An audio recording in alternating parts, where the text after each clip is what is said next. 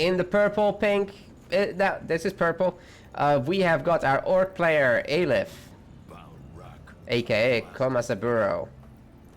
And in the bottom right, in the white humans, we have Khrios as humans. So Wolf Guard Commander versus the occultist, I assume. Where's the hero? There, yes. Oh, it's already down here, yeah. Okay, well, the occultist should be a pretty good choice. Both of these are really tanky heroes that don't die easily, so it will be interesting to see how they can take the map. Usually on this map, Vincent Subshoot, you just go straight across on this road and you take the other 3 regions across a few after you take your own. And there's also some aggressive creeps behind your base, which sometimes get lured in by scouts in order to do an attack, and I'm pretty sure that this human scout is gonna be now spotted.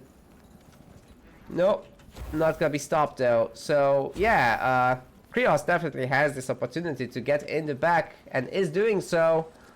These creeps are gonna get pulled into the workers, and then we can take a look at the skills real quick. Yeah, he's getting off. Oh, this War Grinder is in a really unfortunate position and actually causes all of them to be put right into the lumber mills, which is an essential resource for the orcs. Everything they build costs a lot of wood. They need a lot of wood in general. Even goblins cost wood. Yeah, the thing to keep in mind though is with this strategy you give kind of the orc player an XP advantage. He will be probably a little bit slower with going over the map, but the main building helps a lot with creeping these creeps. Yeah, so there's a pretty standard set of picks here. We're looking at Demonic Pact over here, which creates a circle around the occultist. As long as the occultist is within, it deals significantly more damage, 200% more, and cannot be silenced. But if you leave it, you take damage. There's also Nullify, which pulls enemy creatures into melee range and applies stasis. There's also Lacerate, that just applies bleeding and does damage. Interrupts as well. Has not picked that yet. We got Blood Sacrifice, which applies bleeding to enemy creatures, and there is Death Resilience, which gives extra resistances at low HP. There's Concentration, cooldown reductions, there's Brute Force, damage dealing, and there's Blood Confluence, which leeches life from bleeding units. And one more thing about the occultist, that's a lot of things. He also does not use mana. He uses health to trigger these abilities. So one option is to sell the focus potions at the start, but hasn't happened yet.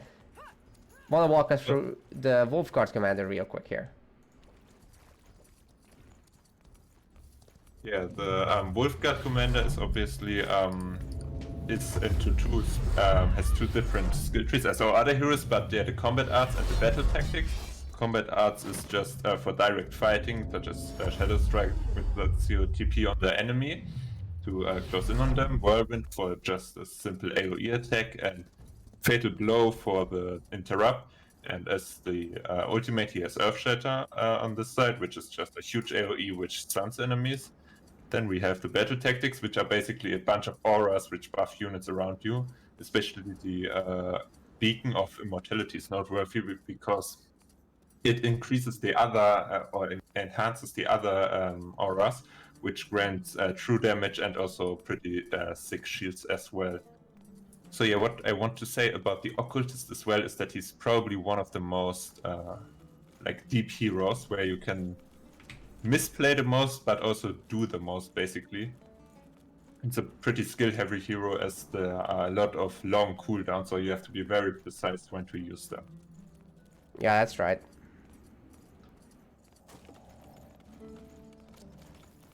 Well, in the human base, we've got a very normal starting build order. It was 2 woodcutters, 1 hunting cabin, and a stonecutter. And the expansions have also woodcutters and hunting cabins. The other one has a stonecutter. And this Wolf Guard Commander has been on the other side of the map already, picking off creeps, building flags, getting a double barracks as well. So that will kickstart the human player's production. Now, with the orc player not really being able to, you know, explode super fast in terms of production, do you think that this little gobble army is too small for this timing? Yeah, his expansion is a bit slow, which might be a bit worrying. It will be really important to see who can get the middle bases. As orcs, they just need more than 6 bases, which he has pretty much safe at this point.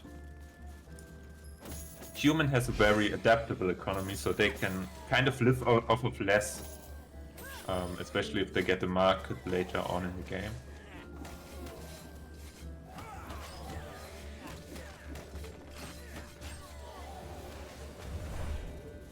I'll level up.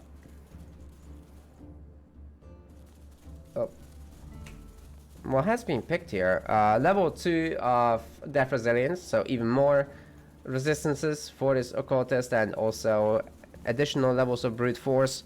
Now human players should be starting to think about going out to kill some Medusas actually. Or do some pressure, we'll see which one it is. Also gotta remember that these orc buildings are actually pretty weak. Like 1200 HP each. Whereas the human ones are 1800, so they're way easier to harass. Oh no, the crossbows, they might be going through the Medusa camps. Never mind. Aelith pathing correctly. Also, the human player has replenishing strike on the wolf guard, which makes creeping easier since you heal around the hero in AoE form, which is obviously very nice for creeping. Yeah, that's really good. It also applies to the hero itself, I think. Oh, Khrios gets a bit caught off guard. He might lose one obelisk for free here. Well, never mind, Aelith is not paying attention here. He's just straight up heading for the... Okay, now he does. Straight up heading for the skeleton camp.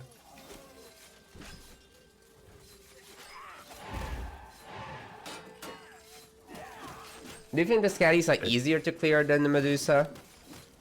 I'm not quite sure.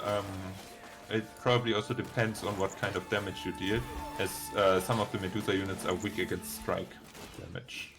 It looks like this Medusa has also been attacked and pulled away from the group, so it's gonna be killed one by one.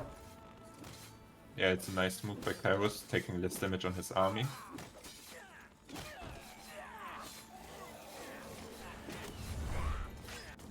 Aelith reaching level 5 on his hero, so he has a good level advantage. So I guess the pull on his main base creeps was kind of worth it for him. Yeah, let's actually see what they picked. Sector advantage as well now. Yeah, we got the explosion damage on the bleeding units. Yeah, exactly. So that's sanguine burst, and there's blood like tar as well, which applies bleeding and impaired. Yeah, and level 5 is the important level where you unlock your ultimates, and now he has both picked both of them, while the Wolfguard is still quite a bit away from level 5. Oh yeah, the Wolfguard will definitely have to be around killing like 2 Medusa camps or 1 Medusa and the Wyvern. We'll have to see. It's a little bit weird to see, to be honest, the human player Khrios here behind in sector counts. I'm not sure how that happened. What he's doing right now was really ineffective. He attacked the base in the top right, but he just killed a few scoundrels, while Aelith cleared another Medusa creep camp, so now he has a 2-sector advantage, and he should be in a really good spot at the moment, as he has both level and sector advantage. And tier 2. That is a Risen Kyrok, so that's upgraded. Town center is also just upgraded to a city center. But humans, for the most part, they don't really use the new units in tier 2, they just upgrade their Arbalists, right? So they might use a little bit of Keeper. But so far, is the thing right now. Yeah, Arbalist is the thing. That's pretty much the case. This will be a masterpiece. So the question is, will we be seeing the economic upgrades from the refinery? I'm not sure. It's to be expected. They're really good in the long run. But we have some iron production already up for Aelith. Let's check the warp hit and what he wants to spend his iron on. No, he's getting upgrading. Besters and Dummers. Okay, this one is not for iron units, it's just for the Pestras. He was pure scoundrel, so far I didn't even notice that. So he's not spending any iron as of yet. Yeah, that was really greedy actually. Going without the drummers. That's usually something you see in tier 1 for sure. Well, that's a big Arbalest army though. I mean, let's take a look at these exact numbers. Aelith only has the goblins you see on screen, plus maybe 2. And Khrios has 23 Arbalests. Very greedy at the moment. The thing is also, this is right now kind of the peak moment for human, where their Arbalest, their strongest unit, basically shines the most. It's in the Supreme late game, they will fall off a bit already. But now, especially once he reaches level 5 and level 7, there will be another 2 power spikes for the human player. Because of the ultimates, which are really good for the Wolf God as well. Yeah, Khrios is making a billet on time. Doesn't want to get housed at 75 populations, so this army is gonna get quite big, for sure. I still don't really see Aelith will a go forge for the is made. transition. We got a forge. We don't have a refinery. And the army does meet in the middle now, and there should be some skirmishing going on here. We might also see some brutes because they, if I'm not completely wrong, they should be pretty good, well armored against the Arbalists. But we will probably mainly see the hunters, which are obviously good for their high damage output. And yeah, they are the first hunters now in production. So we have some iron units, and Khrios started iron production, but I don't think there are any iron units yet on the map, right? No, it's gonna be the hunters. That they're gonna be first. The wyverns are being taken on by Khrios, but it looks like Aelith is going for his one as well. Ice in the south and fire in the north. Yeah, I think Khrios played a bit too scared here. He had a huge army lead, and he didn't really use it to gain the sector advantage back. Well, I guess he was afraid of the high-level hero, right? But Yeah, Khrios that's being true. on level 5 now. Earthshatter has been... Nope, not picked. It's not being picked. Not the Earthshatter, He's picking it that- now. Ah, there it is. Yeah. Dive Shatter is what you expect, and now there are 2 choices basically. You can go for full brute force on the to just increase the Earth Shatter damage, or you go for the auras, which he is going to do right now, which is probably Yes. also the better play. And Also got an extra focus, so that he can actually afford wielding these. When you Yes. do the auras, you actually get a reduction on your maximum focus, so you have to compensate for it with your deep water skill, for sure. Yeah, nothing is worse than when you Shadow Strike in and realize you don't have the focus for the Earth Shatter. Can we talk about the Titan real quick for the orcs? We've seen quite a few rushes with them on ladder at least, right? And I've played against Aelith quite a few times now, and he does it every time. Do you think he could be building up to that? I'm pretty sure he is, because he's building tier 3 at the moment, and I Oh, don't man. think that tier 3 is for units. You need 75 Black Ash, so that means he's needing tier 3 to get that for his Titan. But Yeah, it will take And him a he has- moment to build up, but his current Yes. army is pretty capable, so this should be fine. It's 132 pop versus Khrios 108. So yeah, I think he should be able to at least hold his bases, if not take away any right now. yeah, and Khrios kind of missed the window where like human is strongest. Obviously, human is by far not useless or anything. Afterwards, they can still compete. But you know, you want to use the power specs on your of your races to gain advantages. But he did not do that. He is completely even in sectors now, and yeah, the tech advantage is probably in Aelith's hand as well. Khrios is slightly ahead on the tier 3 on his main building. Oh, he's getting tier 3 as well, what? Yeah. Okay, that's interesting. Actually, the humans have a really good, really late game because of the market. But meanwhile, we've got a level 8 on this occultist. It's got Demonic Pact 2 What's the Yeah, we difference might- between the two actually? Between level 1 and 2? Good question. Probably more damage. I would Effect assume. duration. It's 50%. It's 5 seconds Ah. more time, and he's also got Notify level 2. Also, we might see two Titans fighting each other this game because humans and orcs are the two races where you see Titans most often. That's right. Only 8 have- iron missing for Khrios to actually get to tier 3. He's got the Beacon of Immortality and the Hymn of Retaliation, so these Arbalists are actually gonna be doing true damage when that Beacon of Immortality is on, and that can destroy buildings. Exactly, and the shields are also not to be underestimated. Oh, They yeah. take a lot of damage. They've just so been Aelith is in procced. trouble here. He manages to draw the hero in, but the Earthshatter is ready again. Oh. And this is a huge hit, and he even gets away. Yeah, this is really troubling right now for Aelith. He That might has get been countered overrun here. pretty hard. So the Arbalists need the Hymn of Immortality to actually deal with the outpost, because otherwise archers don't deal that much to buildings. This is only a frontier outpost though. Yeah, and it's not getting upgraded very interestingly. I mean, also, it does not have the Black Ash Gathering going on. Where is the Black Ash Gathering? Well, there is a sector. You can gather Black Ash in the sector, but he has not built any. Or has, yeah, he has not built any Black Ooh. Ash collectors yet. Meanwhile, the And he Occultist loses goes his down. hero. Yeah, And this the is army is really taking bad for heavy Aelith losses now. as well. That's not good. That's good for Aelith. I mean, not good for Aelith, but good for Khrios. Yeah, he used the Hymn of Immortality really well now to make the most of his tier 1 army. And now it comes back to Aelith that he did not upgrade this outpost yet. Sure does. Well, there is the upgrade. But there's going to be another Hymn of Immortality coming up with the hero being right in the middle of the army. yeah. And that So he should just take down this right-clicks. outpost. Just Yeah. right-click the outpost. Done. True damage ignores every armor, so that they deal full damage to the fortified outpost here. And this looks like Aelith is getting overrun here. Yeah, at least this sector will be lost. And I'm not sure if a Flash Colossus can bring this back. I mean, even if he had the resources, it's just not happening, right?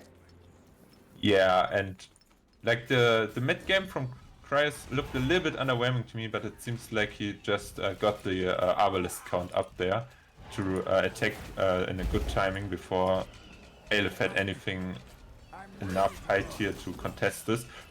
But he gets the Wolf Guard, both heroes die here, but the Arbalist army still looks much more impressive here. Yeah, especially while their true damage is still on. That is just really insane.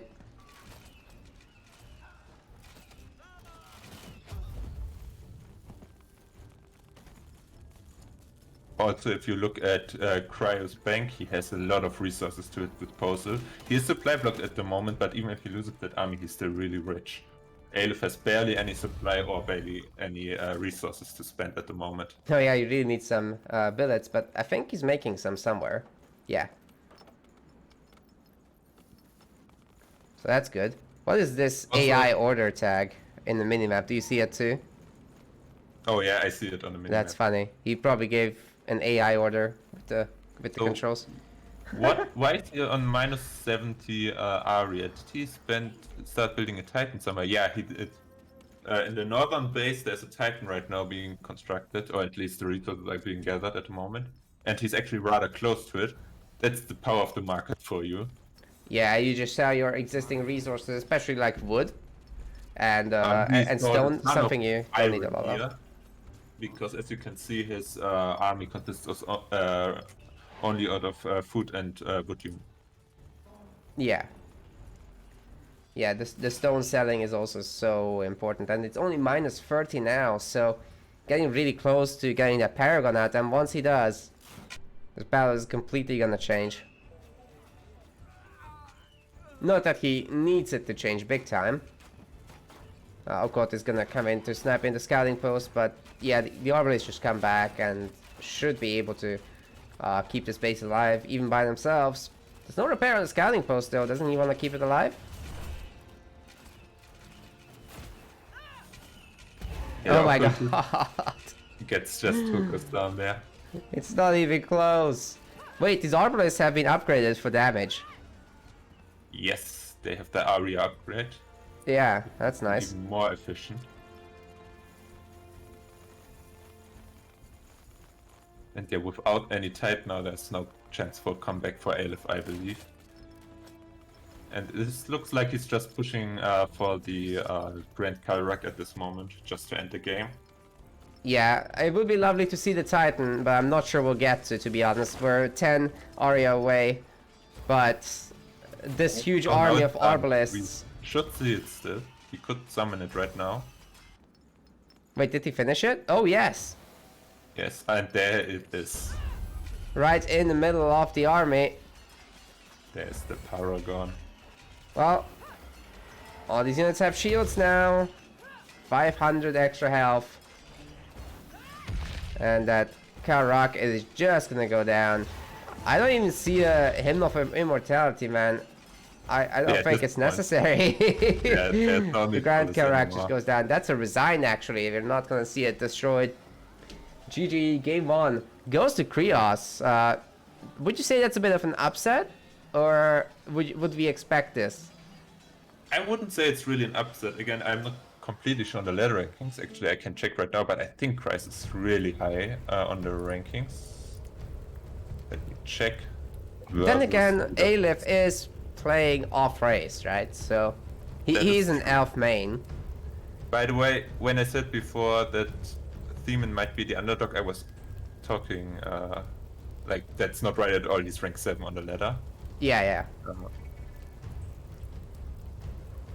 Khrios is rank 22 and Aelith is rank 17, so they're pretty close to each other.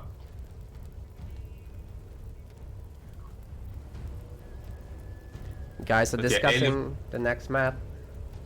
It's true. Yeah, his army was just so low the whole game, right? Yeah.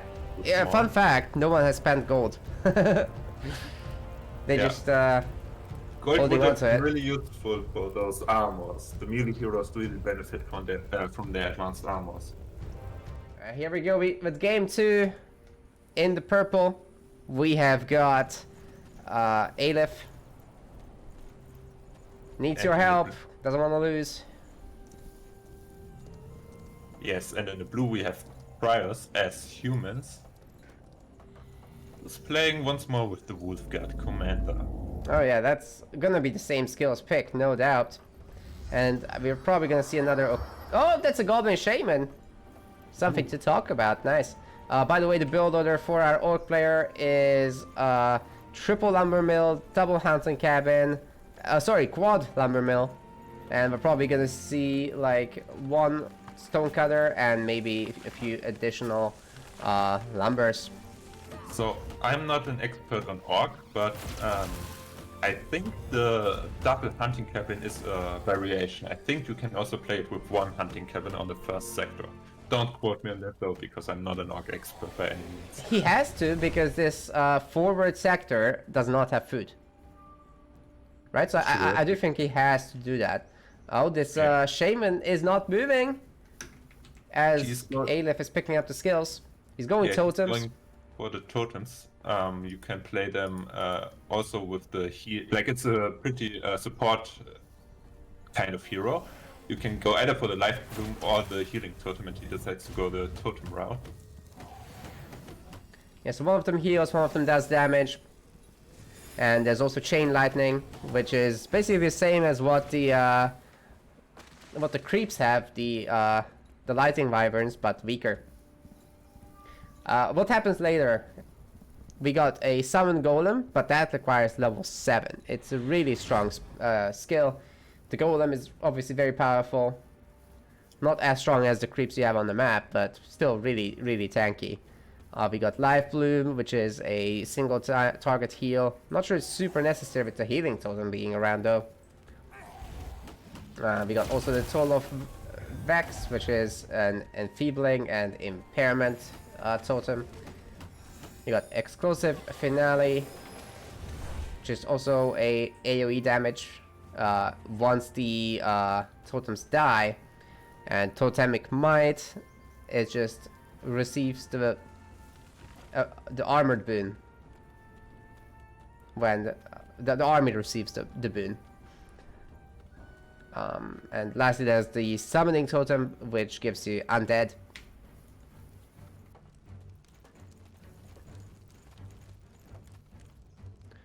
Khrios is at level 3.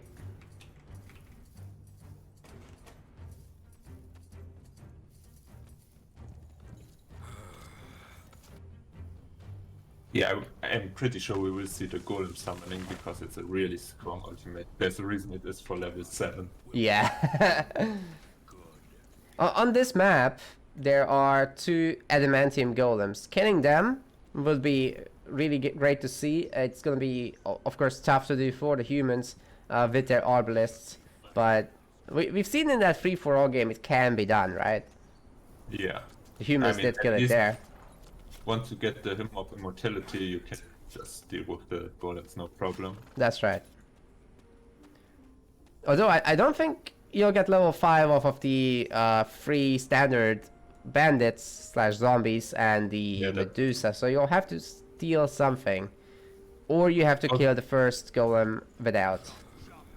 Also, it's unlikely that he will go for the Hymn of Immortality at level 5. As it's kind of usual to go for the Earth Shatter first. Also, it's impossible because you require level 7 for the Beacon of Immortality. Oh. So, yeah, true. I forgot that. Yeah, I was about to ask if the Fire Golem is literally the only spell that requires level 7. Yeah, I don't think so. Yeah, no. I know that the Dark Elves don't have any of that. I know that the Elves don't. Wait, does the Druid? The Ranger doesn't. I do not know. Yeah, I need to play more of a Druid. Yeah, I'm also a pure Ranger player when it comes to Elves. Well, we're gonna be seeing some pressure from the Golem here. From the Shaman. No Golems yet. Yeah, the thing with the Shaman though is he cannot damage the outpost as easily as an Occultist could, but I guess he goes for the Medusa instead anyways. Meanwhile, Khrios has picked up the weapon. Hashtag no equipped thus far. Uh-oh. Oh man. Hashtag no equip. That he's going for the weapon. I've never seen people actually go for weapon first because I'm pretty sure the weapon does not scale with the abilities. So it's just the auto attacks that get stronger through that. Yeah, it's just the auto attacks. Yeah. So I'm pretty sure the armor is just the better play here, but I'm not completely Especially on a tanky hero like the Wolfguard who keeps healing. Yeah, the armor just makes more natural sense, right? Yeah. But add to that the hashtag no equip, it's getting worse and worse. Yeah. That's it happens to a lot of people. Is Khrios new, by the way, by any chance? I mean, the thing is, like, I really am in this like kind of bubble of the really old school players, right? So I'm not completely sure. We have our own, chat groups and stuff where we hang out aside from the official Spellforce Discord.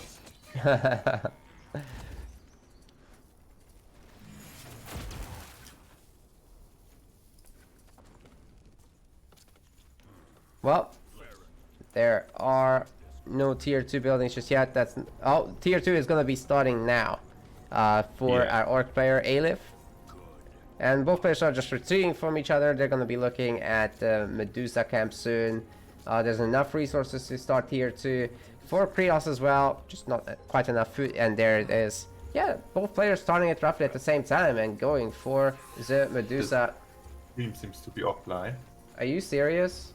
Yes, and the chat is saying that as well.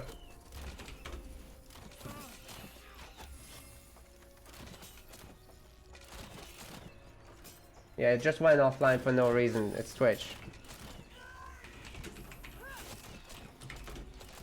That's a weird one. I never had that before. Same. Ah. Well, like good thing I'm recording. Yeah, today's just one of these days.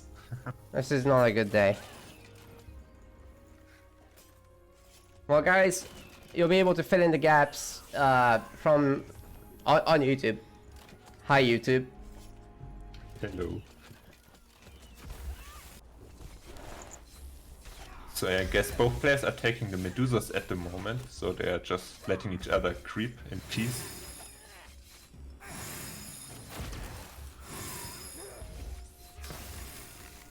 Yeah, and they're both gonna take it. No problem at all.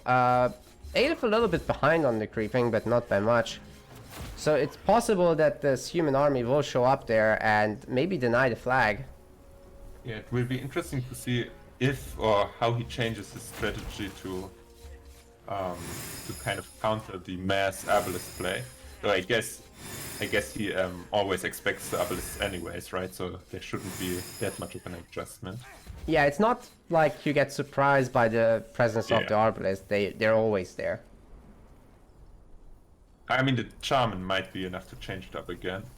Because the Occultist at the end had a really hard time doing anything because it needs to get close in, and then the Arbalest could just one-shot it. In part because it has no armor, but also it's just in general hard for the Occultist. Because he kind of needs a bit more time than the Wolfguard, for example, to do the damage. The Wolfguard just needs to jump in and Earth Shatter. Yeah, very true. Well, let's see if the stream starts back up now. Hopefully it does. The timer at least is back for me, like the stream up time. Oh, So I think we're back. That's good. Once the delay is over, yeah. Yeah, it's live. Sorry everyone about Twitch dying. I've got everything ready to go for YouTube. Don't worry. Been recording. My Also, god. these small little pokes are really painful for the Orc player the whole time because he never really does any damage, but the Khrios is just pushing forward and backward and just taking up some unit for basically free there. I mean, it's just scoundrels, but it's still resources that gets taken away from him. Yeah, very true. Fortunately enough, Aelith does have the healing totems, so not everything will die in any of these fights. But that said, the Arbalest can just focus fire and, you know, instantly kill a goblin. So Yes. there will be losses every time they engage. Slowing down the growth of the Orc army is really important here. Hunters coming in. For Blood of the Horde again, yes, which is for the Hunters. But again, his army looks so tiny compared to the human army. He's just investing way more into tech. I'm not quite sure if that will work out, as humans are not really required to tech that much up since they just go for Arbalists anyways. That's right. Speaking of tech, the forge is almost done. So there will be... Oh, the TP out. Nice. So smart efficient! He just he picked was up a about few to hits. set the run. Yeah, he lost nothing. That's just great. He's building some infantrymen, that's fascinating. I guess he's low on wood, that is why.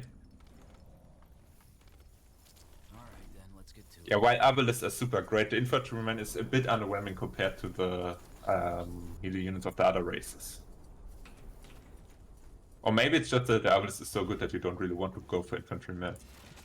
Yeah. Anyways, this is the first time Aelith really goes for a big attack here. He tries to force out the frontier post, which is super risky. If he doesn't get it, he will lose a ton here.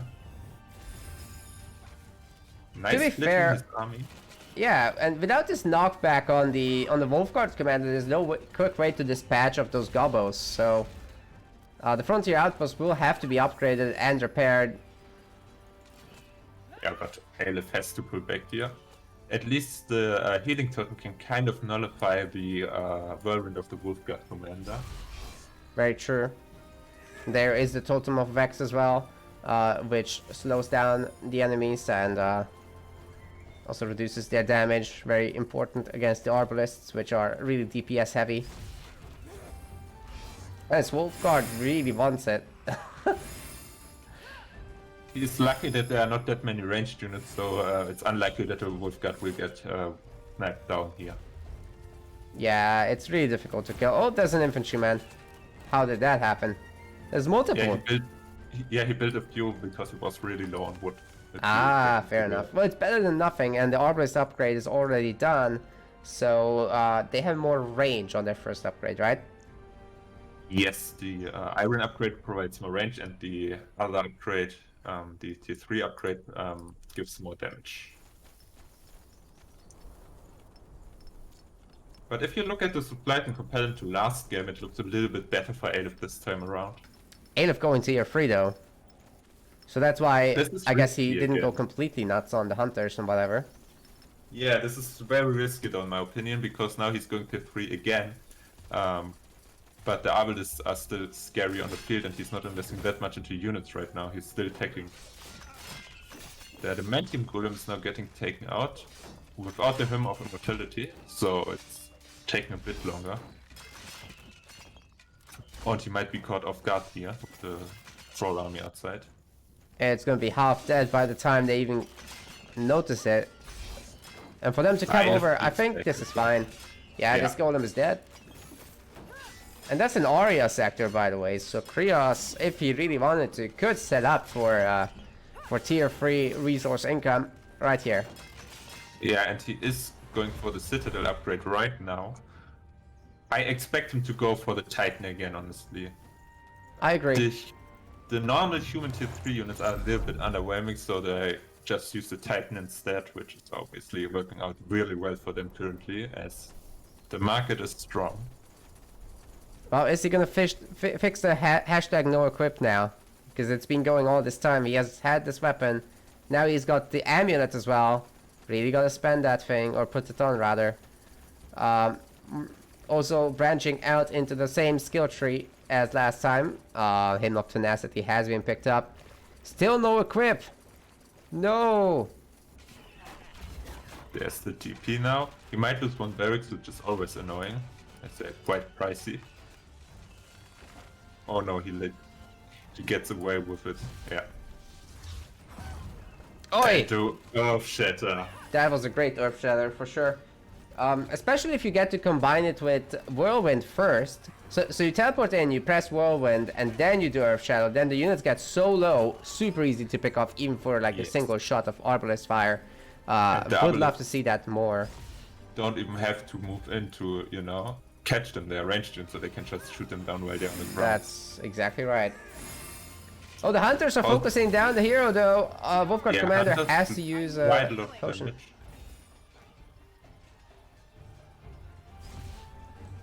Oh, that's really risky right now by Khrios, the PP ins. How many hunters do we have here? This does not seem important, man, right now. It's only 8 hunters though, so not critical mass right away. No, Shaman Pit is Shaman Hut is on the way rather. Okay, that's interesting. That could combo together with the Goblin Pesterers, which there are none of just yet. Oh, there are Goblin Pesterers, so you can upgrade them to put oil on enemy units, and then the Shamans would ignite that. There's going to be a fight around this Adamantium Golem, so it's going to be very difficult for either player to get it. But it looks like Khrios still has the superior army. So the Shaman Hut kind of indicates that we won't see a Titan right away, as he might plant a Black Ash otherwise. But also if you look at Aelith's economy right now, he's taking 340 food. So you notice that he's not a Orc main player, as his economy is not completely optimized here. Yeah, true. Is he getting the Black Ash? Yes. I mean, okay, this is... Now I'm actually serious and not memeing. At this point he might actually go for, or should go for the Walk Ride upgrade to just spam the units, because while Walk Ride upgrades, Walk Riders without all the Bloodforge upgrades are not the perfect unit or anything, if you have this much food, you can just spam them out and they're still kinda decent if you get the 1 iron upgrade at least. And I was wrong, he is going for the Titan. Yes, I was just gonna say. He's already carrying the resources. There's a lot of Black Ash left. There's a lot of stone left. Where is that? Where else is the stone going? Did he cancel whatever else was on the way? I'm not completely sure at the moment. How much stone income does he have? He has no stone production at the moment. Yeah, he's cancelled. He's got a stonecutter group in the main base, so he's, I guess you should rely on that. The average production rate in the interface is not showing it. Yeah, and meanwhile I've missed Khrios getting the other Adamantium Golem. He's went to the Hey, he's went to the merchant and fixed the hashtag no equip. Put everything on Finally. now. We've got an ability cooldown reduction ring. No second ring just yet, even though there's a lot of money in the bank. Well, anyways, this- that's a stacked up hero. Yeah, one scary wolf guard. The Earthshatter will do quite a lot here. Also, the human titan as well. This time like, it's highly likely that we see double titans. It's on the way. Yeah. Alright then, let's get to it. Only 45 aria remaining. Whatever is in the queue Chop chop. could be just cancelled to fix the food. Yeah, but Khrios is still in a commanding lead, I would say. His army is scarier, his hero is also stronger at the moment. That's right, they're almost exactly the same population, and Khrios does trigger the beacon of immortality, and this border fortress is just gonna get Look at sniped. the No damage. problem. The Aelith don't care that it's a building. And Oh. the Earthshatter has done the army. This is a huge victory right now for Khrios. Can just TP out even if he wants to, but Yeah, he Earthshatter goes is for almost the- back, so For who the cares? day. Yeah, he's probably full on the full on concentration. Yeah, that's right. Could even pick up the extra aura, the one that's remaining at this point. Soon there's gonna be another level up, no doubt. Yeah, this standard is not upgrading. That's for sure. Arbalist not gonna allow it. To be fair, the human one isn't gonna upgrade either. Oh, was that a meteor? 99% on the Orc Titan. And there it Well, is. 63. Yeah, only 63 on the human one. So he might at least be able to take a sector back before the human Titan spawns. Yeah, maybe. If the Titan is here, I totally see a chance for that. But then again, if the human Titan somehow finishes, you can spawn it in the middle of the army, so Yeah. that's also really strong, and there's only a few resources remaining. Might actually arrive sooner than the Flash Colossus, which is absolutely insane.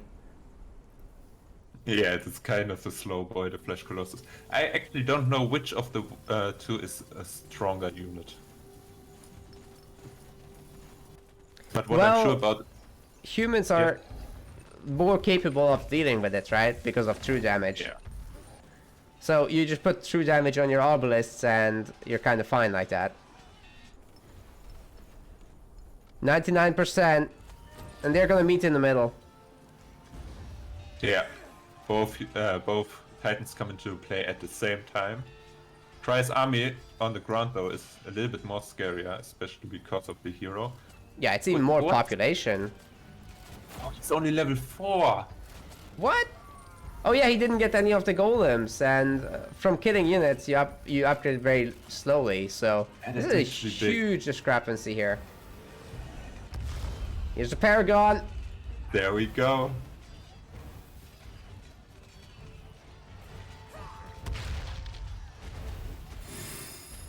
So far, Aelith is taking a really solid fight, and it seems like Khrios is retreating right now. And now the Paragon is taking a lot of damage here. Yeah, you'll have to try Yeah, to let's keep see. that thing alive. Not really good to see so much damage on that thing. So the Earthshatter will be key here, I think. And yeah, the true damage is so much on those hour lists. But the Orc army seems to be doing really well here. The Oh! Wolf Guard is about to go down actually. He might get sniped here. Not This is before quite it does an big for Earth Shatter. But can the Titan actually get out? The Paragon is getting really low. Yeah, it might go down here. It is a really slow unit, so it's hard to retreat with it. It seems like Aelith lets him get away for now though. He wants to build up his hunter account. Yeah, hunters are not to be underestimated, and as well there are shamans in here, so we have some AoE damage. That's right, that's gonna come in really helpful against the Arbalists, who still don't have their damage upgrade, by the way. Is that on the way? It looks like just now it has been queued. Aria is being moved. Still not seeing any Aria distilleries though. Titan Now is Khrios- regenerating out of combat though.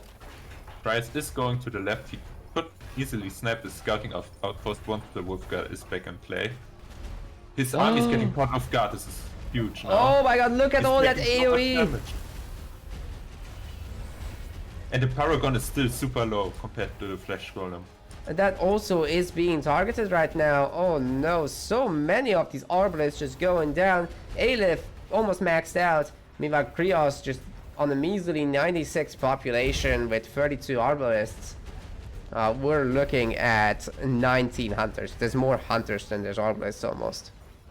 This looked like this could be the equalizer for Aelith here. Coming back with the clutch Flesh Colossus here. And this is a key sector that Khrios cannot afford to lose this one. A ton of barracks are here. It is a border fortress, so it's more capable of surviving than probably any other base. I guess center has also been upgraded, so that's nice. Wolfguard is back into play now as well, but look at the Arbalists, they are so low now. They're really low, but they can get a shield from both of the hero and the Paragon, so that's nice. And actually, our Orc player is retreating. What are those firebolts flying from the sky? I'm not quite sure about the ability from the Orc player. Well, let's take a look while there's a retreat.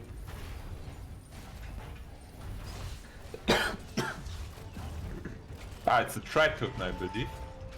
Is it? I haven't seen that often in competitive play. Okay. The Paragon might die here now. There's the buff from the Flesh Golem. The Paragon is going down here. Oh man, that Khrios is so painful. seems to be getting overwhelmed here. Paragon is gone. He already started the next Titan up, but he is in the red in the resources right now. He cannot afford it right away. And there is the Tribe Totem ability, I believe, which will deal AoE from the sky. Nice dodge by Khrios, though. That was a great dodge. But how is he gonna kill this Flesh Colossus? Like, there's not enough Arbalists. Yeah, I don't know. I don't know. He has still the true damage, but he doesn't seem to even try to focus it down. I guess the his Arbalists would then die to the Pyromans, the Shamans rather. And there's no towers. That could have actually been one of those moves that, you know, just kind of saves him here. Human towers are really powerful, especially the Bastion tower that you can get. And we see the Shaman Totem used so well here. Oof. For the Tribe Totem. Gets a really good hit in the middle of the Arbalist, by the way. Are we gonna see a knockdown? Wolfguard is getting focused again, and there's no way for her to escape right now. She wasn't even moving for the longest time there. Barely Now she's getting so away. low and out of healing potions, by the way. That's a huge issue. Border Fortress is don't still want- surviving. To even know how many Orc units died in front of this border fortress already. He's just rallying over here. Now hero goes down again, and that's gonna definitely help this Shaman with catching up. Already at level 7, almost full on that, and the border fortress is finally gonna die now. Although at the heavy cost of like 50 population, more stuff is also coming in. If you look at Aelith's resources, he could even replace his Flesh Golem rather quickly if it dies. Yeah, it's just a matter of food, right? Like, unqueue a bunch of items and should be fine. Yeah. There's a bunch of tribe totems, so many. Actually, 3 tribe totems right now. So that is where those bombardments are coming from. Yeah, the flame strikes. That's right. So interesting to see. I don't know if they were used that much on the ladder before, but I haven't seen them yet. I have not seen them. Yeah. But they seem rather effective. They force the enemy to always migrate units away from them. And this is always like missed DPS when they are busy moving away. And yeah, I think if this outpost falls, that should be game. Let's see. Okay, he's on 84% on the Titan. Bring it back. Look how he's zoning out the Arbalists right now, and they are not moving here. They eat so much damage from those Oh my god. flame strikes.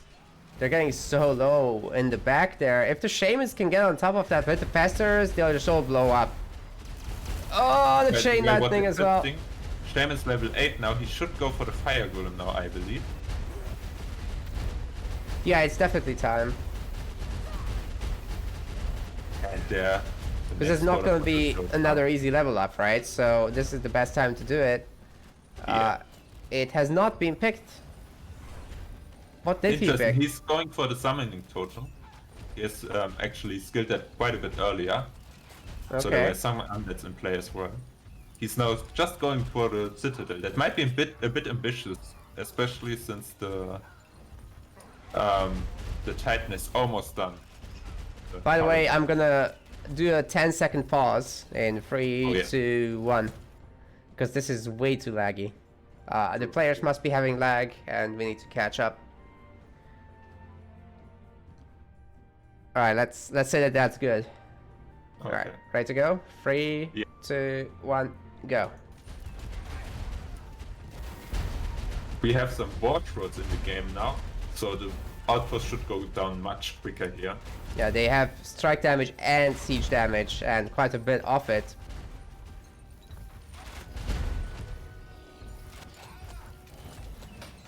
And the Paragon is ready to be deployed right now, so there might be one last shot for Khrios in this game, and here it is. And the Flesh Colossus is only at 50% HP. But look at the bank of Aelith, he is so rich. Oh yeah, he's just gonna get one back, right? Like, it's just a matter Yeah. of getting enough food. Though with a super good fight, the human player could still come back. He trades the hero for a nice Earth Shatter. That was a great Earth Shatter, and the Splash Colossus is, it has been slowed for a moment there. Now it got away though. Seems to be superior for Aelith at this point. As we said before, the Abelisks, while super cost effective and super strong, they do not compete with Shamans, for example, which deal AoE damage, of course. No, but they are picking off a lot, and with the Shaman focusing on the Paragon, I think they have some potential there. The splits haven't been the best, and another Meteor kills 2 of the archers there. Also, one thing to be kept in mind, the Flesh Golem, if he loses that one, the next one will have to walk all the way over again, and it's quite a slow unit. That is very will true. Also give some more time to Khrios, but Flesh Golem is not down yet. He has still some HP left, and there he goes now. The Paragon, though, might meet the same fate here. 5k HP remaining. Yeah, might be a good idea to just, you know, take this win and run away. Wait for that hero to come back. Takes quite a long time. Committed for Aelith here. He's really trying to get the Paragon down. Doesn't have much health left. The Shaman Yeah, but is that's still got healing him. real fast. Post is not going to survive. And the next one is also just a frontier post. Oh wow, that hasn't been upgraded. What? That's so strange. Yeah, Aelith might have been a bit too tunnel visioned now, and you can see again his eco is suboptimal right now. 300 wood, 260 stone. So he really needs more farms at this point and less wood and stone income.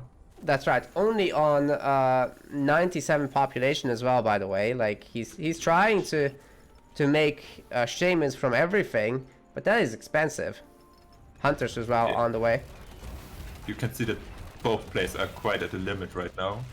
They're trying, but some slip-ups are happening left and right here. Khrios might be a little bit too ambitious. The Paragon getting super low. Not sure he'll get to run away, to be honest.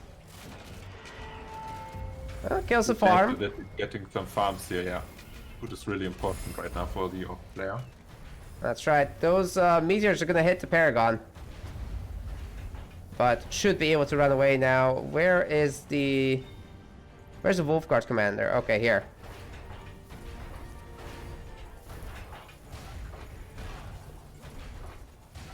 Has she got any new items?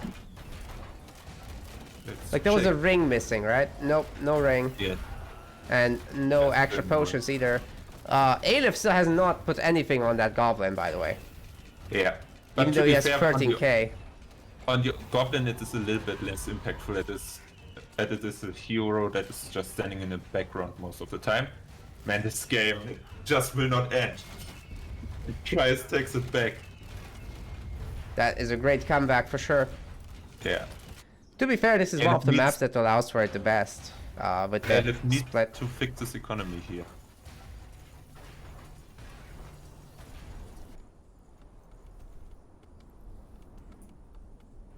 I'm really surprised to not see any Arya being gathered. It's just Arbalest still. Yeah. Do you have any opinions on the later tier units for the humans, like the Mentalist, or the Griffin, or that stuff? They are all a bit underwhelming. I think that's the consensus right now. That's just.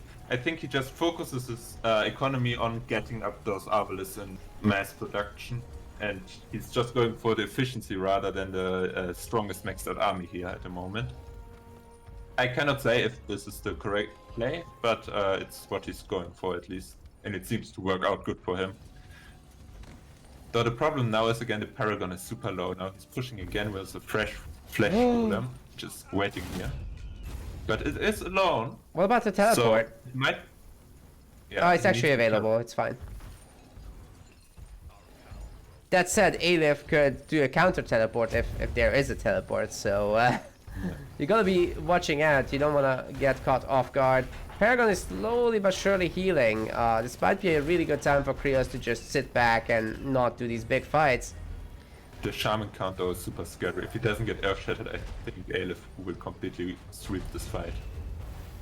Now the shields are protecting these units just fine for now. Just look at the range of the Shamans though. They will not let this Paragon get away here. Nope, but it's trying. It's really trying. An Earth Shatter would be fantastic to see right now to save that thing, but I'm not sure we will. I'm not sure we will see that saved. The Earth Shatter could have saved it, but it's too late. Boom. There's Earth Shatter now, nice shot. By the way, one thing I saw in chat was that it is true that the human forgot the Flag Bearers, which are obviously really nice to have to give some buffs here. Yeah, that's one of the not underwhelming late game units, right? Yeah, at least some you want to have just for the buffs, you know. But I think he is not even the building for them. So he's really optimized or committed on his composition at the moment. He's just going to win or lose with Arbalest and his type. Fourth Guard Commander taking a little bit of a detour, but coming back as well. There should be another Earth Shadow ready to go, but not using it. He could focus the Wolf Guard now, but he's going for the Outpost instead, which is a bit risky. Because Shamans are not super tanky here. He's losing a lot of expensive units. That's right, and with the Beacon of Immortality, even that is not enough. There's just too many Hunters and Shamans. She goes down immediately. Level 10 is reached for the Goblin Shaman. Surely there's going to be a Golem now. Yep, the Golem has been finally picked, and we should be seeing it summoned any time. Yeah, it should have a lot that's more it. possibility. There's the Golem. By the way, if you look at Aelith's economy now, he's really rich at this point. Like, even his food is somewhat decent. And more flame strikes are hitting. Those were big.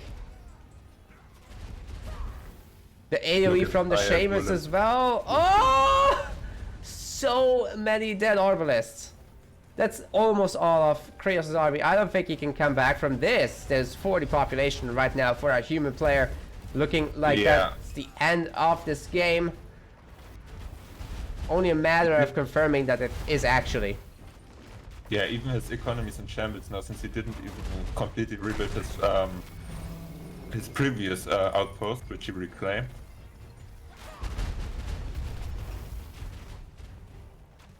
But this game was a struggle here.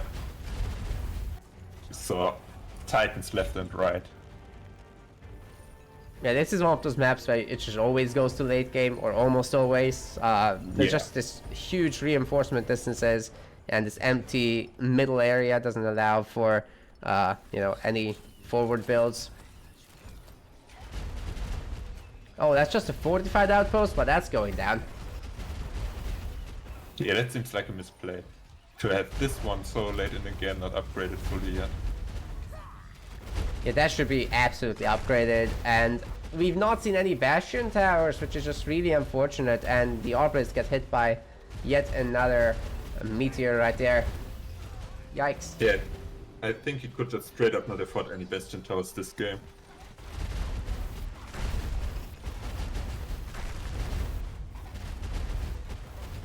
Now with the barracks going down, comeback potential reduces even less. Ah, he barely dodged it. It takes quite a long time to arrive.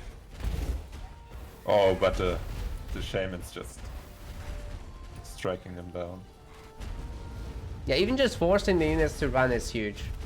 Yeah. It doesn't have to be about the hit, it's about that they're not doing damage. Let's see the Paragon. How far is it done? Oh, it is ready now. We will see another Paragon. Probably the last one though. A last-ditch effort to try and defend this. Yeah. Now we even see some Wyvern into the mix, which is an interesting choice versus the Arbalest. It goes down instantly. Either But it does combo with the oil from the Pesterers, so that's nice. He is not sure to go for the Citadel yet. He is going for the market instead, or rather the hero, which is standing behind that. But losing the market will be also big here as... Okay, this looks like the game's over anyways. Game is over, GG. So Aelith equalizes 1-1, and we should be ready to go into our game 3 here.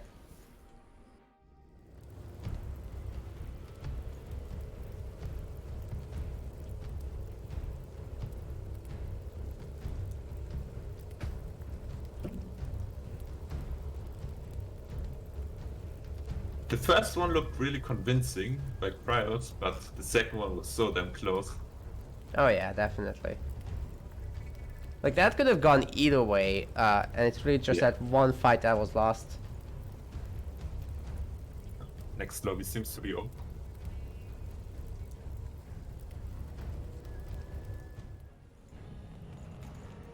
In the purple yet once more, this is our orc player Aelith. And in the white, Khrios as humans with the Royal Mage this time. Oh So yeah. he doesn't want his hero to get sniped in the melee battles. That very true. Will be really great to see how he does with that. Let's talk about the skills real quick, because we've seen the occultist already. That's what is coming out of Aelith there. Human actually going forward to try and deny more sectors. But anyways, the skills are fire and ice. Got our Game of Thrones team going with the Fire Nova dealing some damage around the caster. Hailstorm also dealing damage in an area. Very Warcraft 3-esque here.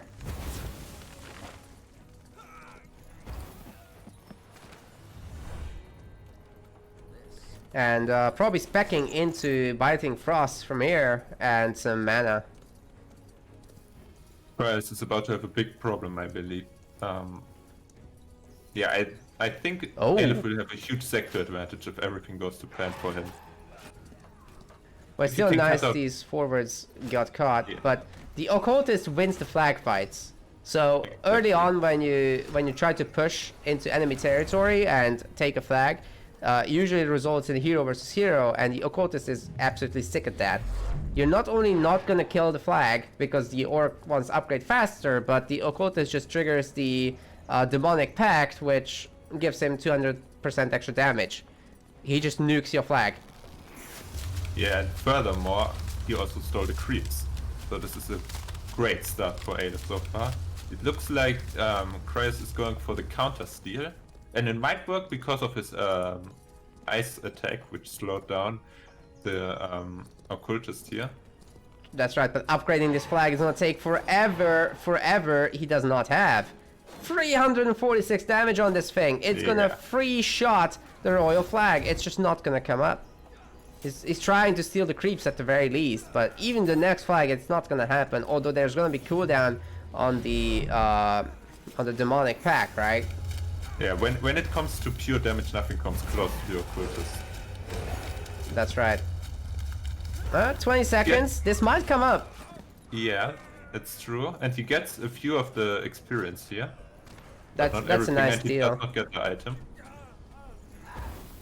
The thing though is, if we take a look at the minimap, this still looks terrible for the human player. Sure, but if this finishes, He is oh, out of- it's not gonna finish. Axat is -8 food. Minus. What is happening? How? And then- How? Oh! Oh, Last God. second grab. That was hype. Sad face in the That's chat. Smiley, yeah, this is... this is what happens to me basically every game. Every game, right? That's what it feels like. Absolutely every game. One swipe away from basically the game victory, yeah. Well, it's not gonna cost the game. I mean, our orc player here is so far ahead. This is not even Still in fair. a good spot. And the TP back is really smart as well. Gonna heal back from that bleeding royal mage. He makes sure to get the outpost here as well. He's building some scoundrels. I think he still wants to go for the scouting post eventually, because if he can secure that, that is basically a victory. Did you know that Fire Nova, by the way, doesn't damage flags? I did not know that. So using that in the middle of a fight is not going to do anything, which is not normal because there's some other abilities like that, like the Wolf Guard's spin whirlwind thing. That does it. This projectile followed the mage all the way across the map. The hail of arrows from the ranger does normally damage buildings as well. Yeah, that too. That too. Does the blizzard do it? I The think so. I'm not hailstorm. sure. Blood rain does damage them. So I would assume this damages them, damages buildings as well, but I'm not sure. Yeah, so do you think it's a bug or do you think it's intended? Yeah, I think it might be unintended, but I don't know for sure. I don't know, it might be that some time before it was a problem, you know, they once changed it and they never changed it back. Ah, yeah, that makes sense.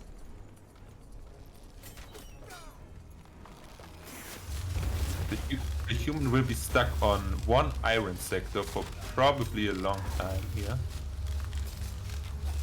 I hope I wasn't just muted this whole time. That would suck.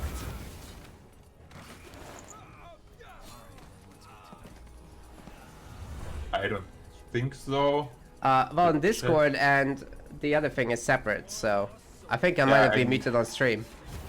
I had to look at the chat. I don't know if my chat is frozen though, so... But there is delay, so yeah. Yeah, that would suck.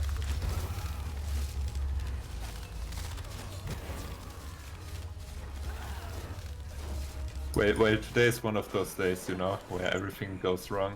I think so. I'm sorry, chat. And I'm sorry, YouTube, actually. That's terrible.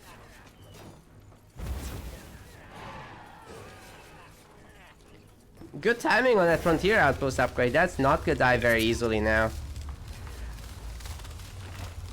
Khrios kind of did some good damage to those scoundrels, but he needs to be careful with his hero. But yeah, this was a nice Fire Nova.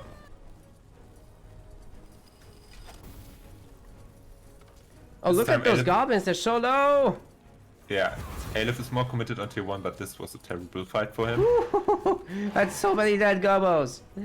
I think the sector steals made him a bit over-eager here. You know, he has the advantage, so he wants to push it really far.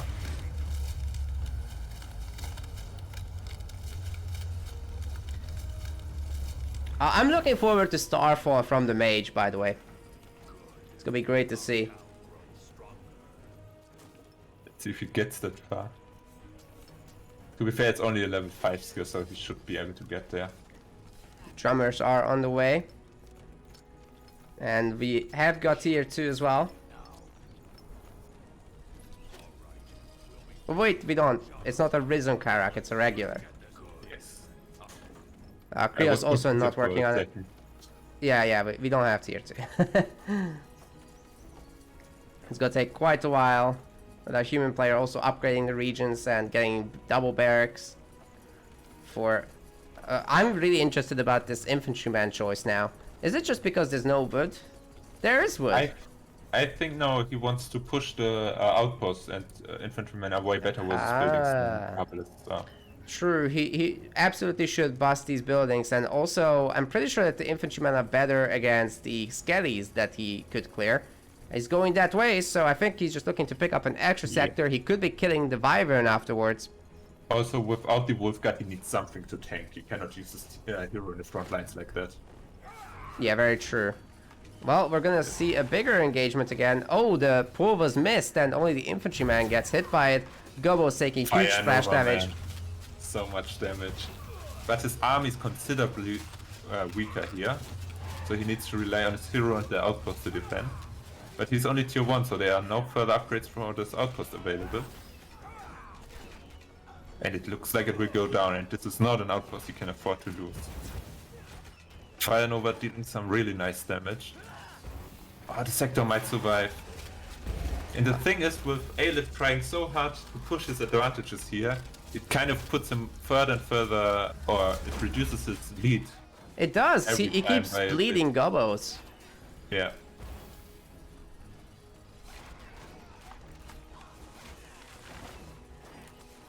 Ah!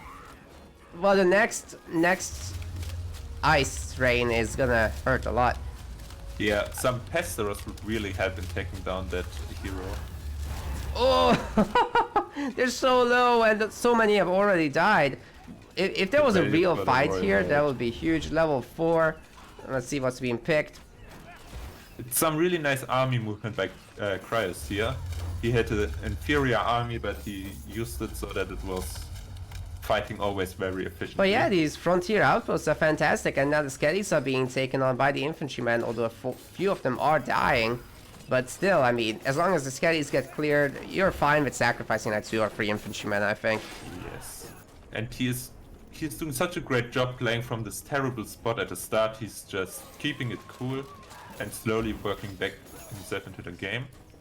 His Yeah, tier and 2 he's is tier 2 fast. before. Yes. There's the forge for now. We might see some infantryman upgrades, but it's a bit unlikely because they are really iron heavy. That's right. Didn't quite get level 5, which would be, by the way, fantastic for the what's it called, the Starfall skill. Could see a Wyvern pickup now that the previous army has been cleared so well. Yeah, it is a tier 3 spot on the minimap, or even tier 4, I don't know. Yeah, it's tier 4. But it's not that scary. It's just a Storm Wyvern. It's actually the icon is a bit misleading as it's the same as the tier 3 spots. Yeah, that's so weird. Oh! A potion was left there by Aelith. That's unfortunate. Also, Aelith has never been selling his focus potions. That is super weird, actually. A little bit of extra money never hurts. Small little thing, but it does matter. Oh, the nice pull here, though. Finally, he got a nice one. Yeah, and the pastors are definitely hurting these units, but there's a fortified outpost here. Can't stick around too long. Oh, Cultist goes out of the demonic pact! Takes that's a huge bit damage. Of a weird move.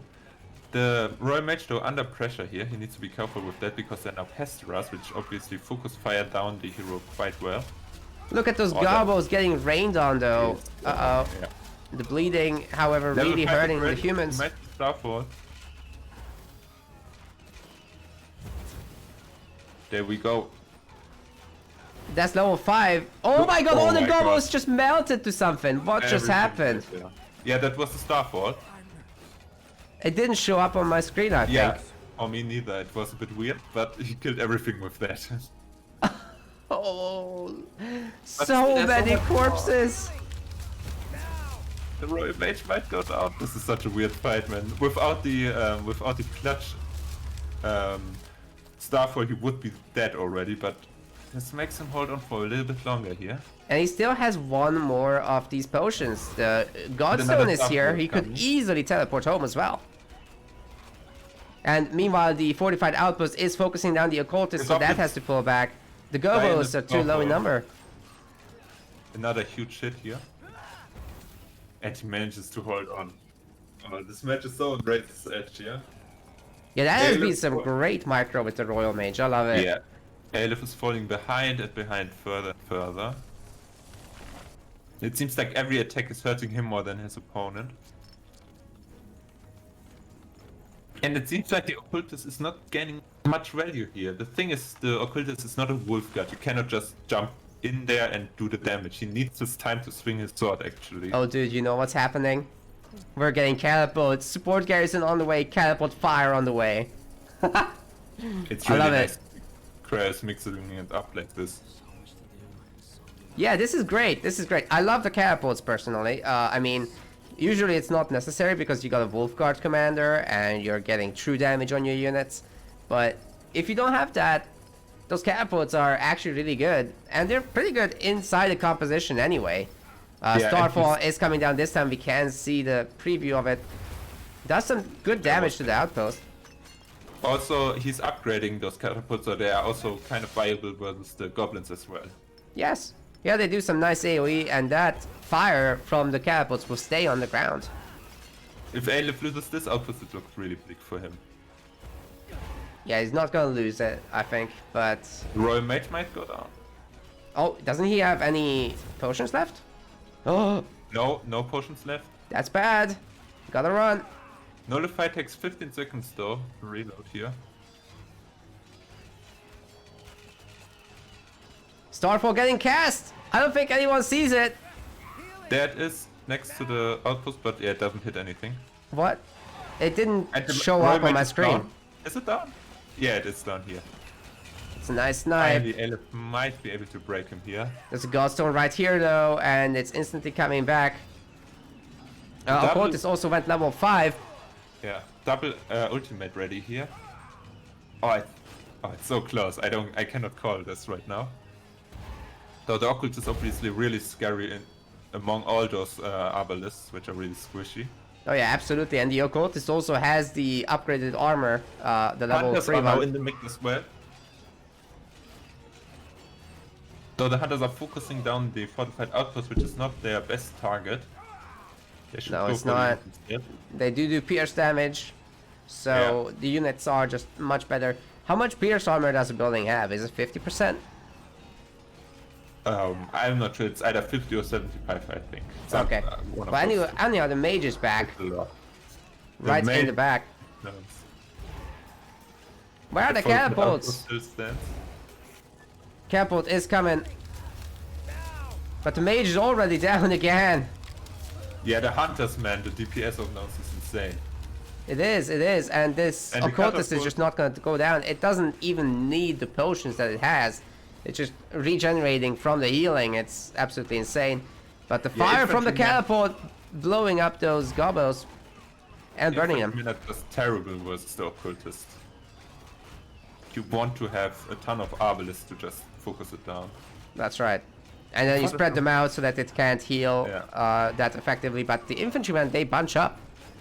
Don't have that The outpost option. just doesn't want to die here, man. No, this heal is insane. I would really like to see some, what are they called? The advanced ground units for Orc, the Brutes, yeah. Because they do some siege damage, they would take the fortified outpost down in no time. And Aelith even has the iron left for it. As the Hunters are not super effective here, I believe. But he's got- winning the fight slightly again. Well, there's like no human units left. And the Khrios heroes, is on like- 26 population. He's gonna need the best Starfall of all time. Which I think we've already seen, so And the he can't make it Hunters, again, so- right? Yeah. And they are Ugh. the... That's just savage.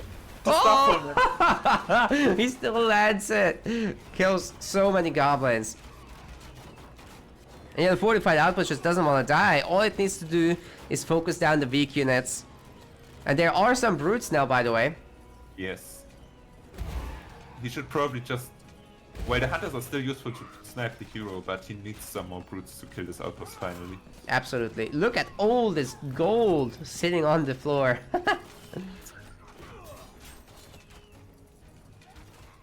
Oh, it's 66% on the buildings versus range. I was obviously completely wrong. Thanks, cheese. But you Right were... between- It was right between the suggestions, so... Close enough. I would love these hunters getting focused down by the outpost. It does 100 damage, so eventually it will kill him. Hero returns once more, but the Hunters are already on it. Starfall in the middle of it. Oh, hits him pretty good. Why But is he the hero going just died. home? Dude, you got the Goldstone right here. Go home, buy some stuff. Yeah, maybe he should Jeez. just spawn him in the main and TP over or something, so he doesn't die straight away. Yeah, he really needs those items to stay alive, and the potions. Without it, it's just not happening. It's just so insane to me how close these took place and skill that it just doesn't end. And it's great to watch because of that. I like it. Yeah. Khrios reaches level 5 on that dead hero, but Aelith is already on the way to level 8. Just can't kill this outpost right now. More brutes in production. Aelith's equal is still a little bit out of balance. He has again a ton of wood and stone. Yeah, at some Probably point he'll complete- want to switch that over a bit. Yeah, focused on his micro at the moment, it seems like. Yeah, man, there's 5 stonecutters in the main. But slowly his brute army is getting scary here. But not if we waste them versus those obelisks. Hero's about to respawn again. Well, actually no, it's 2/3 away still. The higher the level of the hero, the longer he takes to rebuild. That's right. So continuously losing it not only feeds the enemy and makes it so that you can't use your very, very important hero skills, but yeah, it's also gonna keep taking longer. Because you do level up from kills. Tier 3 by the way, but he has no access to any Titan summoning thingy, Titan Shrine. Also he's supply block at the moment. But the tier 3 is kind of big, honestly. And he seems to stabilize at the moment.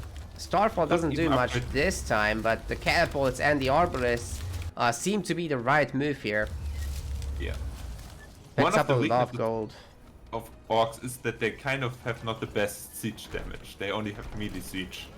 So it is easier to take them out. If you have like 4 catapults in the back, it's you can protect them easier.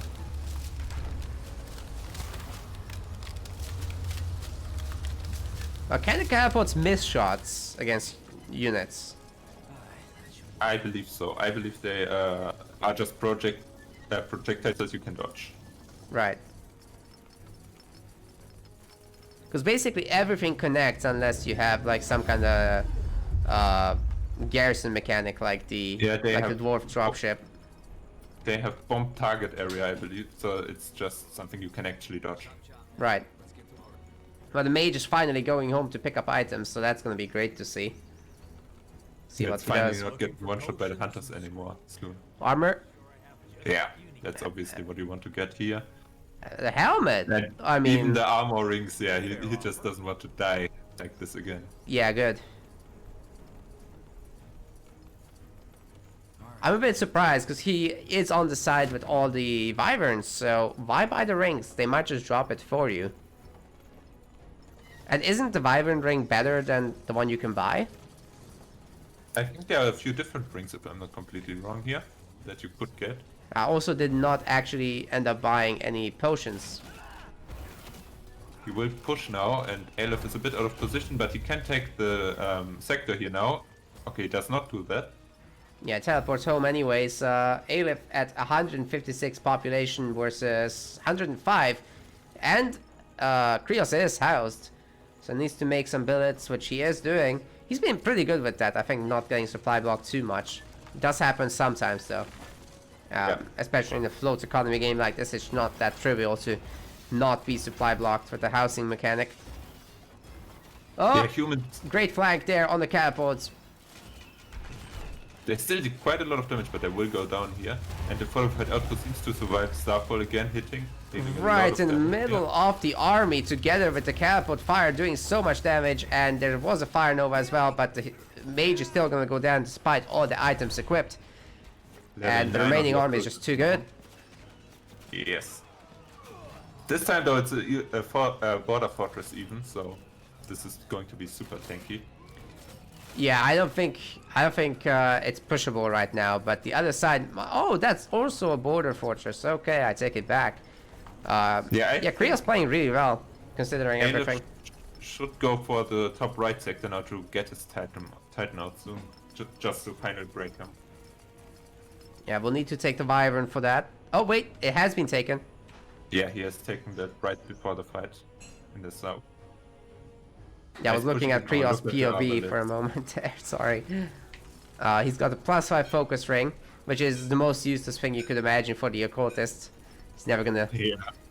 That's Nice so focus unlucky. now. Honestly, it should now take the focus instead of the HP.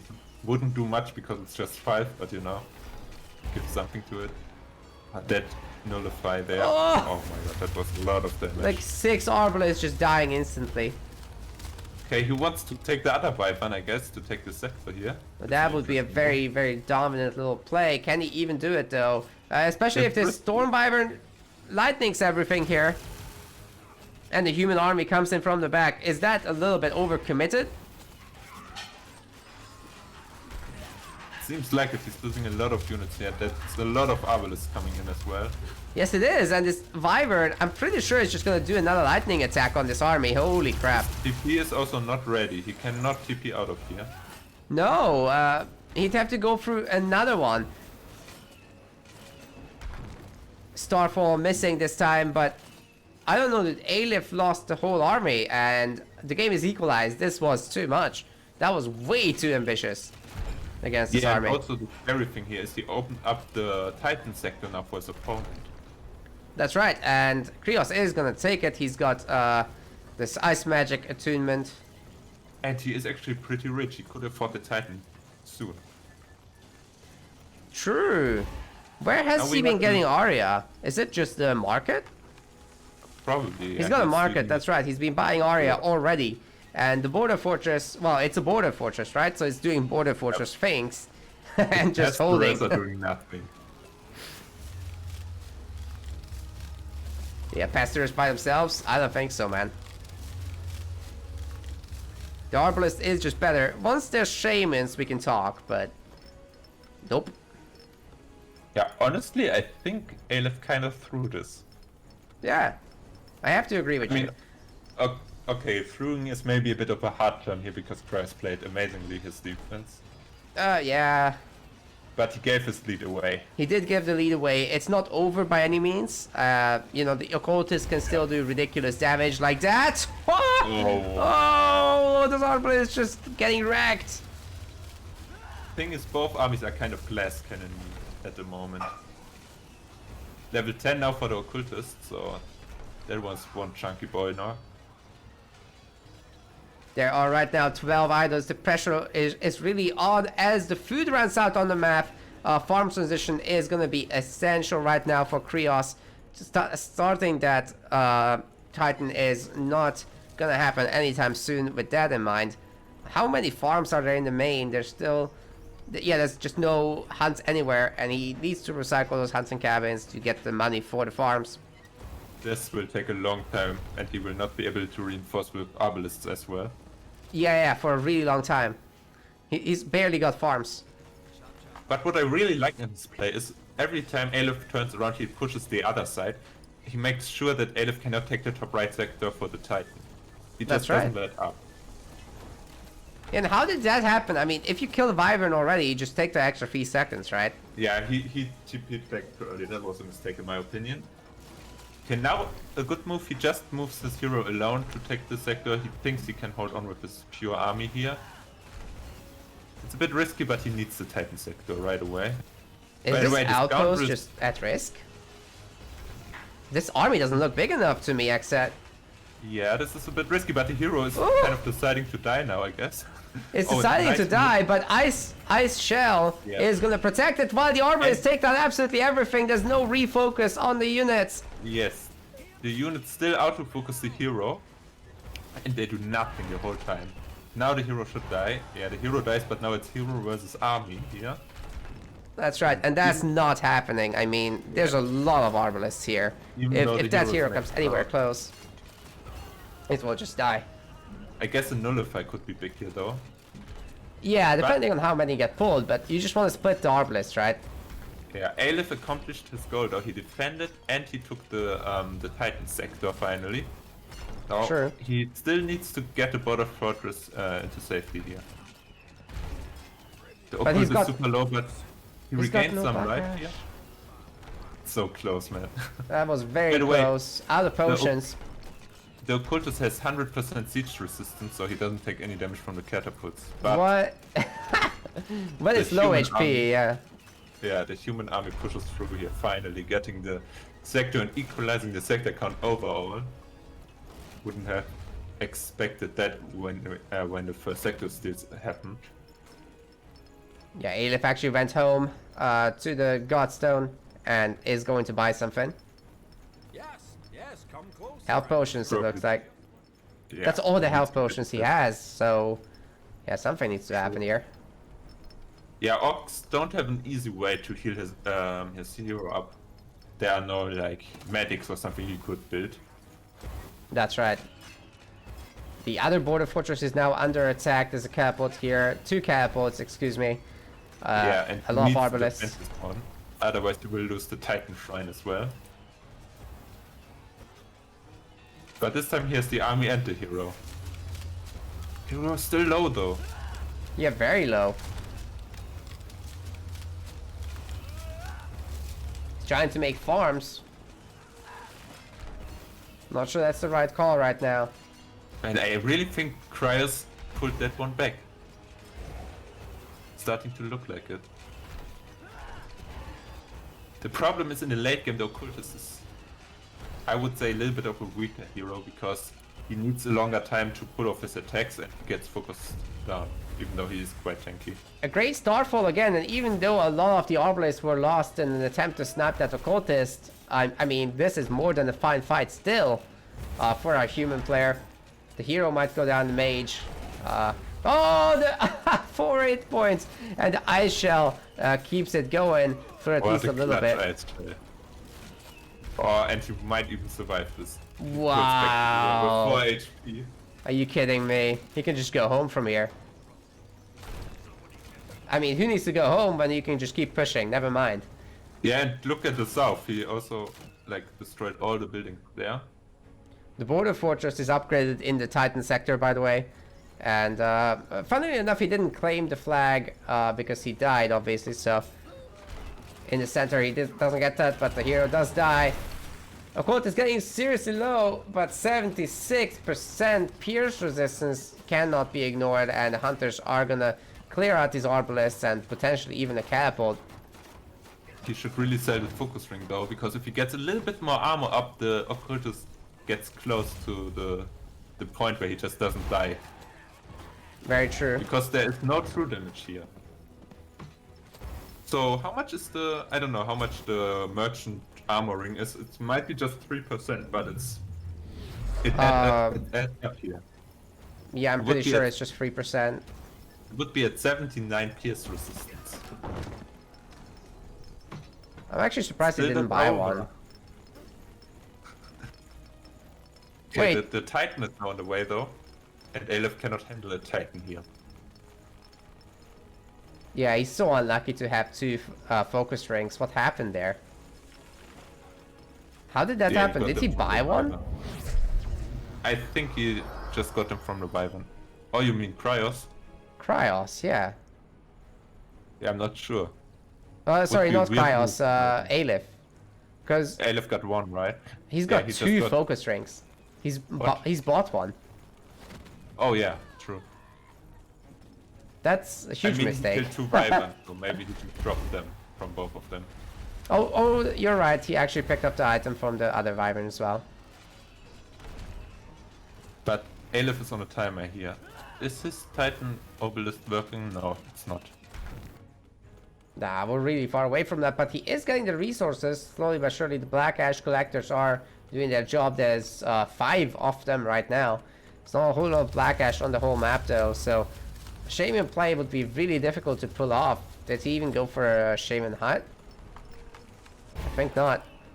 80% on the human Titan. Oh, he does have a Shaman hut. And actually, these Arbalists, some of them were quite low.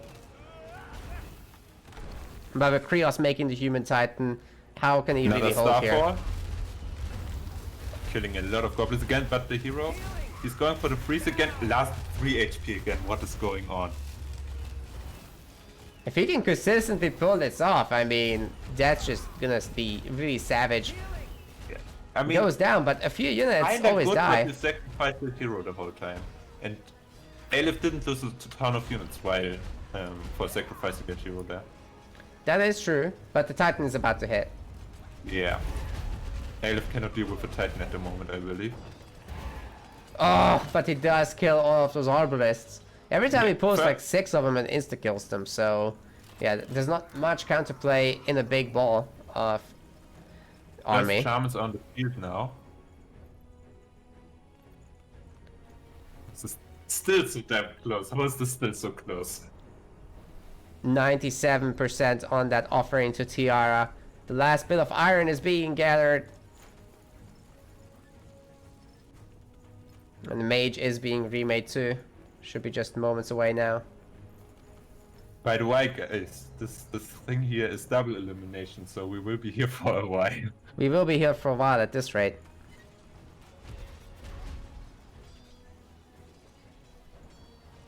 Oh, look at that pull-in. Would you look at that? That was great. And he keeps doing it consistently, so if he does that like 5 more times, this game might be back in Aelith's favor, to be honest. Khrios is only on 94 population right now. So what is he waiting for with his Titan? Probably, yeah, he's waiting for his hero. There we go. The Paragon hits the field. Not that many shamans are here. And he has not even started with the Flash Golem. Though the Grand Army this time is heavily in favor of Aelith, I believe. But the Starfall Wait, Starfall in the middle of the goblins! Everything dies! Oh my god. He is pulling back though, so the Paragon doesn't really get to attack here. Aelith just lost 40 population, man. This is no joke. But Khrios is a bit aggressive with his Paragon here. He might pay for that with his Paragon. Yeah, he is on the wrong side. Oh! To be fair, the Arbalist got shielded from the Paragon's ability. I believe, or the Occultist left. And it goes down. Paragon is taking a lot of damage, but so is the Border Fortress here. Now the Tribe Totems are again hitting on the Arbalist in the backline here, it's doing quite a lot of damage. A Tainted Obelisk not even started to be And used Starfall, not Starfall, that was actually just a catapult finishing it off. TP out maybe? Paragon might go down here. Paragon, 500 HP, 300. Yeah, but paying for it with the entire army, I don't know about that, man. And the flag is also taken out by the Royal Mage. That's also, right. let's take a look at the hero. It will take such a long time to be rebuilt here. Yeah, it's not even halfway done. And the Tainted Obelisk is also now in danger. It's just gonna get taken down. I mean, there's nothing here to protect it, and the Orc army is absolutely tiny. It takes a long time to remake these advanced units. He might be able to stop the expansion on the outpost flag here, if he tries, but he goes for the safe instead. Yeah, the Tribe Totems might help with their little orbital bombardment thing, but... Yeah, how much costs each of them? Let me check. I see 1 Tribe Totem right now. That's it. I think it's 4 iron or 4 black ash per shot. Yeah. I'm not completely sure. There's iron, there's a little bit of black ash, but if he does that, there's no Titan. And everything has been spent on Shamans anyway, so there's not gonna be a Flash Colossus for a really, really long time here. The Arbalist is trying to do work. Back in the fight. Oh man, that Border Fortress is so low. The Royal Mage is super low here. He might get taken out. Oh, then nice ice move again. The Border Fortress died. Was that worth killing the Border Fortress? There's not gonna be a TP out here for the Mage. Yeah, his hero will go down. I think even the Arbalists are in trouble. Yeah. Yeah, the Arbalist will not fight alone against the Occultist. That will not work out. Huh? What was that attack move? That wasn't one. Aelith missed an opportunity here to pick off most of these units, but anyway, they get back into their own region and will heal up now. 24 of them here. Not restarted his Titan, so there is no Titan in production at the moment. Which is understandable as he doesn't have a lot of resources. Yeah. The market hasn't been working too much, I think. Wait, he is doing market stuff right now. Probably to fix the broken economy, not so much to buy Aria. Wait, no, he wants Titan again, you're right. Also, if you check the mini-map, you see that Aelith has not upgraded all his outposts yet, so he's not even on a full economy at the moment. On the oh yeah, you're right. I mean... So this army is pure hunter and shaman. That's one little death ball he has there. That's right. He's gotta fix his stone economy, because he's got a lot of stone and, you know, those could be different buildings. 600 stone. that was good at this moment. The amount of Warp Riders you could build. The amount of Warg Riders. Do you think we're gonna see War Grinders in this tournament, Xset? The Realistically? tournament maybe, but not in this game. Yeah, of course not. There's just not enough food now. It requires a special level of skill to put that out.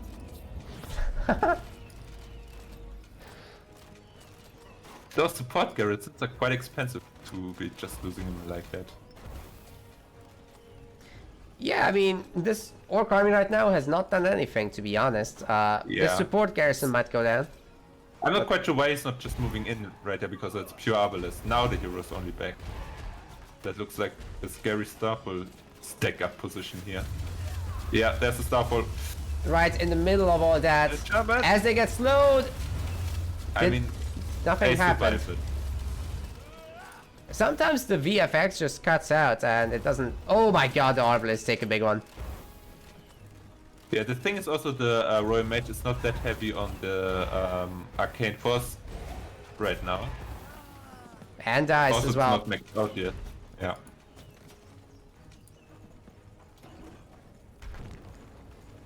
This is such a weird game at the moment. It's really awkward, and like these reinforcement queues, you can see them going all the way back. It's like really weird. Yeah, the thing is, like, Aelith goes so heavy that he cannot afford anything, and right now Khrios has all his hands full defending, so they don't really progress either of them. That So they kind occultist of stuck just... in their conclusions. Wow, look at that occultist, it's going nuts. Remember when I said that he's not that great late game? I think I owe him an apology for that. Yeah, it seems pretty good to me, man. Yeah. He just goes in the middle of an army and gets back to full health immediately, but then he gets sniped, so that's scary. But then again, he Yeah, has I the think- ability back. Once the battles are drawn out, he gets really good. He's just bad when he gets sniped down right away. Yeah, yeah. In a full pop fight, I can see it, but we are so far away from that. Yeah, this is super scrappy at the moment. And this Power Fortress, I don't know if this will go down. Those are hunters. They don't really do much. What's this, like... Okay, Khrios really needs to start rebuilding his hero back in this match.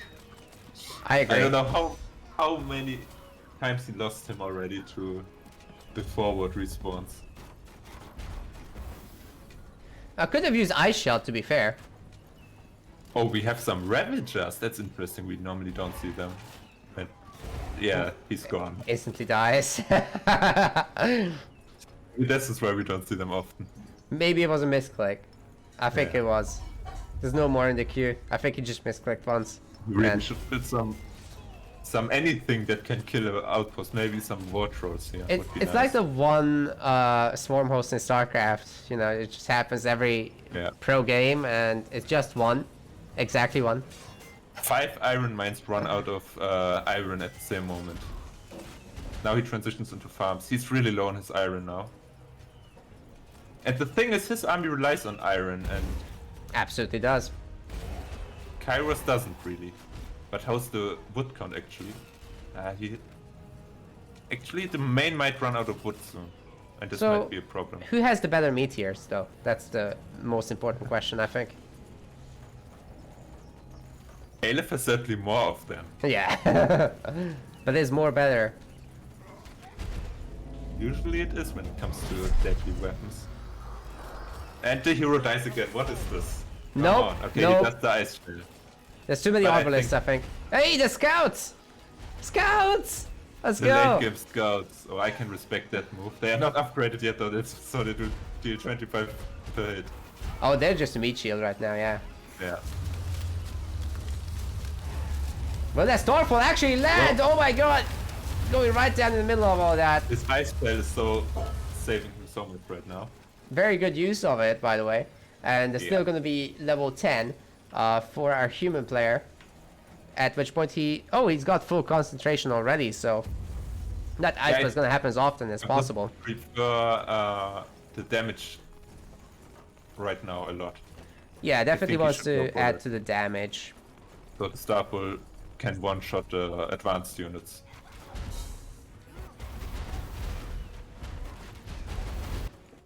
Obviously, the orcs don't have a market, so the orc can actually run out of resources and there's nothing left. Humans always can at least trade their food in for other stuff. That's right. And there's still a lot of wood. And even the Aria can be gathered at some point. So even the Aria you can sell. Oh my god, this border fortress in the middle. Oh, sorry, in the top, 12 o'clock. It's completely out of resources. It's just farms Titan now. is almost done, by the way, for Khrios. Aelith has still not started his Titan. Even though Aelith is super rich on his resources right now, well, except the advanced resources, I guess. But that Starfall just landed in the middle of shamans and goblins, so a lot of them just died. And with the entire army being so low and the Arbalest number being absolutely insane, how is Aelith gonna hold this? There's gonna be a meteor right in the middle of the Arbalists! Misses. Well, it hits them a little bit. Really good dodging by Khrios, I think. Yeah. Nice pull though, the nullified hits again. Ooh, those Arbalists going down. But his army's so little right now. He has still not full upgrades on his outpost, that's a big problem for him. Though the surround from both sides now, this is quite scary. This is scary, but the occultist is gonna go down. And the hero's now level 10, the Royal Mage. Could Ice Shell again? Oh! Twice in the same fight. Very nice use. The Arbalists need to get out of there or something.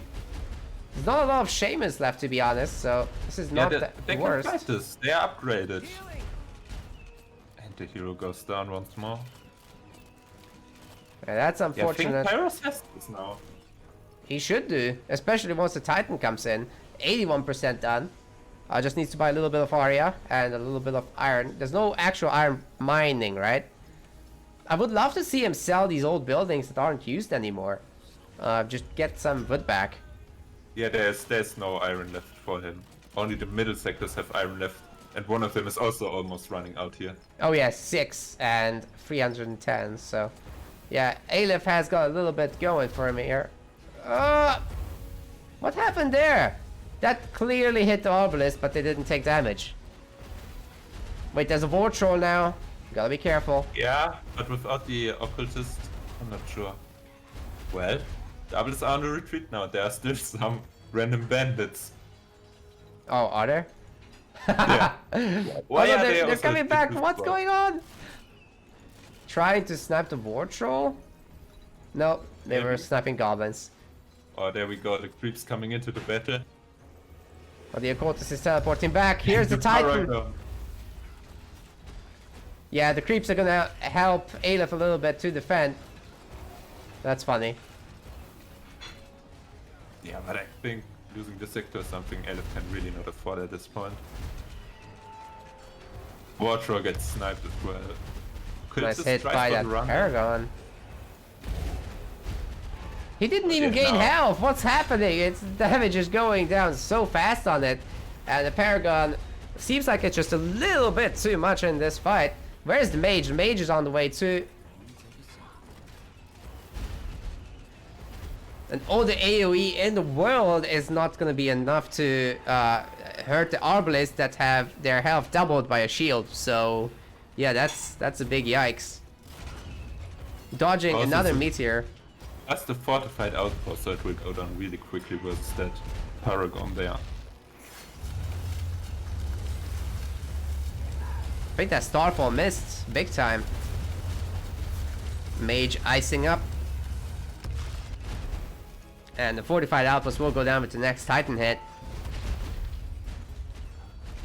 Mage will be ready to deploy some more abilities and yeah, hits them with a big AoE. These goblins are having to run.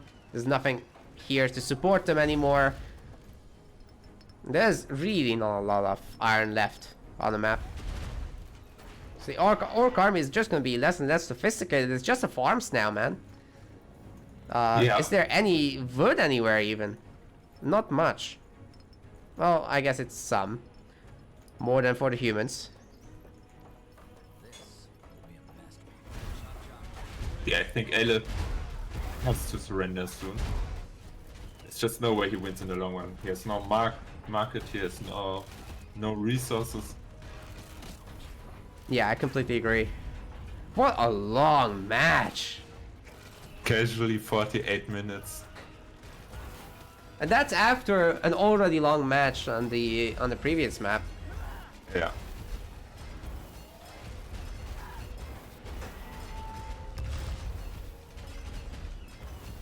I could just respawn, but he will probably just get wrecked by all those Abelisks now. There's way too many Arbalists. Even if it got back to full health with the leech, he just gets focus fired down immediately. So rip. There it goes. This game must stink for Aelith. Like, what the heck? He had such a good start. He had a really good start, but he just couldn't put a dent. That was insane. Yeah. Couldn't break the human defense.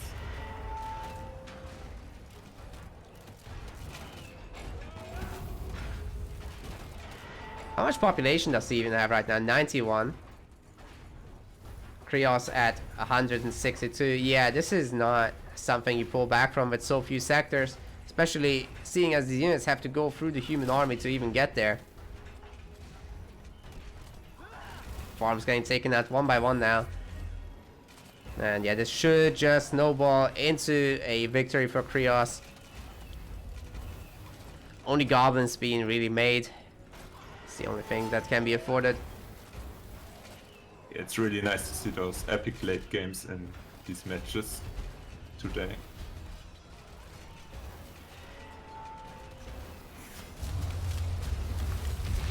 Aelith is still trying, rebuilding his farms here, his economy, but that's just nothing yet. Yeah, this is not happening. The Gobos and the Shamans, not exactly the right thing for the Paragon. Border Fortress is dead. And with that, the game should end. Is there gonna be a Starfall in the middle of that? Nope. Still, the Goblins take a lot of damage. The Hailstorm just does so much damage now because the Royal Mage is at max damage. Yeah, that's right. So they even died to that, so almost. It's unfortunate the tooltip actually doesn't say how much it does. But I suppose the spell gets updated, right? Yeah, I think it says in the spell, right? It's 19 damage every second. Yeah. Nice hit on the Arbalist, but now they have their shield back, so Occultist just goes down immediately. Yeah. And the Tribe Totem's getting taken out. Not that there's many resources to spend on them anyway. There's 4 Black Ash and that's it. That's one more rock from the skies. We've not even seen the others. Like, we haven't seen Oil Strike, right? No, I think we only saw the flame. Just a flame strike. We haven't seen Battle Rage either, or Zarak's Cage or anything like that. But anyway, the game ends here as Aelith resigns, and Khrios moves on to the next game. That was something. That was something. Well, the next match will be between Victor and Theemin. So let's get in there right away. Alright, next match is up. Victor versus Theemin. In the purple, we've got the Trolls. That is Theemin. And in the red we have Vic as the Dark Elves, and he's playing with the Guardian of Noah. He's actually the #1 Dark Elf on the ladder. Mains them so there. I will watch very closely what he's doing in terms of build and skills. Guardian of Noah, we actually don't see much. He's picking Debilitating Blow, which is an interrupt. And he's picked Soul Explosion, which is an area damage. And does also an Enfeebling. And he picked Brute Force to make these more powerful. He could steal sectors against Trolls. Yeah, the interesting thing is that like a lot of the really high level players consider the Guardian of Noah to be actually quite a bit stronger than the Reaper, but it's probably just a bit less versatile. It's less versatile, yeah. So it's more like matchup based. I would love to go Reaper here as well, though, in this matchup, because you just get the zombies and you can harass so much with them. As long as you get your own sectors, I think that's totally fine. By the way, some really cool play here. with the Spectre slow ability, the Spectre can't attack, but it does a slowing affliction. And this Chieftain is now being slow on the creeping compared to the Guardian of Nor, but a Dark Elf player is actually just getting their own side sorted. Yeah, so no sector still incoming here. To be fair, it would be really hard to steal this one sector, and the Medusas cannot be killed yet. Yes, something we've seen a lot with these troll chieftains is that they just pick up their slam and their throw junk, and then they just stockpile points for forever. Really weird stuff. Man, the slow is brutal. It's just not able to get everything done. The Guardian of Nor is an entire sector ahead, and it's going to be 2 in a moment. Yeah, As this one doesn't have creeps. Imagine the Min being very annoyed at this, so it can get frustrating, which obviously hurts your concentration a bit. That's right. You don't have a scout actually to turn around and to deal with this. So yeah, trolls don't get a scout. They have to make smashers to do anything with really, and even that will never be able to catch a micro specter. So by the way, Spectre, yeah, go ahead. the Spectre thing is something that just requires a lot of attention for small advantages, and so it's only used by the highest level of player properly. Yeah. If you mess up your macro because of it, that's definitely not worth it. But yeah. We got Hunting Cabin under attack by a Smasher, by the way, and the Guardian of Nor is teleporting forward to creep even faster versus this slowed down Chieftain. And the Dark Elf player does have all of the sectors now except for the Medusa. We got a level 3 Guardian of Nor, and that means that the Soul Transformation has been picked up. And we got sacrifices as well coming in. The Soul Catharsis is basically a...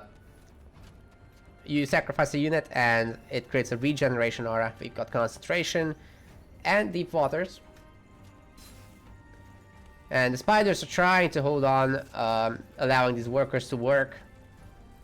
Smasher getting pushed back, but definitely could kill the one spider.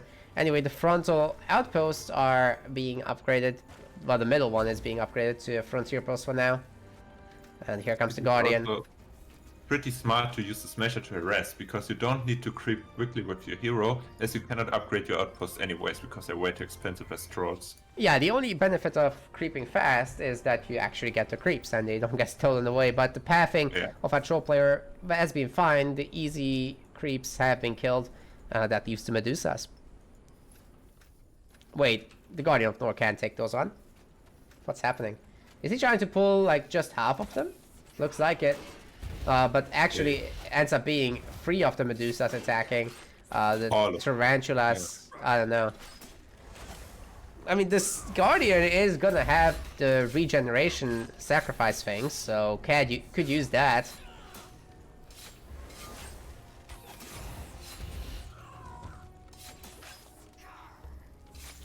The trolls are really impressive at creeping early on. Like, he's just rushing into the whole bunch without trying to separate them. Obviously, since you have less units and they are tankier, it's easier to protect them, but also more punishing if you lose any. Absolutely is. Chieftain's so low.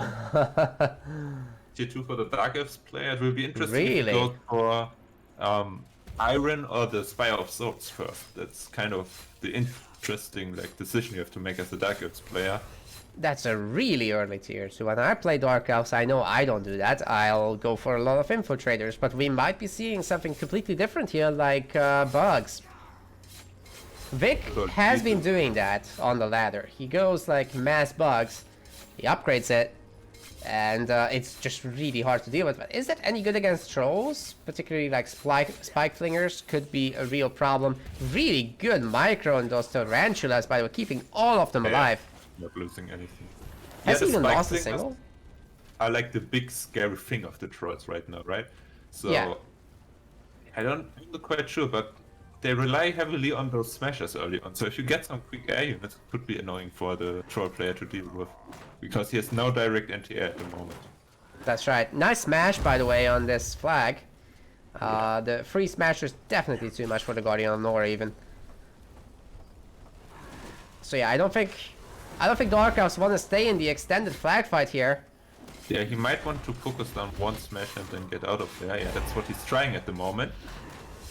And he's fine if he's losing some tarantulas for that, because they are cheap as hell. Also, he doesn't want to get this sector stolen. That's right, and later on he'll just come in and take the souls.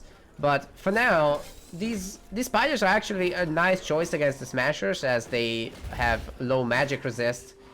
And you know what? This flag is suddenly 50% upgraded. If this guardian can draw some more fire, that would be sick, but not happening. Oh, this pullback was a bit early on the one smasher. He might lose it. But it's a really close fight, because the guy with knock could die also pretty quickly if he's careless. Yeah, which is happening right now. He needs to be careful, yeah. Oh my god! So low, but gets the Oh. potion just in time. There's also some spiders which he can sacrifice for additional healing, but doesn't look like he goes about it that way. Yeah, not gonna sacrifice him. Wait, he still could. Nope, teleports in. Tries to get the flag, but I don't think it's happening. They are microing so hard for this one single flag, which is understandable, of course. But I doubt the troll player could actually take it. But at least he's denying it for the elves player. Oh wow, the infiltrator gets into the middle of all this. It's definitely not where he wants to be. We see an early refinery for the dark elves player. So he wants to get a quick eco boost. Maybe he's not going for any advanced tech here yet.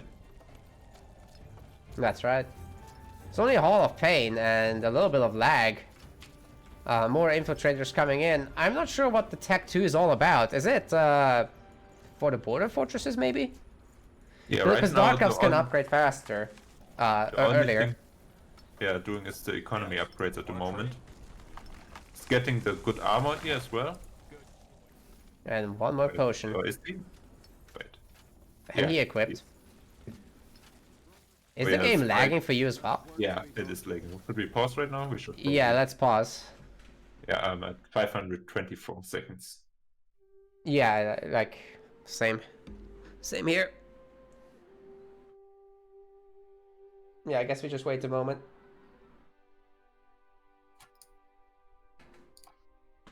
Oh, by the way, in the meantime, Grongwar from Grimlore Games has done a $5 tip. Thank you very much. Much appreciated. Glad you're having fun. And also good job with the game. Grungwar donated $5. Yeah, quite a good They are game, I have doing a to great say. job. We see Please also support that more games. Theemin is going for throwing camp, so and a double fight hut additionally, so he's going to commit hard on those ranged units. And yeah, he's probably going for those spike flingers. Should we continue now? Yeah, I think we can. 3, 2, 1, go. There's a lot of fight huts being made, and with that, the production of our troll player is gonna go ham. Could also upgrade his eye banner, to be honest. Would It's be always risky though to take the proxy flag, I guess, as an upgrade, because they are so expensive, so you might go for the safer upgrades instead. yeah. I mean, but denying the sector to Dark Elves is already huge, so I guess he doesn't need to. The scouting post is under attack. Vic trying to upgrade it. The units are really out of position, but there's infiltrators in there. Problem is, they spawn on the side where they could get hit by the smashers. One of the biggest advantages of trolls is that their natural unit, the smasher, is already good against buildings. So they don't have to invest into catapults or anything like that to take out outposts. Yeah, it's actually really scary. And Vic is stuck on level 4 for a really long time because of the nature of this map. We've seen Plague Field getting picked up, and extra mana as well. Plague Field is basically another sacrifice skill that weakens the enemies. So one of the scariest tactics is for trolls is to attack head on and have like 2 or 3 wall breakers running by, taking out sectors. Oh yeah. It might be interesting to see this because we have a hitting camp coming up, so the potential for this is here. Also, you have like 7, 8 smashers. You can take down the golem, by the way. Yeah, this is true. Scrappers doing work. The golem is way worse against strike than he is with pierce.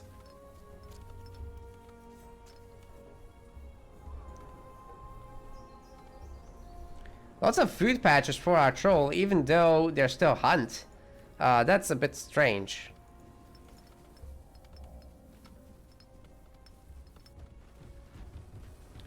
Currently, Theemin has a grand total of 8 smashers, 1 skull crusher, and 1 spike flinger. So the spike flinger stuff is beginning here. Yeah, it starts. Yeah, he is going for the golem now. 7 smashers. Where is the hero? Oh, it's going up as Yes, well, but bottom the smashers will start on it. Although Vic might interrupt him here, and this might be really painful for our troll player here. Oh man, especially why they are slowed. Teleporting on top of this would be sick right now. The adamantium golem has taken Flag damage. away. But now it would be also risky for Vic to take this fight, especially since he has mostly spiders, which will kind of suffer under the AoE attack from the golem. Oh, it would for sure, and the rest is infiltrator, so that's not so great. Finish the flag, not gonna upgrade it though. There's the reduction on the resistances. Oh god, the spiders take a huge hit. And here come the trolls, along with the skull crusher and the 2 flingers. First beetle on the map, but also spike fingers are already here, and they make short work of those beetles. It's nice micro focusing down the spike fingers with the spiders, because those are big damage dealers here.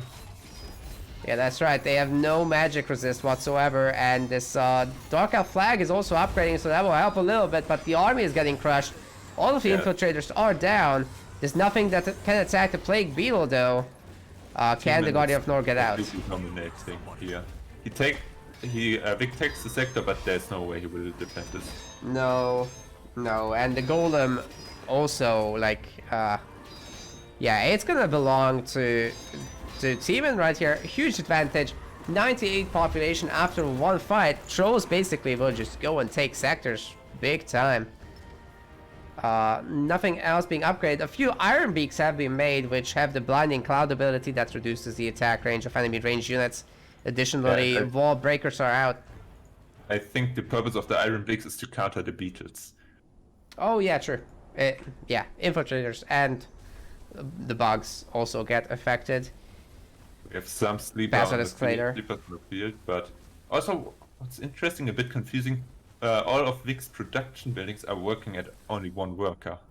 What really? I'm not quite sure if that's on purpose. Can't be. That's quite a lot of resources. I think that's not on purpose, to be honest. Okay, now he fills at least up one of the House of Pain, but the Dark Temple is still working at half the speed, which is... He could have 2 beetles more right now, you know? Yeah, and that's a huge deal. I mean, they're gonna have their AoE attacks soon. Although they're stuck right now because he doesn't have any souls. Where is the Harvester? I've seen some souls fly around. Scary. Oh, there it is, where all the spiders did their thing. Why is he pulling it back? I must have all united that one. Look at the wall breakers, man. They Yeah, that killed us frontier like it's a pros. hunting cabin or something. Isn't it? It looks like one for the trolls, for sure.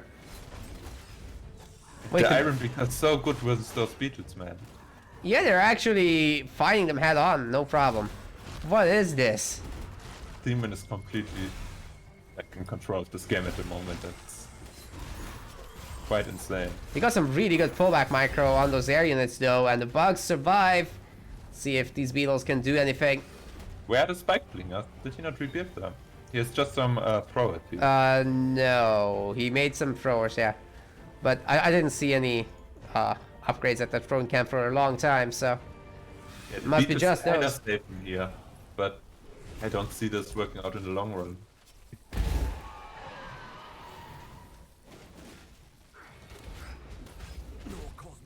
And more beetles coming in though. Is the upgrade done yet? Do we have the... No way, there's 2 souls missing. Oh man, the sleepers are struggling and the capital is at risk here. Yeah, he might just go for the right click here. It could work. But The Guardian of it's Nor being so risky. low especially, like... Okay, he can sacrifice a Tarantula for like... quite a bit of HP here. Oh, But even so, Right, this leg troll army here. is scary. Okay, let's pause again. Yeah. Seems like the players have some kind of connection too. Yeah, they must be having a really laggy game here. Yeah. So that we can catch up the whole time.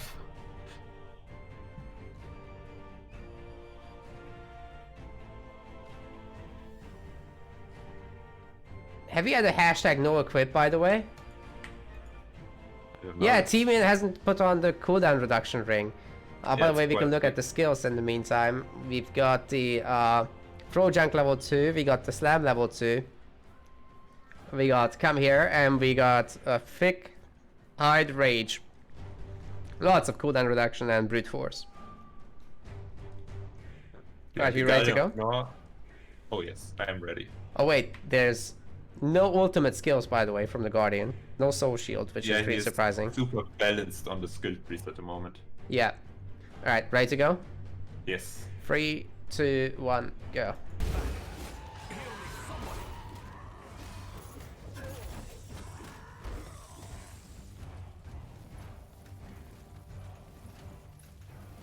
And I don't see him defending this border fortress as well. How many wall breakers do we have? Well, 2. the problem is if these iron beaks are just gonna take the damage, the army is gonna kill the border fortress in the meantime, so this is rough. There's only 4 beetles. Is the upgrade even done? Yes, the upgrade is done. But there's no food right now for a Dark Elf player, and the Guardian of North is just so low. The Iron Beaks are taking on the Beetles now. Guardian dies. And the Outpost is about to fall as well. With that Dark Elf player at 30 population, how can he come back? Can he come back? This is just brutal. I think he can't. This doesn't look good for him. 40 population for that troll player. This is savage. This looks like one of my games. Yeah, feels like when I get sniped by Drasir again. Something like that.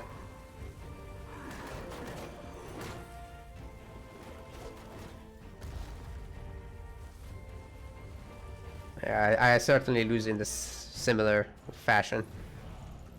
Although I don't know, man, about these bugs. Like, they haven't been doing a very good amount of damage this game. I find them so much better against lighter units where they can just melt an entire army if you let them do their thing. But here, even if they do their thing, they just don't do that much damage to the troll units. Yeah, the thing is, Theemin was ahead like from the start. He stole the one sector, denied it for such a long time. I mean, for the whole game, basically. Yeah, The Darkest player never took that one. that's right. And there's not been any comeback units. So the Dark Elf army never grew big enough to really take on this. And it's showing. It's showing, man. Level 7 Chieftain now. I mean, the Beetles are doing kind of a nice job here. True, But against the Smashers. Yeah. The thing with the Beetles is they take longer to get useful than Sleepers, for example, right? So maybe I think so. Infiltrated Sleeper might be a bit of a safer composition here. Because once you get the Beetles up, they're really good, but he never got there. Yeah, and now there's so many throwers, but all the Smashers did die, so I mean, they did a good job there. But is it even enough? I mean, so many bases have been lost. That's all trolls now. Yeah, at this 4 point, I think sectors there's Dark Elf. No way to return. And I Yeah, I agree with don't what even- you said about the sleepers. Like, thing is, it's a simpler method of production. You can use the tier 1 production as well for the infiltrators and the spiders, and then you switch to sleepers, and then suddenly, hey, you have all this infrastructure for the sleepers. Great. Not the case with the bugs. It's super expensive. To be fair, it's only wood and no stone, but still, I mean, it's a structure you have to make in tier 2, which means Yeah. it's just difficult to get there. Alright, Also, I Guardian of imagine North you teleports in. Like 1 or 2 more woodcutters than you for Beetles if you would just go for Sleepers instead. Yeah. And I think, as you can see, the Sleepers, they do quite well here. Yeah, they don't they even do. have the upgrade yet, I believe, but they're still, you know, dealing with the army here. As long as they Beetles and get the on top Sleepers- of these throwers, I completely But agree with you. And the border bleeding fortress. damage, you can't ignore that. But the border fort, oh no. Seriously? Oh, is he going? I think he's going to save it though. Oh, never mind. Holy crap. That was so close. But the chieftain... Oh, wait, he actually saves it? You have got to be kidding me. Vic stays alive with 26 population, gets the soul shield, upgrades soul catharsis to level 2. And that means that he's also going to be immune to afflictions. In the meantime, souls are getting harvested big freaking time right now. So the troll player is getting tier 2, and when a troll player has enough money, spare money to go tier 2, you know you are in trouble. Very true. Look at the fight huts in his sector there in the middle. Like, how many is this? 5 fight hubs in one sector. There any more? That's... I don't know, that sounds like enough to me. It sounds like enough. Weird that when I do the select all military buildings, the scrap hoard gets added to that. I guess it's all production, right? Not Yeah, military. I think it counts just everything that can build units, because Yeah. the only unit that's not a fighting unit in this game is basically the scrapper. We have not seen any of the troll upgrades yet, by the way. If we saw something like the Skull Crusher upgrade, any melee unit would just immediately mount to them because they start doing AoE. We're seeing some chieftain upgrade weapons being picked up. Come again. I'm getting new wares. So it's got the fancy weapon now. It's got the helmet, and the ring has been equipped. But if you look at the army, it is not really... Okay, never mind, they are the spike flingers now. Yeah, I was saying, like, Iron Beaks will not win, like, versus mass beetles. Oh no, the bounce But damage now is they are too spike flingers. good. That's right. Which deal with basically everything. 5 of them, and they do magic damage. What's the resistance on the bugs? Pretty bad. Nothing. They have no resistances whatsoever. That could be such a huge issue. But there's 8 of them, so maybe we could be seeing critical mass now. And more of them are being made. I think we could see like 10 of them maybe before a big fight happens. Let's see. But with the troll controlling so much of the map, I don't know, they're just gonna go 200, 200 and push, right? Yeah, by the way, props to the players for holding on every game so long. Oh Like, yeah, they never don't... surrender basically. And like, it sometimes lets them come back, right? Even though it's looking really bleak here. Yeah, I mean, the players don't tilt, right? That's awesome to see. They're fighters. Full focus. Those Iron Beaks need to be careful, because this is a scary amount. As long as they use their expecting ability, us. they're happy, right? Yeah. I mean, if the sleepers or the spires can somehow get on top on the spike flingers, you know, without the beetles dying. Oh, look at those damage numbers, though. So many wall breakers. What can that Guardian of North really do? It's gotten 3 afflictions just by teleporting in. The Not much, though, I think. spiders Yeah, immediately troll army. mounted. It's just too strong here, man. Soul Shield is on. That's gonna keep the Guardian of Nor alive for a moment, but with the bugs already getting so low. Oh my god, they're just exploding to One these spike Basilisk? flingers. This is not even close. The Basilisk Yeah. is not gonna help, as all of these units have 75% siege resist. Water Fortress down. Bugs down as well. He They can't managed do to kill this. almost all the anti-air units. The problem is the ground forces. Like, he will still lose his bases even if he slowly takes them out. Okay, small thing. I believe he should have just kept fighting with his Black Beetles only. Well, I don't know, they have 3 spike flingers. It's tough. Like, the Plague Beetles were also really low, so good focus fire takes them out, right? Woodcutter just workers raiding. killed. It's just the capital left and the 2 sectors in the back. They're border fortresses, but I mean... the hunt is gonna run out. I think this is now a right click on the capital, to be honest. Yeah, I'm gonna smash that Basilisk real quick. And then no doubt he'll just click the capital. There's a bunch of wall breakers as well, so this is not gonna last very long. Repair or not, doesn't matter too much. Tries to take out the Spike Finger, but the bugs just die in the process and the replay has ended. Theemin takes game 1.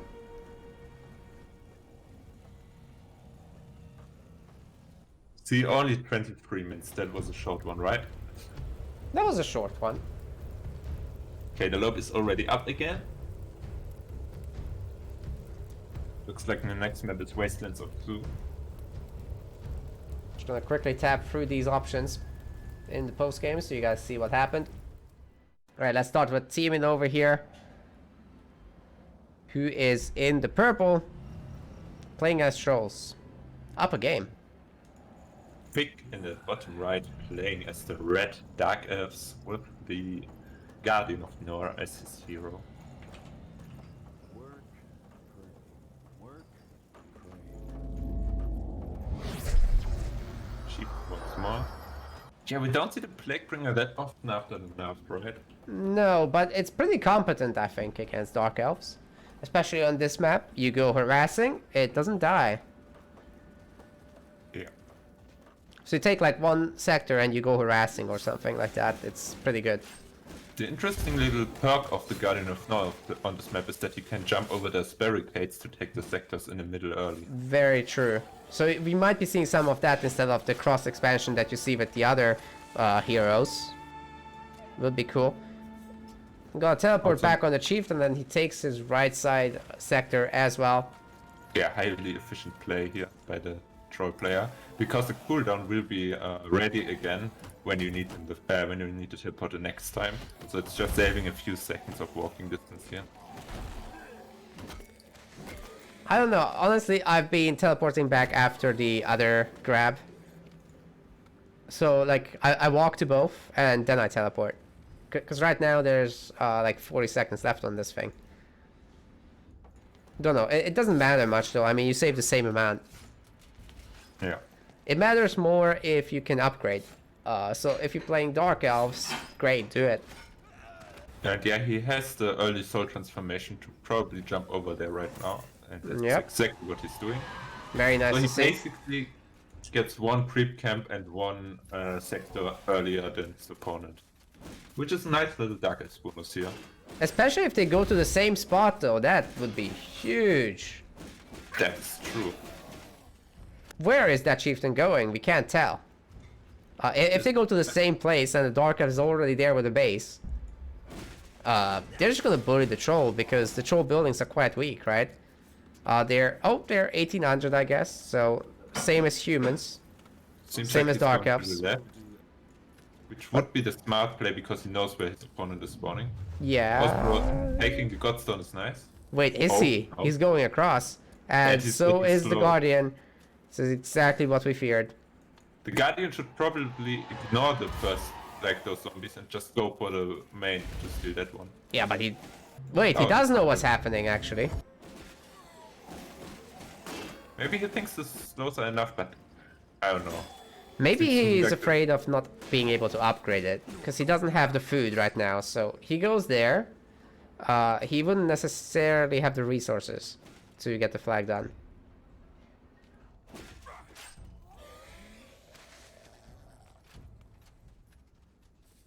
Interesting. Where's he going now? He's also going up there.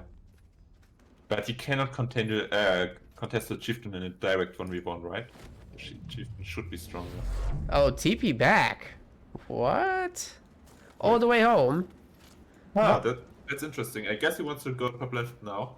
Wait, But, he left the base unupgraded as well. I mean, he could have totally stolen this. Huh. Yeah, it's a bit confusing to me. Not quite sure what this is all about. I guess he does slow down the chieftain. He stole the XP. And Dark Elves, I think they really need the huge economy, man, to be completely honest with you. Like, Yeah. I don't know. I've tried so hard, so long to harass the trolls, but it never works out. Every time I do it, it feels like it's just better to grow big. Look at the nice defense on the Godstone here. He That was TP'd great. Back right at the perfect moment. Yeah, that Guardian could have clicked it, but didn't happen in time. And here's the Chieftain now, so that can bully the flags of our Dark Elf player. And maybe this play of Grove is just not gonna pay off, with the Smashers also cleaning up. Yeah, the Smasher is sitting there on the flag spot so that the Dark Elf player cannot place it, I think. I'm not sure if it's placed correctly, but it should block the expansion. By the way, the Skellies have been pulled somehow. Have you mentioned that? I must have missed it. Oh no, I have missed it as well. Okay, Yeah, well, the that's annoying. Stonebreakers are in trouble. getting repaired now. The workers have died. This is actually a really good opportunity for the Guardian of Nor here. Yeah. Somehow Stealing the he flags, moved upgrading. Smasher away so the flame could be placed there.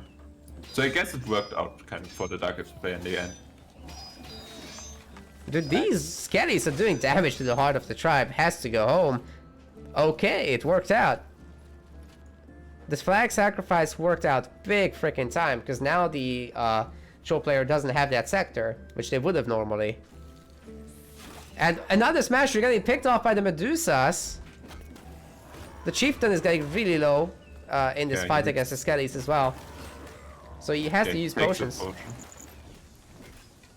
To be fair, he'd be replenished with potions as well, but hey. Will that smasher go down? 81 HP. It's fine, it's fine. Just can't take another hit, really.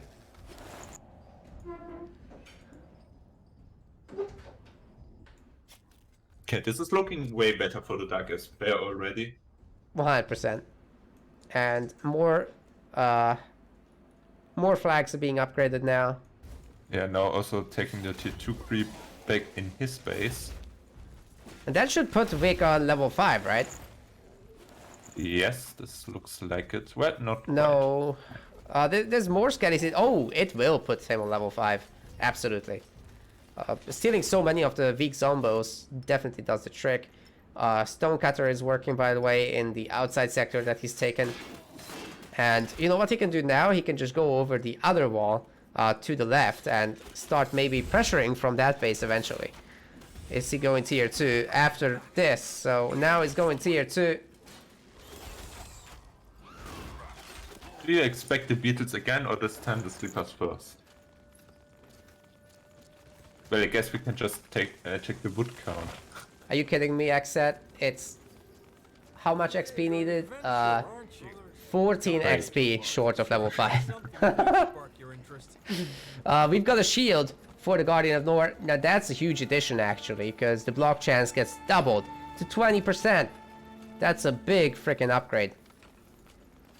Also, the armor has been picked. So where's that troll player? Oh my goodness, coming back here to take the flags? Yeah, that's gonna take a while. Meanwhile, the Dark Elf player will creep. I think it's really smart to go for the middle sectors, because the one on the corners are easier for him to take. So he should take the contested ones first, which are naturally for the troll to take. Because I don't expect a troll player to go to like the north of the map, like all around the Wyvern and stuff, to take one sector out in an easy creep camp. He will probably go for the middle sectors as well. That's just a bit of a costly fight there for the Darkest player.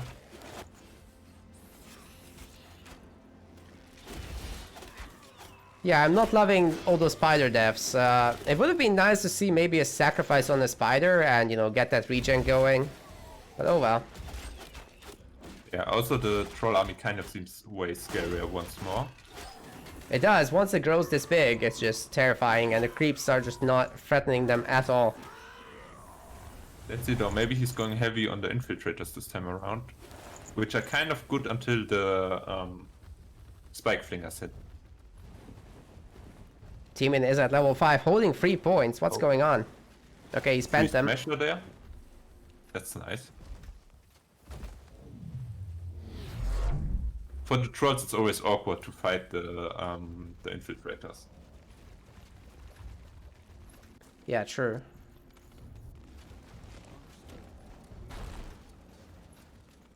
Well, Vic is now level 5. But he's only really upgraded the soul explosion, so that does more damage now. Yeah, it's really just the damage, and the effective ration gets upgraded. Also upgrades soul catharsis, so his units get more regeneration.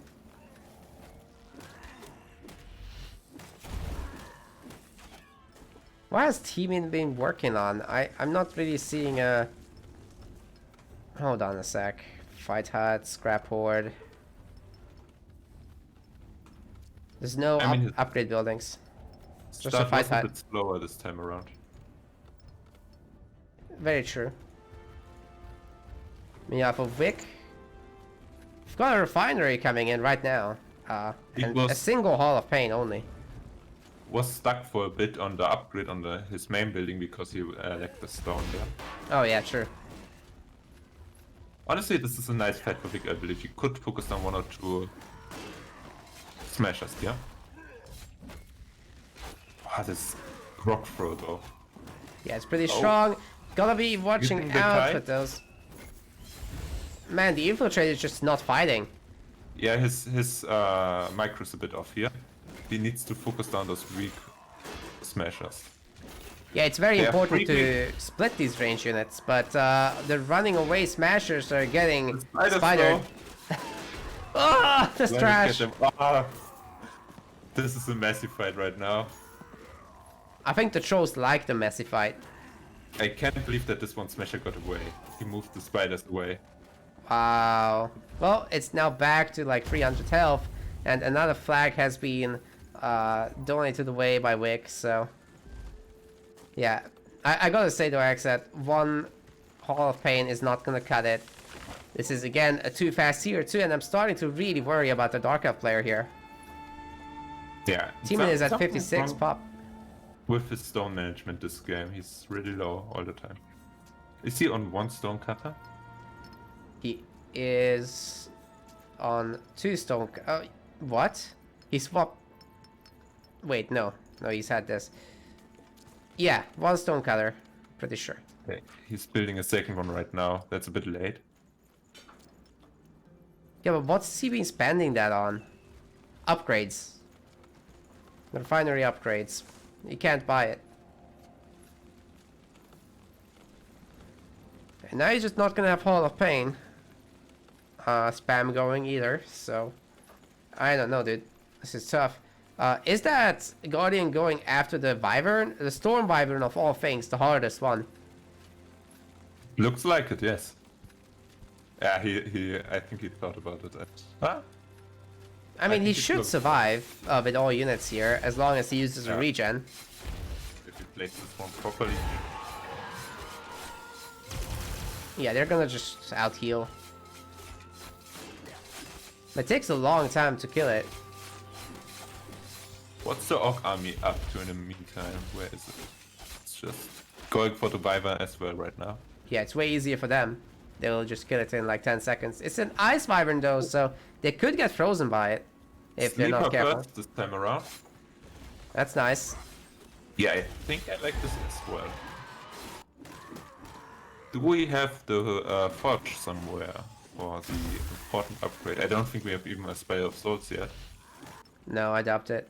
Not with that stone economy.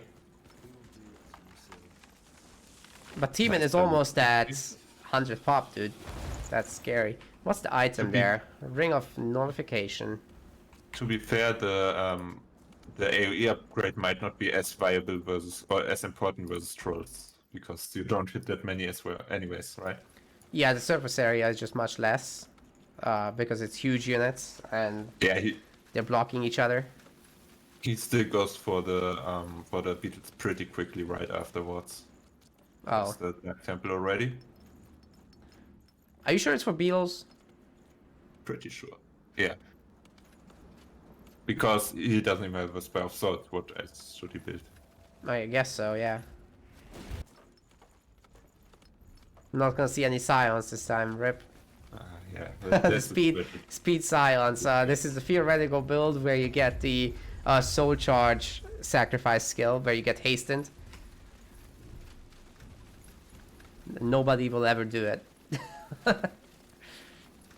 Okay, where's he going now? Does he wanna kill that wall and maybe do some damage? Nope. Where is he looping around to? Oh, by the way, our troll player has the eye banner in the 6 o'clock position. Yeah, the movement of both players are kind of weird at the moment. They're not really accomplishing much. But that's unlucky for Vic. He wants to go for the Wyvern, which is already dead. Yeah, and he's just gonna get caught by these smashers at his outpost. Tries to upgrade, immediately teleports home. Yeah, that's what you want to do, upgrade it right away. So it might get upgraded and healed. And it will do. Fortnite. So that's nice. But what's Yeah, his... Well, way it's- scarier with the sleepers already. Yeah. Yeah, this is looking good, and they're good against those spike flingers as well. Yeah, I think the spiders should still be the units that go after the spike flingers because they're a bit faster and they are not this way versus skirmishes anyways. Oh, dude, this looks a lot better, but I think the troll army is still winning here. Overall. Yeah. So many but of the this is spiders have great. fallen, but this was a good trade. For sure. Trash throw kills a lot of the units off, though. But I don't think you can fight the sector at the moment. No, it's a border fortress now. Yeah. Absolutely not. Also, we have way more infiltrators this time around. Guardian of Nor getting really low. Sacrifices an infiltrator for the regen. The chieftain is not a unit we want to focus start. Oh no, no, not with that shield ability thing. It's just basically invulnerable. Well, a lot of throwers are being upgraded to spike flingers. This is gonna be real mass spike flingers in a moment. If you look at the gonna be Dark savage. main base, there's a bit of a weird move going on right now. He's selling a refinery to build another refinery. No. He That's- probably wanted to go for the forge. This is really painful. That's illegal. Oh man. Oh, yeah, that's sad. Because he has even the storm, yeah. That's right, he's got the bugs. I mean, he definitely wants to upgrade those. Yeah, now he sells it. Ah. You don't get back all the money, right? Like you No. get like half or something? I'm not sure what the number is. I don't want to say numbers anymore. After the 66%, I think I can only go wrong here. Maybe chat can tell us. Chutrosy knows. Wants By the to way, say we've got the soul shield again for the Guardian of Nor. For the trolls, we still don't have any of the... Oh, we actually have Thick Hide Rage again. That's a scary amount of spike flingers once more. Hell yeah, it is.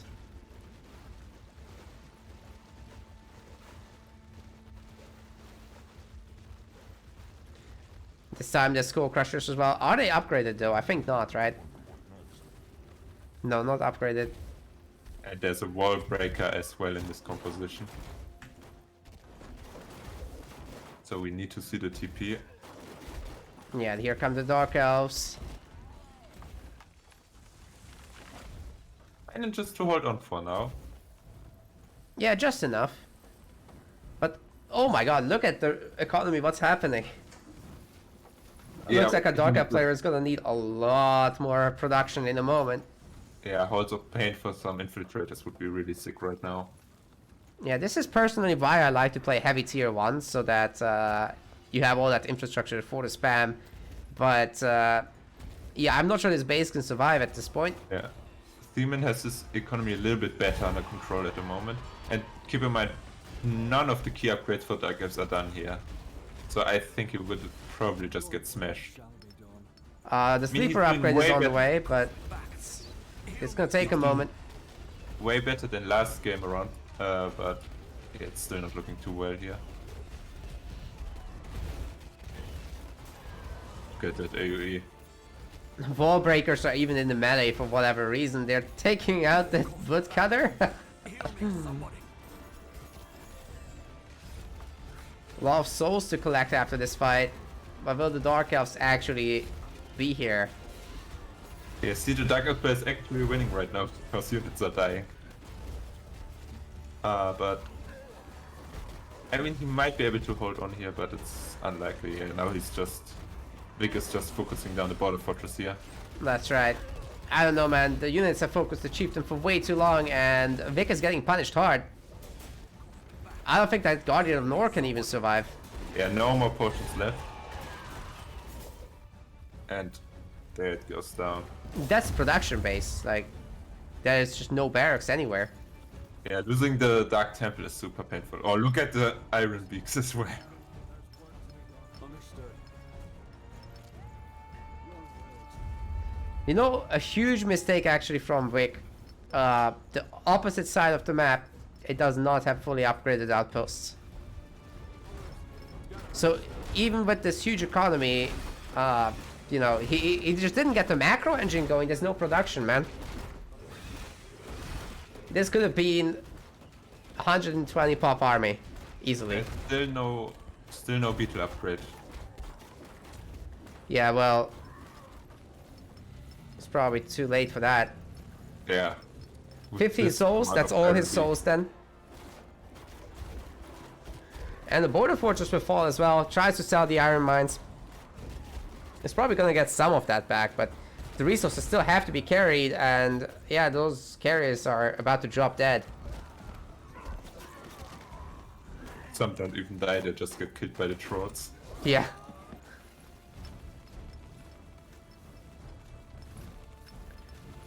Tier 2 for the troll main base as well. You know, it's scary when the troll is at tier 2. That's basically at tier 3. They can get their most advanced units now.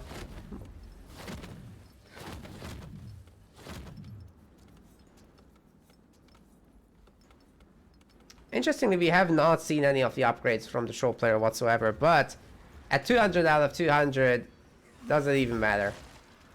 He's fighting an army of 74 pop, but mostly spiders. I think the infiltrators can't even take out the iron beaks, to be honest. Yeah, the iron beaks are just gonna kill all the beetles. And then move on the infiltrators, so... Oh, no, never mind. They fly away. Guardian of North is taking so much damage at the moment. Nice TP out, though. Yeah, it saves him, but he will probably not save the space. Yeah, how would you even save it? There's just no population here for Rick. Although the troll player has lost a lot of units. We gotta give credit where credit is due, but is that still enough? It needs to do that 3 more times at least. A troll player at minus 70 food.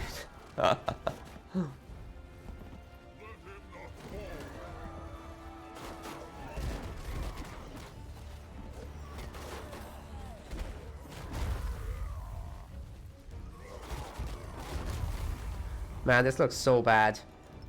Everything has been taken over by the trolls on the whole map.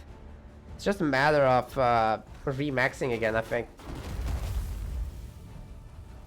Vic is holding on to dear life at 26 population. Has to sacrifice what little units he has in order to regenerate. Any items being purchased? There's 250. Oh wait, there's a helmet being purchased. I don't think we've seen that before. Health regeneration makes sense, so he doesn't have to spend so much potions or his units on healing. Sure. But yeah, it takes a long time to pay off compared to potions. Ah, the chieftain is going home for something. Looking to buy stuff. Might he try to go for the Titan here? Oh, what? The Troll Titan or the Dark Elf? No, the Brute Father. Oh, yeah. I mean, well, he just needs 75 iron and 125 golds. Just. He doesn't even have an iron base right now, right? He's trying to mine iron on the opposite side. 4 iron mines there now, by the way. Yeah, true, that's highly unlikely that he will get there. Yeah, he can't even use one of those iron mines. Yeah, is going for soul units at the moment. Selling woodcutters? Oh, he's running out at the capital. Oh my goodness. That is such a huge issue. What's the troll player doing at the moment? He's bought some items. I saw some potions getting picked up, but it looks like there's also an amulet now. We've seen the Ring of Notification. We haven't seen the Noria's command, which is plus damage again. Now combo that with the fully upgraded Brute Force 6. Yikes. That's gonna be some seriously damaging abilities, like the throwing junk with 368 damage. Also, he's maxed out again, and look at the amount of spike fingers here. Well, it's 8, but it's still impressively strong. Yeah. Ironbeak fighters? Wait, what is that? Yeah, you can upgrade them as well. Like I actually never seen that before. They look the same. Some spikes added to They them. are spiky now. That's where their strength comes from. Yeah.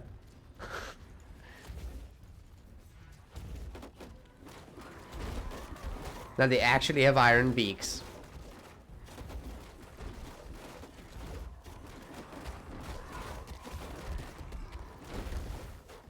Ouch, that is just savage, man. Like, oh. I have to try. I'm gonna get taken down in Vic space, but I mean, Not yeah. taking over to defend that. That's interesting choice. But he I just mean, wants to smack the iron. He's been Yeah. denying iron for so long. It's totally fine. it's a smart choice here.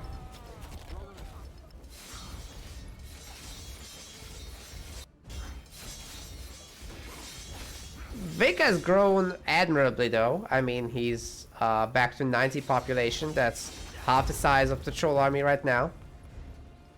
But it's not very high quality. We're talking 21 spiders. Mostly infiltrators as well. Why hasn't Theemin finished off his base? He wants to push again, okay. Yeah, that's weird, but I think it doesn't really matter at this point. No, I highly doubt it. I mean, this is, again, 193 population of trolls against the scouting post. Yeah, no.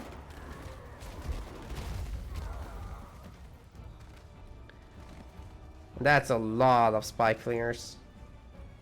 Game seems to be ended, Yes. which would put 2-0. Theemin into the next round with Vic playing against Aelith.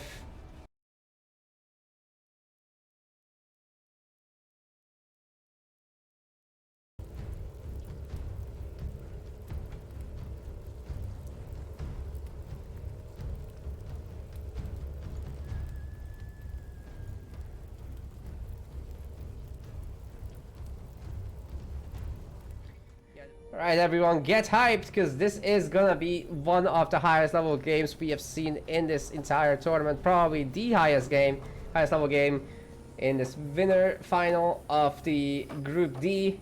D for Death. Playing as the Trolls in the purple, we've got Theemin on the other side, his opponent, humans. This is Khrios. Going for the Wolfguard Commander. And we've got the Chieftain as well. So let's take a look at those skills. By the way, I moved this skill tree to the bottom. So anyway, ladies and gentlemen, and entities of the Galactic Federation, strap in, because this is probably going to go to the late game. We'll be here a while. This map is quite late gamey. Righto, we've got Brute Force, we got Slam, and we got Throw Junk. Standard stuff, right? We've seen it before. Oops. And Khrios over here is going with the Shadow Strike, the Whirlwind, and also Brute Force, and Deep Waters, and Replenishing Strike. I'm doing work a little bit faster here. Of course. Oh, going forward, that's actually, yeah. That's why they're level 2, and that's why Theemin is not, because there's no creep in the close by sector. But these are safe, right? It's not as likely to get harassed. So that's why he's chosen that. Let me do some quick hero control grouping in this spectator mode. This will be a masterpiece. As well as their bases maybe. Should make things easier to jump around in the free view. And once they've killed their easy creeps, we'll be checking on their levels again. Until then, just enjoy the view, because this map is very, very straightforward, guys. There's a Smasher going forward, and the build order was, by the way, double Hunting Hut, and double Stonebreaker, and quad 3 Chopper. Very interesting. So this is a middle way between how Civi plays the matchup and how Jordy's play this matchup. Very interesting. It's a bit unit focused, but you also get the economy and the extra sectors in a more timely fashion. Smasher can potentially kill the Stonecutter if it pays attention, but might be going all the way back to the home base.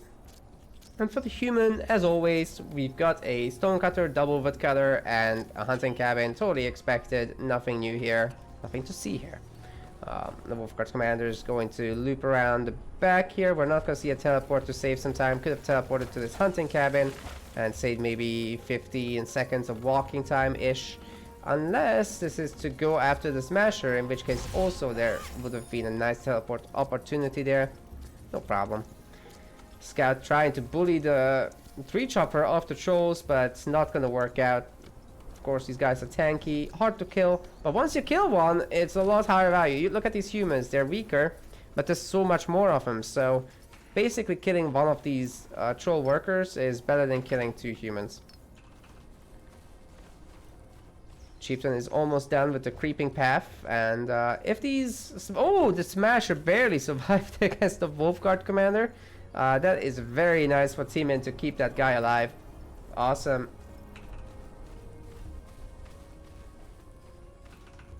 Oh, by the way, guys, if you want to see these replays, you gotta get them ASAP. So get either in my Discord or the Spellforce official Discord and go grab your replays. This is only for the people on stream. By the time this is on YouTube, I'm certain there will have been a patch. So sorry, this is all you get. I'm trying to explain what the players do the best I can, though. So hopefully you can keep up. If you're new and learning, Medusa are going to be taken on. All you need is really one Smasher. It's going to be a bit more comfortable if you have to. You let the hero tank some, and in that way you will need maybe 1 potion. But if there's 2 Smashers, it's really easy actually. For the Wolfguard commander, you want like 2 infantrymen and pull the Medusas so that you don't fight all at the same time. If you get lucky and their line of sight happens to just align right, you can pull them 1 at a time-ish. But sometimes they just come 3 at a time, which is like, ouch. You gotta watch out for that. Anywho, the scout is bullying.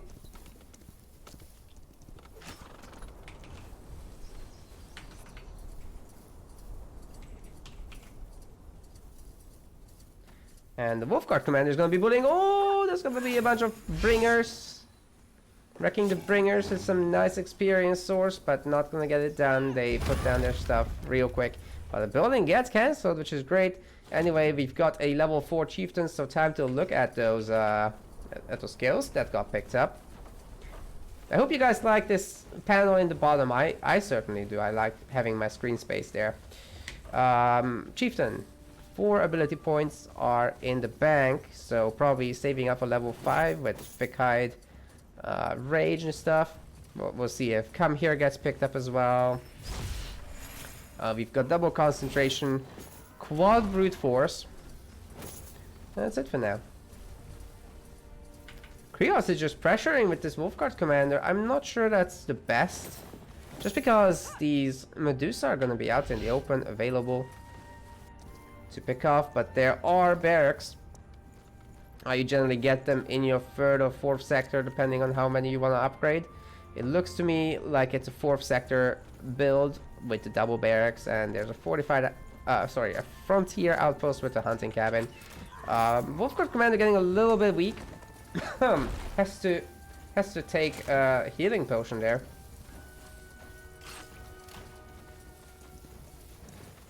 Resource-wise, our human players should be able to go tier 2 fairly soon, but I would assume that it would be just, you know, smarter to upgrade all of these flags to basic outposts so that the trolls can take them over.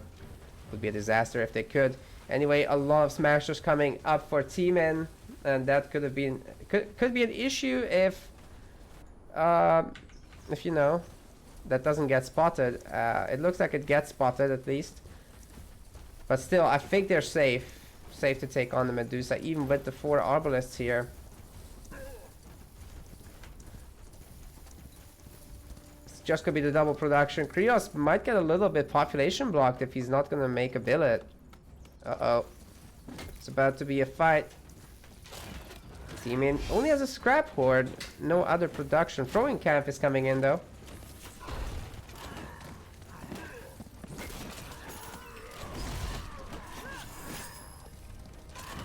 Oh, the Medusa are helping! They're helping Khrios, are you kidding me? That is savage, oh no. This troll is such struggling there. Really great kiting by the Arbalist, but not quite great enough. These Smashers get in and smack one to death. Great pullback micro from Theemin. More Arbalists coming in though, you can see them running around. Once they all group up, things might turn around a little bit. in the human player's favor, and I think Theemin knows this. He's just gonna run. That's fine. Good choice. Good choice.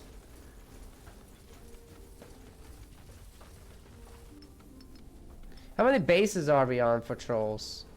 We've got a pretty balanced base in the back here with 2 stonebreakers. A more hunting focused one here in the front. He's got all the bases. Holy. Double fight hut. Hey. Hey, that's a lot of production, man. Nothing in the back.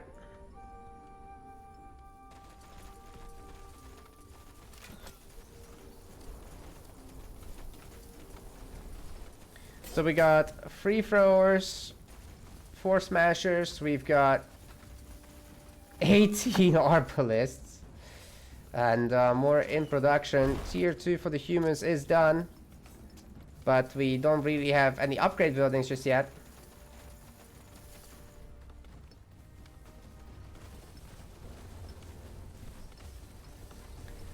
More spike flingers. Always more spike flingers. You never get enough. Still level 4. Yeah, the vulnerability point is still unspent, so that's gonna be kept for something there. Khrios still at level 4 as well, I'm pretty sure. Wait, that's level 2? What happened there? Level 3. Why does this say... Oh, okay. It's not on the way to 3, it's currently level 3. It's a little confusing. Even after all this playtime, I get it wrong. Terrible caster. Okay, they're gonna meet up. There's a lot of arbalists here. There's potentially enough troll units, especially with that AoE damage that Medusa has caused, as well as the slow. The smashers can get on top of this.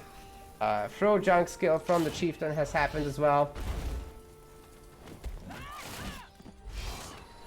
And the spike flingers are starting to do work. Wolfguard commander reaches level 4 though, so is this gonna be a bit scarier now? Oh! 5 arbalists just drop dead like they're nothing. Because that's what they are, nothing.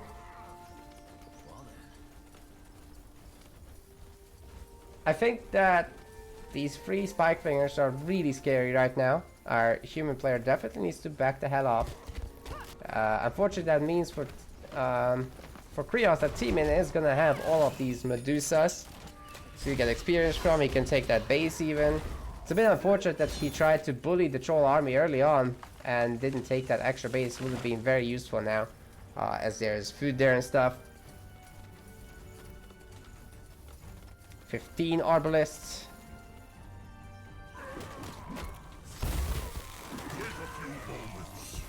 And we've got still only 3 spike flingers. I'm sure he wants to pump those numbers up.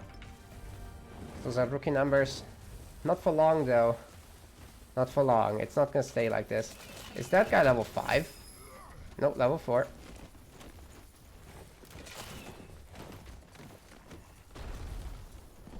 The fight going down. Oh no, no, no, no! 5 more arbalists just mounting to the spike flinger. What the hell? Oh no, this game might end real quick then. Another spike gets flung at the humans. Chop, chop, man. Let's get to work. But the fortified outpost doing work and sends these guys away. Who am I kidding? They just dropped dead. Oh my god. Iron Mine is gonna get taken down. At least a human player is trying to transition into something more suitable. Like high-ranged arbalists, once they have their upgrade, they just perform a lot better in this situation. But it's gonna take a while. There we go. It's up to 5 now, and the chieftain reaches level 5 as well. Picks up Thick-Hide Rage. And what's the other point gone to? Slam and Throw Junk have been upgraded to level 2, so yeah, this adds a weakening, which is gonna combo excellently with anything that gets in touch, and also a heavy bleeding gets added to the slam. Very good. So how many flingers are we talking? Still 5, with no more being made right this moment. There is a hidden camp, which is training a wall breaker. And there's probably gonna be another skull crusher is being made. Definitely wall breaker material right there to break down the main base as the barracks are being taken out. This is the perfect opportunity to do something like that. Especially with Khrios only being on 13 Arbalists, and that's it, guys. That's it. Arbalist precision shot is underway, but that is the only building. There's no economic upgrades for the human yet. And I think it might stay that way.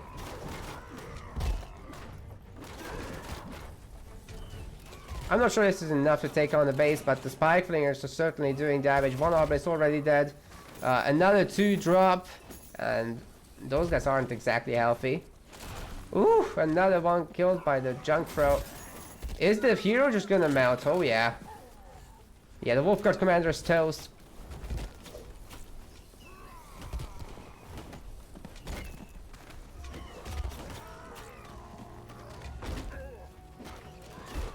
It's 2 wall breakers. See if those numbers get any higher. 3 wall breakers, so there's more on the way. There's a bunch of skull crushers as well. Still staying on 5 spike flingers, which is it's clearly enough, right? One of these wall breakers is probably gonna die to the combined fire of the base and the Arbalist, which is nice, but Khrios is just gonna GG out, and we get a victory screen, which is actually for Theemin, not me. It showed my profile picture though, so I guess the viewers win.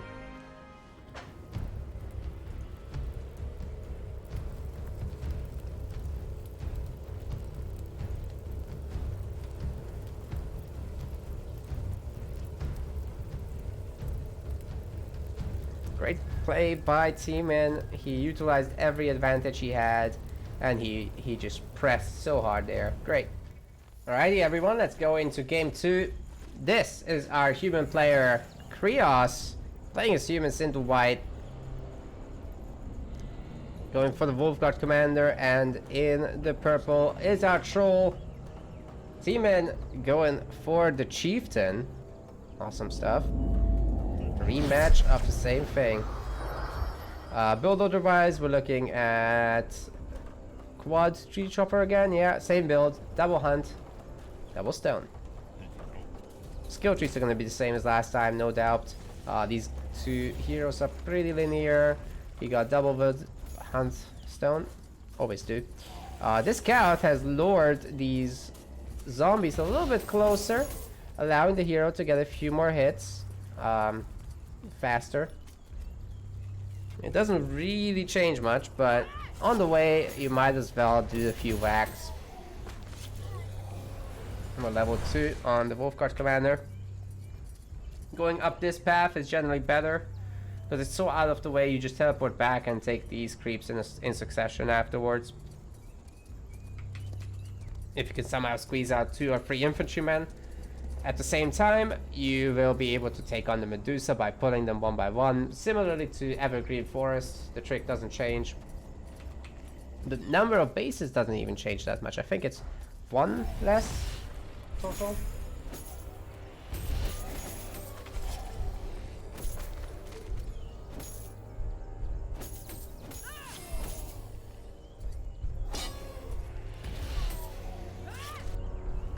Got the teleport back from the chieftain. That was some pretty quick creeping, and the smasher has been made. Gonna meet the scout on the way.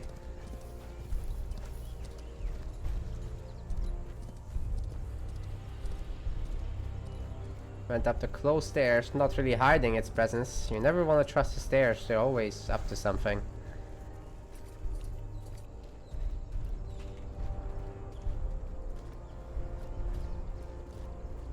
Yeah, troll player's a little bit ahead in terms of grabbing the bases. Pretty cool. Tree chopper should be fine. I mean, just gotta press that bell button on the tree chopper. And the worker will garrison and cannot be hurt. Will regenerate over time. Yeah, there we go. Now I just need something. That smasher coming out right now is going to shoo this scout away. Of course, the scout is a good boy. He's being put on defensive mode. You see the shield here? It's because W got pressed. And that means that it's not going to aggro into the town hall fire. Which is great. Scout gets to live to fight another day. But here is a troll, and 2 smashes equals dead human. It's another dead human, but it's a carrier. They get replenished real quick, and there's a lot of them, so it's very hard to get them killed, really. Stonecutter workers are getting hurt now, though, and that is going to hurt the income. It's also going to be a garrison there. So those guys are idle, the ones that are alive. 2 smashers. First smasher is out. A pretty good build by Theemin. You gotta love it. The second base is now pretty much upgraded. And that's the only one that Shows can afford at this point. So he's working on the third. Slowly but surely. We're gonna have 2 hunting huts here. Double Stonebreaker and a tree chopper. And this is the human player's opportunity to take away some of these eye banners. Always a good idea. By the way, the Wolfguard Commander, one of my favorite perks in the game, has a lot of replenishing strike. Level 2 replenishing strike actually, and no whirlwind. That's why the creeping was so slow, so we should have looked at this. We also are going to have a fatal blow, which has an interrupt in it, can stop the big boy troll chieftain from doing its spells, or rather abilities. We also got triple deep waters. I wasn't saying what this does. So every 5 seconds when you do an attack, it does 100 health healing in the aura around the Wolfguard Commander. Very, very useful. You can get an entire army healed up. The Smasher is gonna run away, but there is Shadow Strike, so the Wolfguard Commander could teleport to the Smasher and hurt it. And we're gonna see some of that just now. Yeah, see the hero just heals itself back up. And the Smasher's gonna take a bit of damage. I mean, Theemin probably is working on more smashers and should be able to take the Medusa camp. The smasher is going to run away as well.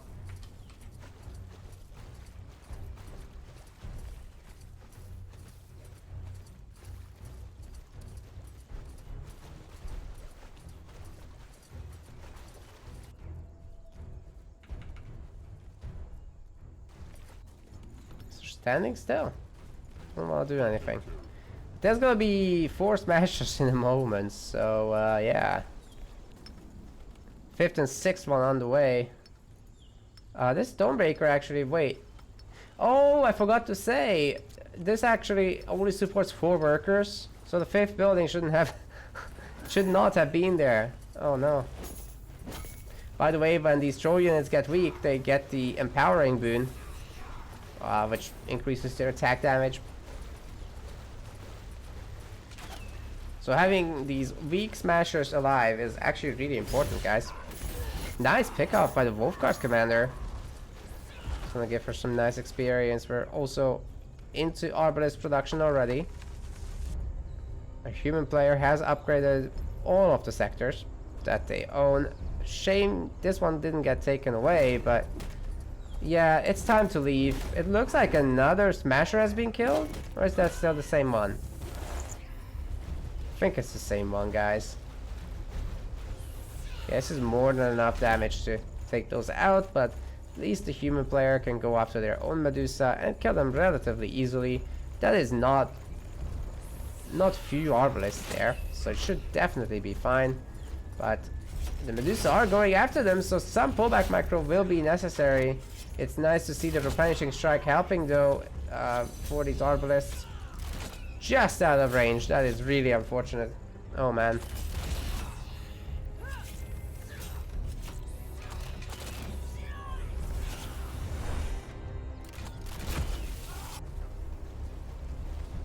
Level 4 on the chieftain. Yeah, the Arbalists should stay alive, but you can see them getting low, and two of them actually died to the Medusa. That's gonna be a problem when the smashers get around. Although there's more where they came from. There's no base, however. Meanwhile, the troll player has their 3rd base working on the 4th. It's not Like, the buildings aren't done, but he's working on it. Oh, there's a Medusa left. Oh, man. Theemin is gonna get ahead in experience. Look at this. Already here. Whereas Khrios is here. Ay, ay, ay.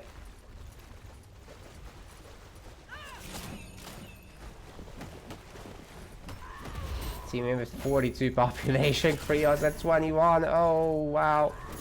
Could be such a big problem, but nice double takedown. See how we're doing with the skills. 2 unspent points. Could probably go with the tenacity thing. Tiara, I need healing. Or could just pick up the whirlwind, but it's probably not as good against the trolls. Need that single target damage. Theemin still pretty happy with what he's got. He's got double fight hut, a scrap horde, and the throwing camp is starting right now. Saving his skills again, but we're going up to 4 barracks for our human player. Last time this was not the case, so the fact that they can afford this is great. Frontier Force is upgrading. It would be great to see a billet. Also, we've got tier 2, so maybe some research buildings would be nice as well, you know, to just get that food economy going a bit better. Food upgrade is very, very valuable. There's a frontier outpost coming up, and this one's also going to become a base. Yeah, it's gonna be the same thing, guys. So smashers upgrade into throwers, a thrower upgrade into spike flingers, and then things are gonna get rough. Human player has to have a substantial army, as well as maybe some units in the front. Flag has not been fully built. Oh, clicked away a little bit too soon there. It's the throwers already.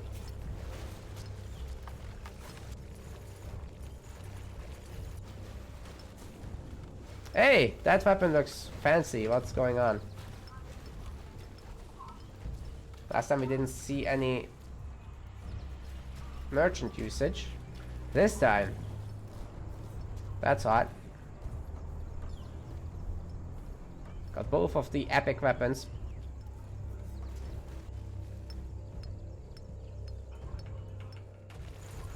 Whereas our human player still on basic kits. 6,100 gold in the bank. She could easily gear up for that. Where's the billets? So human player just forgetting. Making one now, never mind. That's very good. And I also like that they've been placed in the front so they can see a run by coming. It would be really good to place on baby here so that run-bys get spotted earlier. But it would also be useful to just keep line of sight just in case, you know, just in case some wall breakers get made or something.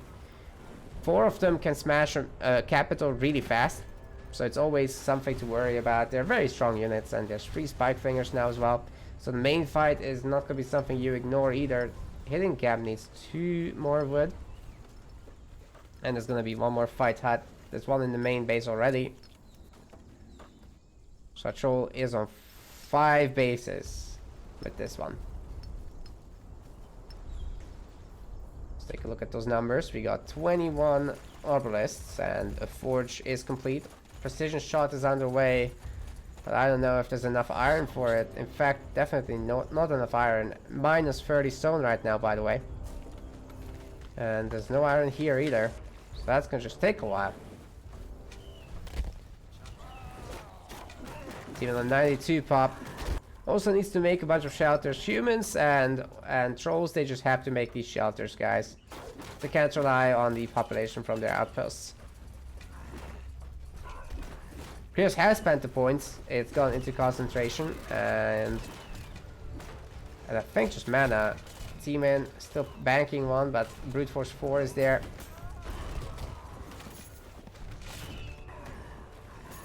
No mass murder has been committed yet, but those arbalists are getting really weak. Drill hall is up.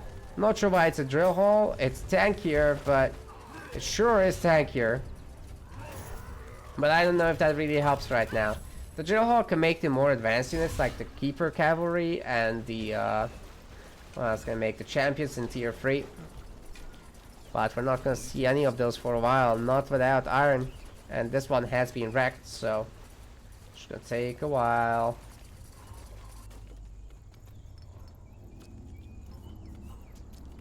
Precision shot is not getting made, not yet.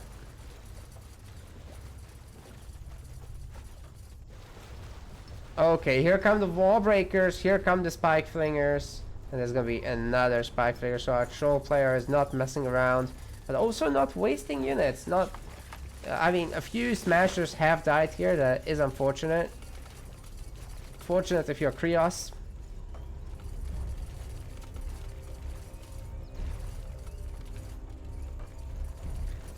But Theemin is gonna be very happy with this army he's got right now, and that is perfect for smashing this base. Our human will have to teleport back, and even so, I'm not exactly sure they can take out the wall breakers, not even with this fortified outpost being quite healthy and being repaired.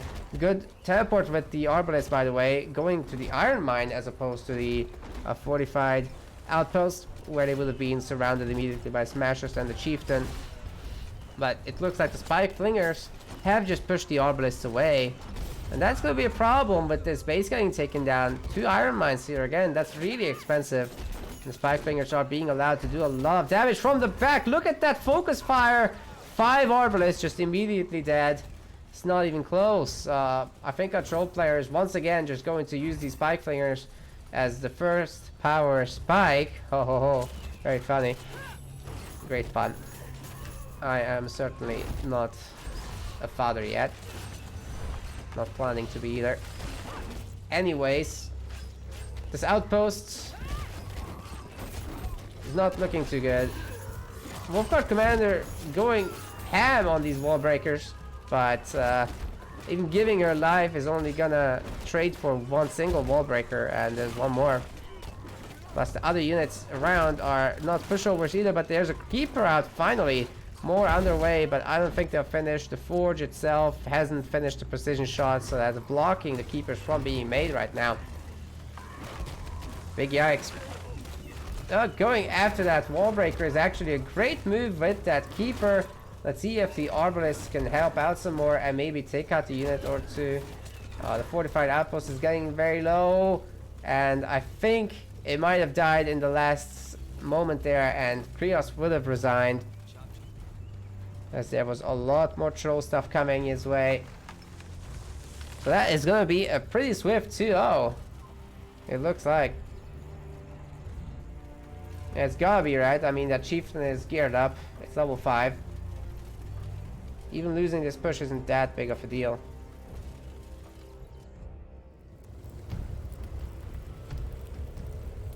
There were just no human units left at the end here. Yeah, look at that. Brutal. Like, there were some exchanges. Some troll units died, but troll army just kept growing all game. It didn't matter. Arbalists would just melt.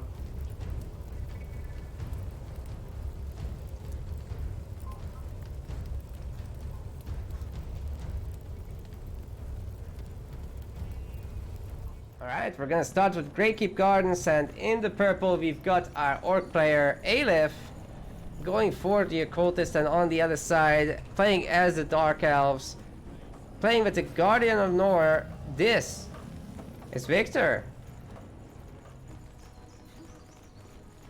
Spectre runs a little bit into the bandits, but it shouldn't be a problem. I'm pretty sure the Guardian of Nor wants to either go through this and ignore this, or get this and steal these creeps. So we'll see what path they take. Our orc player might also be doing that strat, so we'll see. But generally speaking, I find the orcs want to go for a rather regular path. Not this time though. In fact, it's going to be reversed. Our dark elf player is going to play standard, and he's going to get his sector stolen by the occultist, but it has been scattered by the spectre. That's a great move, and we might be seeing a change in pathing as a response by the Guardian of Nor. That would be ideal, as you cannot flag fight this guy. The occultist is just too good at it, but the slows from the spectre are hitting hard, and this guy is just not advancing as fast as he normally could. But Victor is ignoring it. He's just gonna take this third sector anyways, but then probably he can teleport back to this hunting cabin. Dark Elf build. It's, let me highlight this, it's hunting cabin, triple wood, sorry. And there's gonna be 2 workers later, which you can use either for a barracks or for a stone. I generally go for the stone. Okay, we're gonna pause here for a second because it's a little bit laggy, but anyway, let's continue.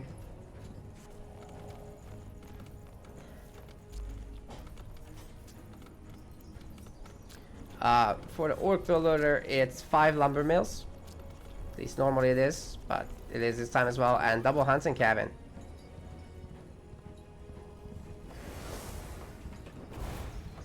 Got additional slows on the occultist. And Victor is trying to get through here. More lost souls. What a pleasant surprise.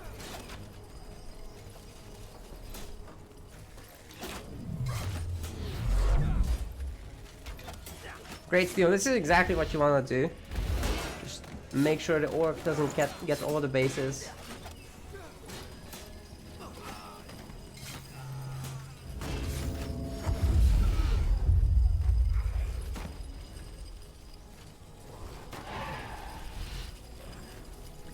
Is that flag fight gonna go low? The scouting post is not gonna upgrade. It's gonna take only 3 hits. Can our Dark Elf player remake it? Yes. Yeah, the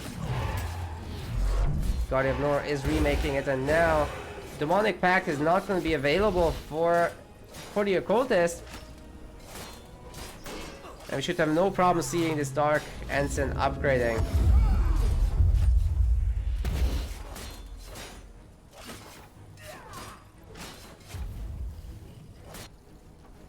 What have we got here? Woodcutter. This is not being upgraded in order to, you know, make this finish. The Guardian of Nor are gonna try to bully here. Again, as long as you can be placing down your flag after the Demonic Pact, you should be in a good position. But if the Orc gets it first, you're just gonna leave it alone. It's never gonna happen. The teleport should give a little bit of a lead to the Guardian of Nor though, but there are creeps here. So I am not sure you can actually hold it. Spideys are coming around, and this might be a good pickup for a Dark Elf player. Could make a huge difference actually. There's Skellies as well, which he could bully if he goes back. I don't think he'll get this additional base though. There is wood for it, so I mean, yeah, the flag is gonna get wrecked now, but the next round, Guardian of Nor is standing really close and gets the building started. It's already quite damaged though, and there are Scoundrel this time around.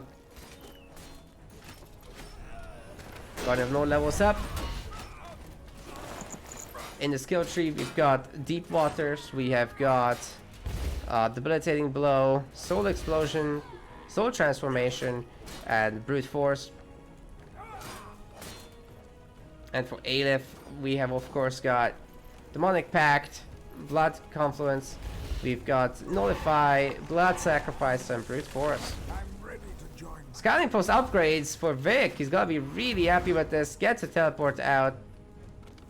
That's some great damage force right there. What the hell? I think a projectile from the scouting post has went through and hit the hero despite the teleport. And I'm not even sure that was out of XP range. Guardian of Nor is level 3. How high up in level 3? Not very, so I guess it must have been out of XP range. That is very, very fortunate actually for Aelith. Has a lot of spiders now.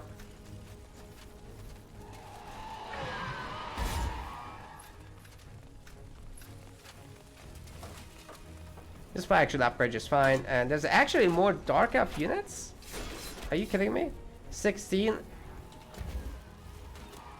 No, not more. But comparable populations, especially while there's no Orc hero out, so this is pretty good. We've got a barracks, a Hall of Pain in the main, as well as spider production from the Town Hall itself. All that is going into the Godstone, coming out of here, then the Godstone is basically acting as a rally point. Frontier post in the front, hunting cabin coming in. Game getting a little bit laggy here. It's really unfortunate.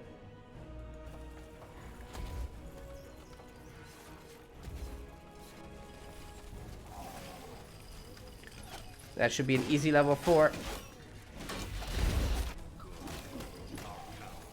Skellies are hurting these goblins a lot. Our orc players should definitely be thinking about getting some better units out, or just swarming really hard. They're actually not really ahead in the base count right now. This is never great when you're an even number with the Dark Elves. The orcs should be really far ahead in terms of map control and also unit production as a result.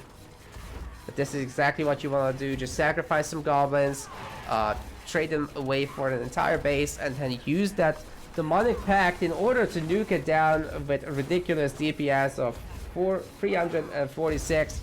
Base is gone. That was an upgraded base. This is nothing to scoff at, guys.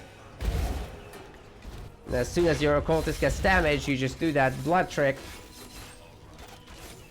You should be in a pretty good position from there. Dark Elf army has to run as the scoundrel. Just do a ton of DPS here. The non-weakened ones do 25 damage per attack. And I don't think the Guardian of Nord will like this. See, the upgrade doesn't even get made. It gets cancelled, and actually the Guardian of Nord gets pulled back. Could be trouble. Yeah, he needs to teleport out or something. That's what he does. Still quite a few Spideys. Frontier posts here. So I was becoming a frontier post to Dark Elves. Don't spend any stone on upgrading buildings. They only need it for the Hall of Pain, their upgrades, and they are able to actually upgrade their buildings, but they don't really use that unless it's farms and they have a lot of stone.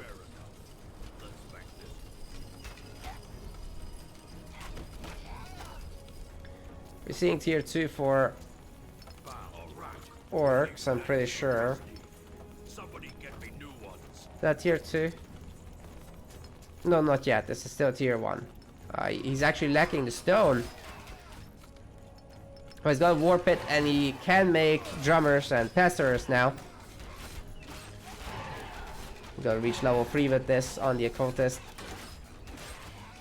Yeah, just 6 bases producing. Got quite a bit of gold here. After these Kellys are dead, he could think about going back and, you know, picking up some items. Especially because the focus potions can be sold. He doesn't need focus, he doesn't use focus, as you guys can see. All the skills require a health sacrifice. I'm not sure that's enough for 5k armor though. Meanwhile, Dark Elf player has teleported back and is doing some creeping on the easy side bandits. Well, they're relatively easy. These guys are a little bit tougher. Almost like real human units. Anyway, the Guardian of Nor is currently at level 5. Has not picked up any of the special skills yet. Also has not picked up soul catharsis. This side is all about sacrifices and, you know, boons for the army. But we're not really seeing the usage of that. We've got Plague Field. You sacrifice a unit and everyone around you, enemies, get weakened in their resistances. Aelith has some drummers now, has pesters and scoundrel. His army is getting really big and strong. Victor, 12 infiltrators, 12 tarantulas.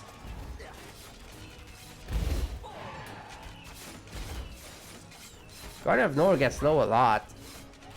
He's really gonna need that sacrifice thing. As you guys can see, that's a lot of negative magic resist. And heroes happen to be magic damage. Spiders happen to be magic damage. So it combos pretty well together with the spiders and the hero damages. Also the bases shoot magic projectiles for Dark Elves. And actually the Orc army is pretty much gone, so he's done a great job. Can he push into that? Probably does not want to, as he's more interested in, you know, healing the units back up. And then later he can just take these souls over here, which we can't see from the spectator view, but from Vic's view, that's the Dark Elf resource right there. Got a second Hall of Pain. Probably wants to think about the third soon, rather than tier 2. But he is tier 2, that's the capital, excuse me. No other buildings yet, but the frontier post is going to be fortified. It's going to be like extra 2,000 health or so. Pretty sure about that. Maybe not 2,000, but it should be something close, right? Oh, it's 3,000 health. That's even better. So yeah, the Hall of Pain is getting the second worker now. That's gonna make it a full production speed instead of half. Meanwhile, Aelith remaxed pretty much. Well, didn't remax, it's not full. Could definitely spend a little bit of money on some pesters or something. Or even war grinders, anything really to spend that food. That's a lot of food in the bank. Building gets blown up. Bear in mind the orc buildings are really weak. They only have 12,000 hit points versus the 1,800 of the Dark Elf ones. Vic seems to be still at level 5. Nice to have a level advantage against orcs. We'll have to see at some point if he can take on the wyverns that are at the edge of the map. They protect some iron mines. And on this side there's actually 3 wyverns. So lots of XP to take if he chooses to do that.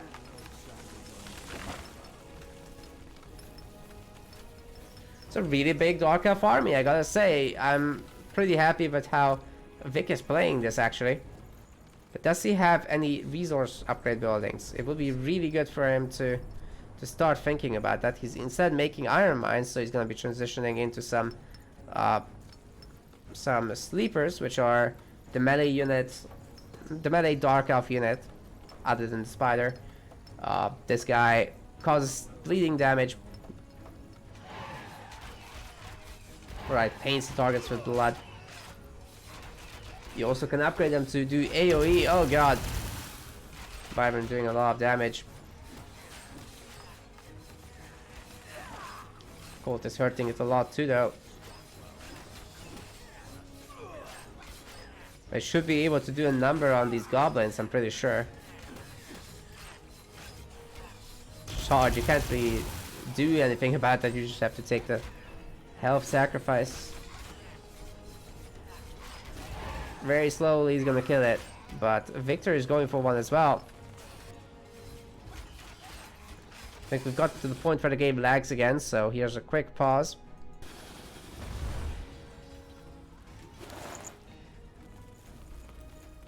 What has he gotten? Notification ring, that's a very good one. Oh, we've got a weakening orb. So you can throw that on the goblins at some point, Victor can. And let's see what he gets. It's an amulet. Shielding amulet, it's just the same but better. Picks up Soul Catharsis and Soul Shield. And we've also got the second point of concentration, the second point of soul transformation and soul explosion. So this is really nice because it can silence enemy creatures for 5 seconds. This is regeneration and immune to afflictions. So everyone in the aura is gonna be not bleeding once this is done. So it's a perfect counter to the occultist trying to leech health. It's a big brain play. See how it plays out. We should be having tier 2 for our orc player, and I'm wondering if he's making any hunters. Yes, it's the next move in this generally. We might be seeing a bunch of brutes once he's at an advantage to try and push his advantage. But yeah, so far very, very even map. Finally, fight will be going down as well near this. This is about to be a border fortress, so this is not going to be easy to take down. Even though with 6 hunters you can do a lot of damage, Vic also has a respectable force. Starting to work on the sleepers, like I said. Farm transition is on the way. And a Dark Temple is being made. Gets in the middle of it all. Has thrown the weakening bomb. Done a sacrifice for the soul shield. But it doesn't seem like anything's dying. All of that weakening for nothing. Yeah, maybe 2 gobbles died there, nothing serious. Really doesn't look like a lot of corpses to me.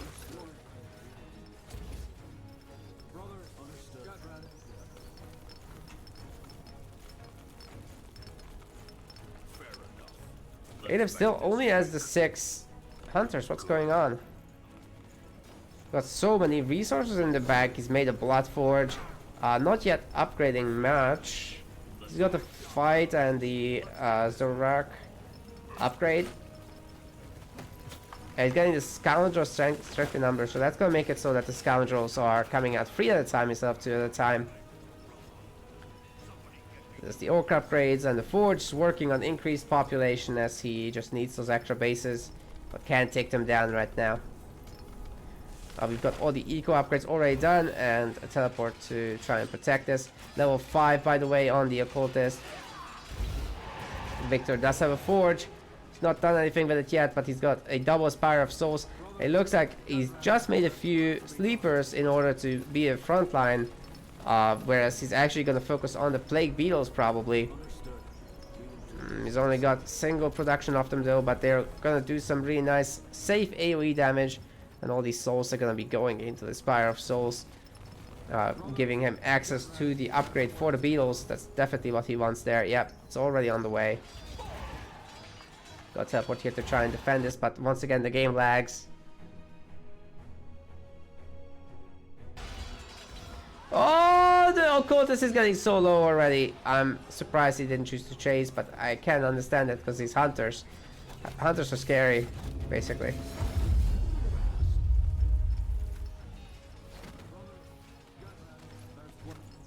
Teleport home, and I think the occultist is just gonna buy some better stuff. Axes, daggers, swords, everything for the wary traveler. He's not even equipped the ring all this time. A fire orb? What? A fair offer. Why a fire orb? By the way, he's picked up Sanguine Burst and also Blood like Tar.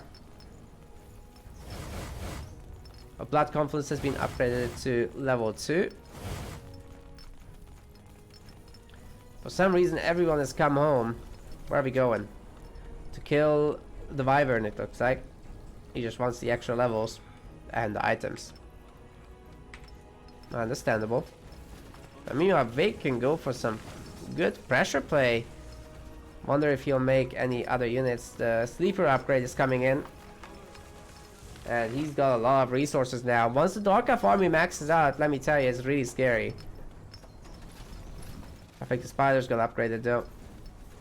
Nah. I would also really like the infiltrators to be upgraded, to be honest. Okay, this is starting now.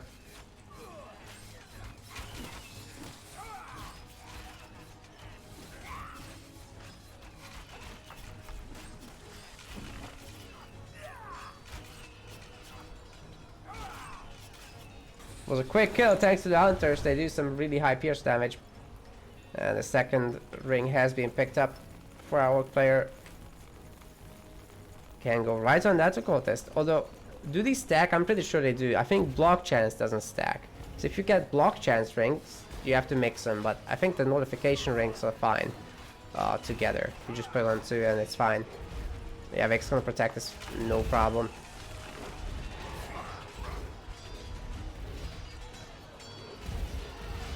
Pretty sure the bugs have their AoE now. Oh my god, that hero just melted. What just happened? I'm sure it was weakened by both the bomb and the other thing. Although I don't think you can stack weakening, right? I'm not sure. Maybe someone in the chat can correct me. He's got an ability with the sacrifice to do weakening, but I'm not sure that can stack with the orb that he can throw. Also got some basilisks, so we're really heading into Dark Elf late game territory. These guys may not see. They've got some really good attacks.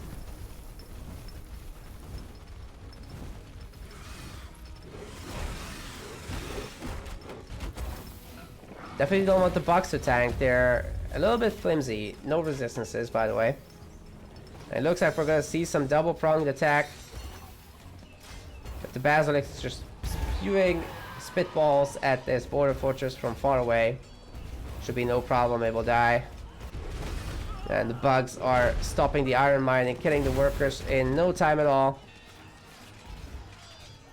Quote is already really low, just as the fight started. Of course, a lot of the health is reserved due to skills.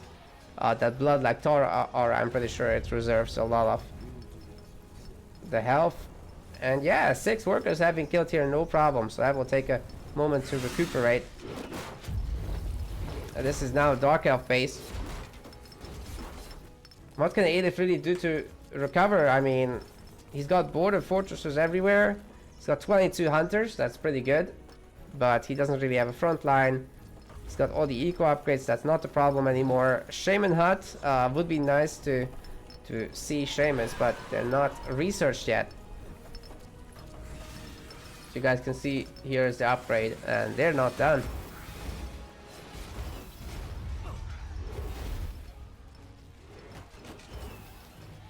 Once again, a big Dark Elf army. Mostly spiders in the front though. A bunch of sleepers as well. But they do AoE now. You can see all that blood.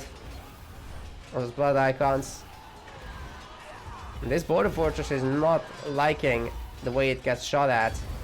These guys are immune to afflictions, and we've seen some kind of meteor spell. There's also a Scion in the middle of this.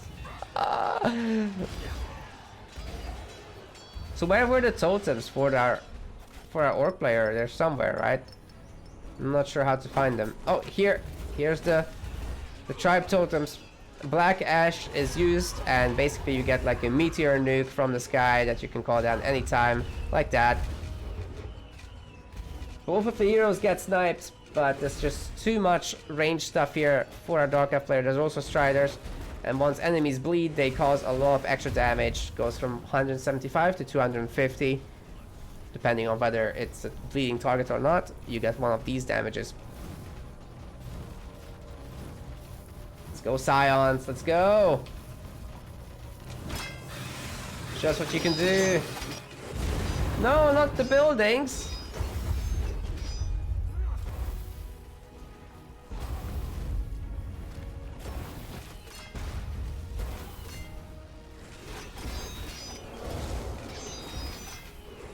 Man, these tribe totems just get absolutely melted. 3,000 health, that might as well be free health. Against basilisks, at least. Oh, there's a lot of corpses here. It's gathering grounds for Vic. Level 8 on that hero. Ooh, that's a lot of souls.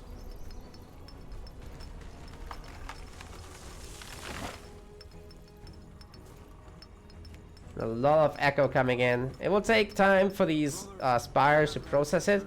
I don't know, I guess you gotta grind some gears together. And yeah.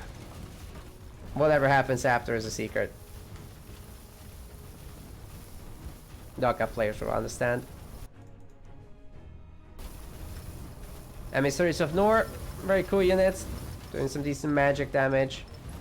Not very huge range, but they can summon skellies from these souls on the ground. Mess up your targeting a little bit.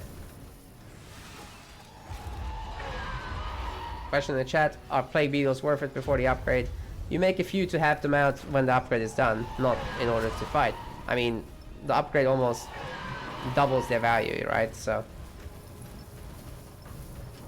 more than doubles it. Woo-hoo-hoo. That is 5 harvesters, which implies 5 Spire of Souls. Only 140 population for our orc player. That is not enough. Good dodge on those warnings. Most of the upgrades are actually done for the Dark Elf, except the Infiltrator Blitz attack. I really like that upgrade. I'm not sure why every Dark Elf is skipping it. It's 10 souls only. Might as well make those immortal.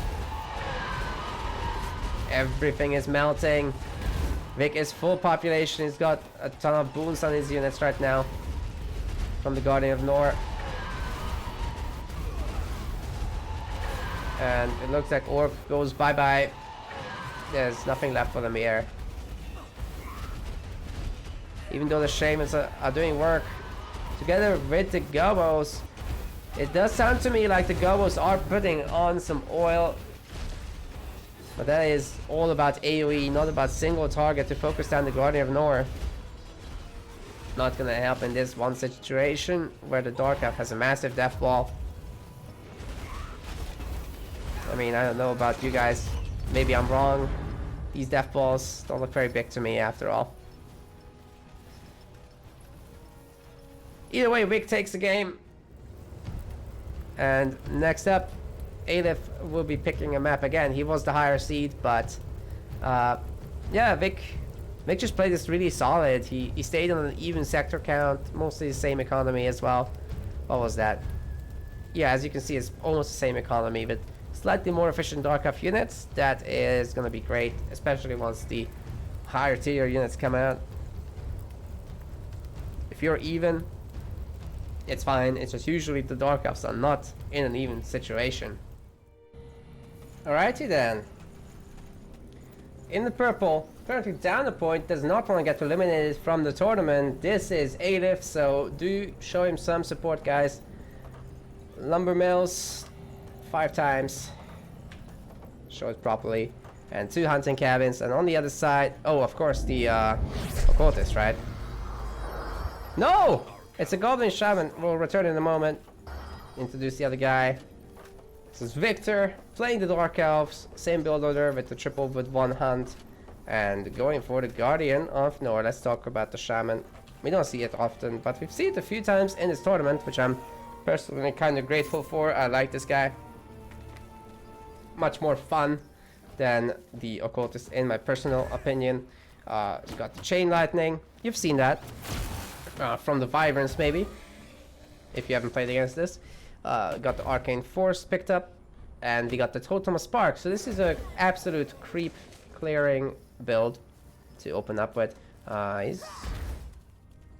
You know what? The Spectre has actually done an incredible job. So what happened here? It pulled away these creeps and is wasting the Goblin Shaman's time. Right now, this Guardian of Nor is making rounds. Well, this guy is just waiting around and smacking creeps in the face.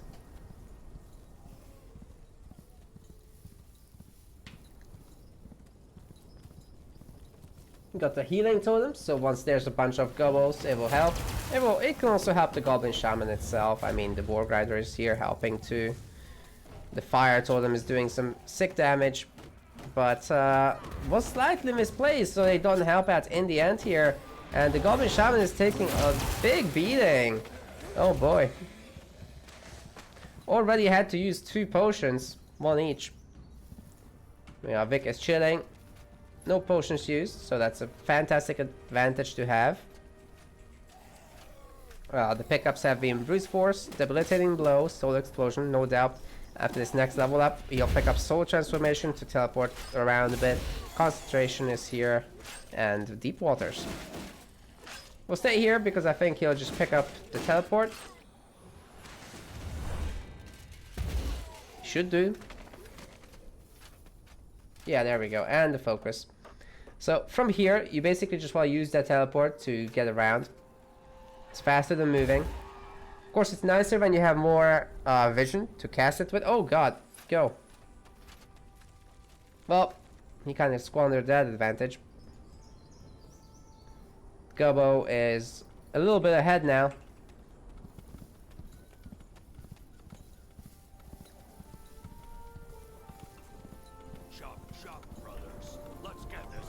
Aelith has picked up another Deep Waters and another Arcane Force.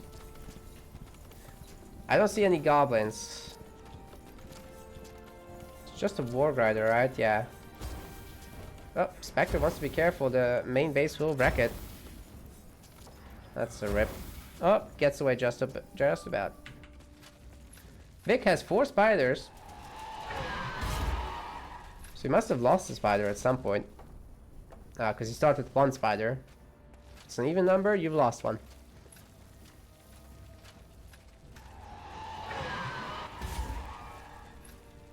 Splitting them up. Interesting. Gonna get this back place first, and then he can start thinking about the Medusa. Same goes for Aelith.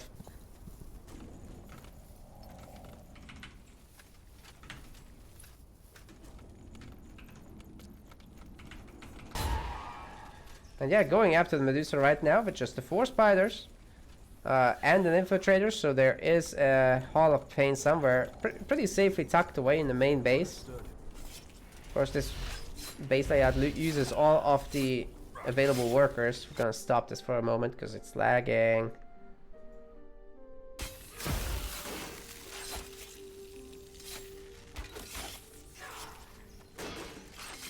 Spiders are in trouble. I think this was a mistake to try to engage all 4 Medusas at once, and 2 of them are gonna die, I'm pretty sure. Oh! Nice one. Good save there. And our orc player is not working on the Medusa just yet, but has all the bases upgraded besides obviously this one. We'll try to bully around the Medusas, but our Dark Elf player will be pretty much done by the time. This infiltrator needs to pull back, as the next shot would kill it.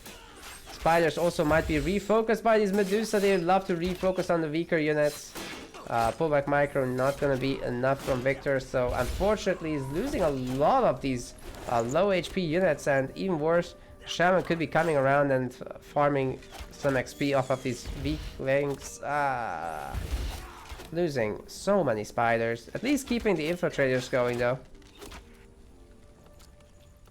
It's always unfortunate.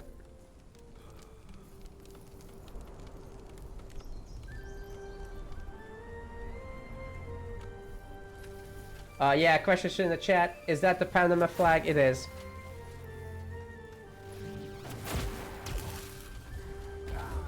Gets 1 kill on a carrier. Not very valuable kill. Also good bell. Vic gets the bell prize.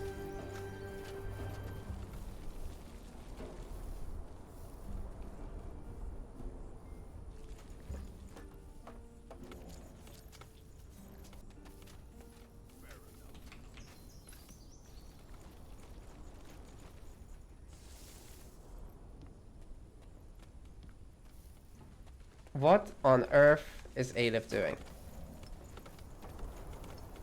He's gone tier 2 off of no units. So he's being a spicy boy. He's going frontier posts everywhere. Vic has gotten items. Got the armor. It's gonna make him a lot tankier. He's got a decent army. And you know, a bunch of... all the bases are upgraded now, I think, for Dark Elves. Yeah, that's good.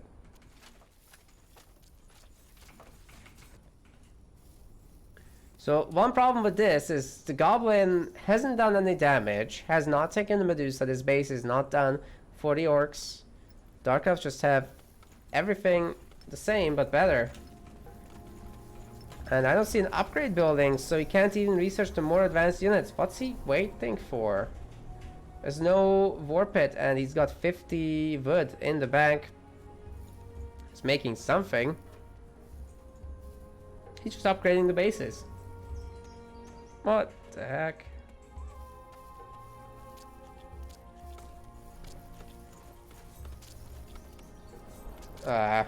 Iron mines at least? Yeah.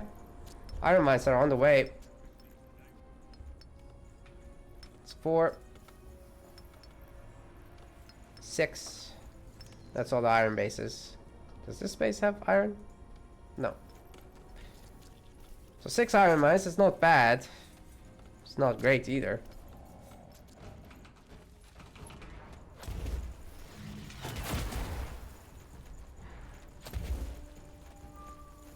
Yeah, Shaman once again has to leave.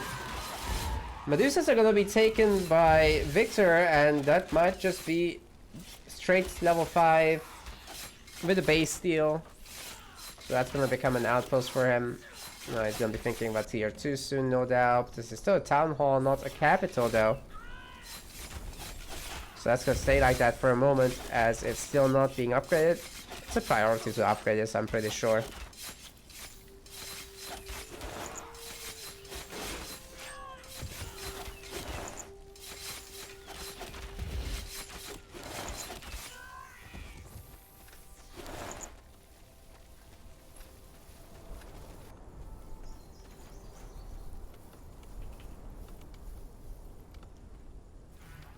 What is he doing?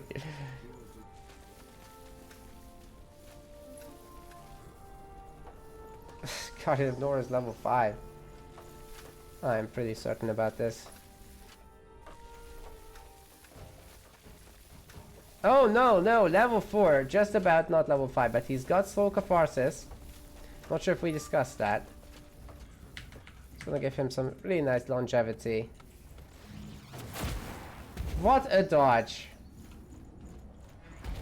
I think it's still connected. It showed up as damage, so something got damaged. Picked up a carrier, but not a big deal. Town Hall is upgrading to tier 2.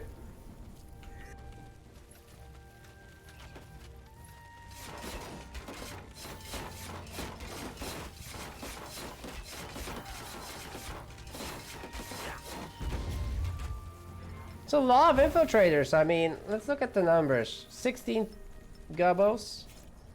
Some production. It's making hunters finally, so that's upgraded. Let's see how that works out. I mean, there is some food in the bank.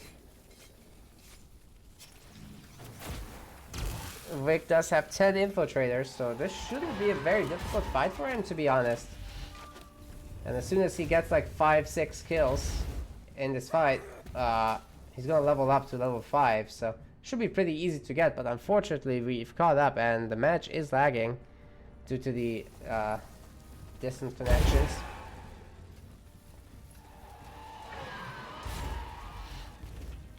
Guardian of Nora keeps getting in there. But the spiders always returning home, there's never going to be an exchange, and honestly, this does not get much more Dark Elf favored, although they are hunters now, so I understand if he wants to be cautious.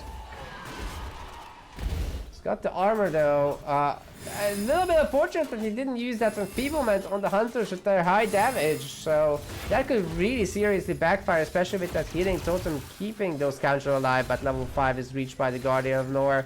The spiders are getting on top of the hunters, and the hunters are getting really out of position, get a kill, but even so, they are not catching up for the Goblin Shaman in experience, and a lot of hunters died for this.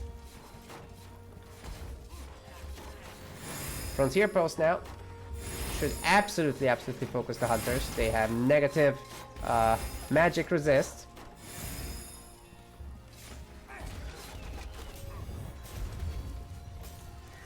Oh boy.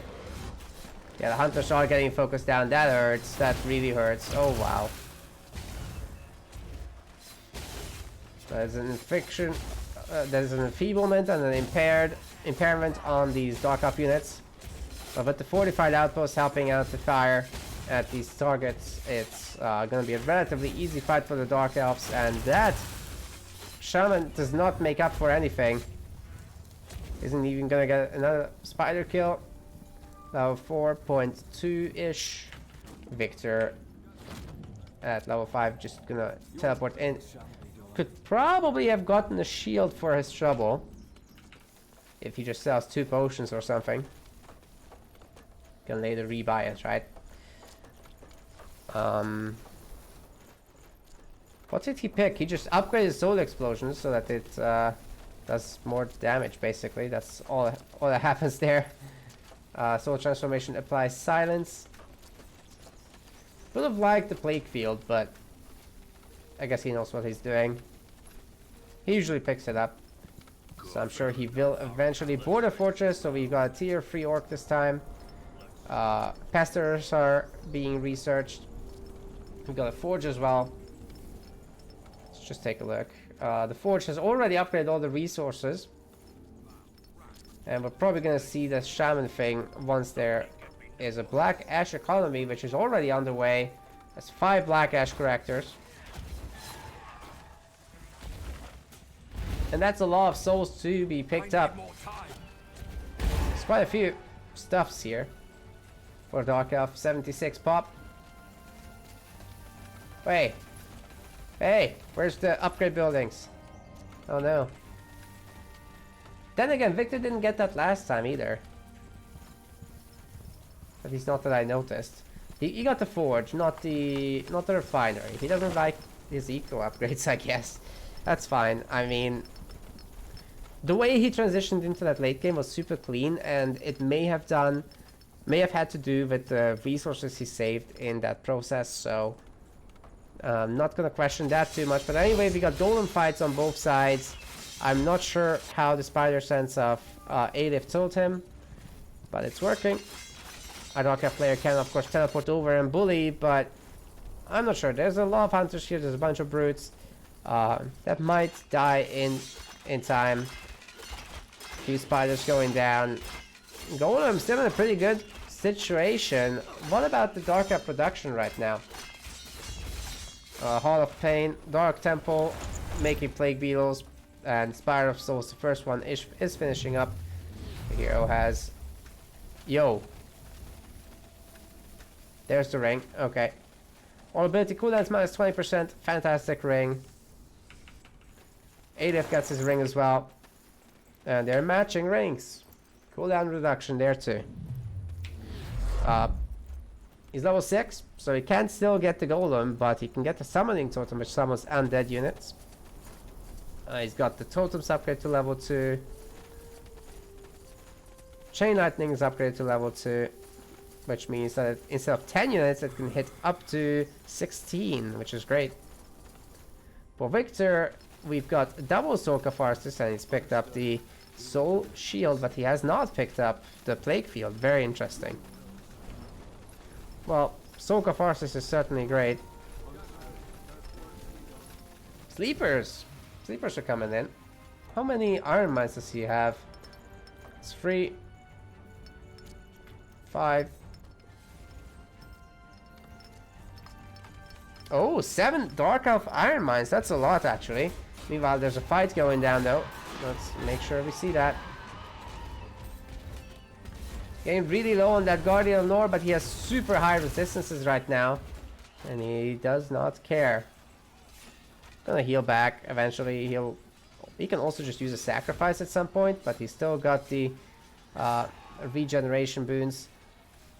Did he just sacrifice an infiltrator? I don't think so. Yeah, he's also gonna heal out of combat, so it's not that big of a deal. Meanwhile, for an orc player, he's lost a few units here. It's never great for him. He's got shamans coming in though, and where's the pesturers? I want to see if he's making any pesturers right now. Yep. As for upgrades, in the Blood Forge, he's getting the Incinerate upgrade, so we're gonna have some AoE this time around. The fight for the Cal and the Zarek Steel upgrade not yet started. The Scoundrel upgrade not yet started. That's definitely gonna be a good next step after this one is done. And the Dark Elves have had enough. They're going after the Black Ash. Some big regen going down. Spider's getting a good connection with those hunters, and it looks like the Plague Field is finally here. For Vic, double Plague Field as well. So it's like a pretty high resistance reduction.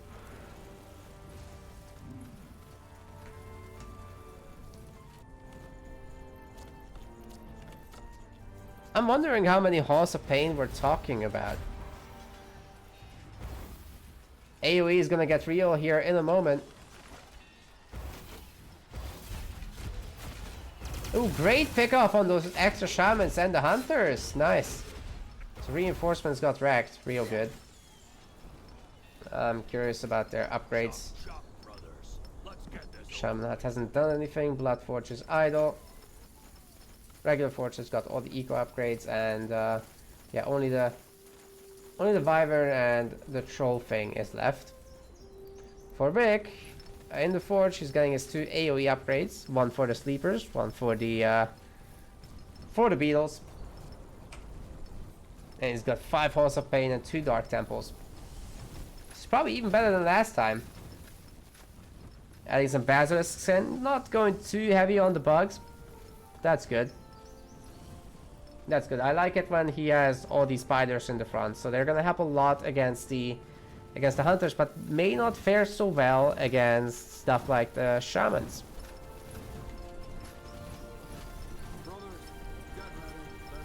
It's a really high tier army for orcs. Not very zergy, right? But it's just high quality.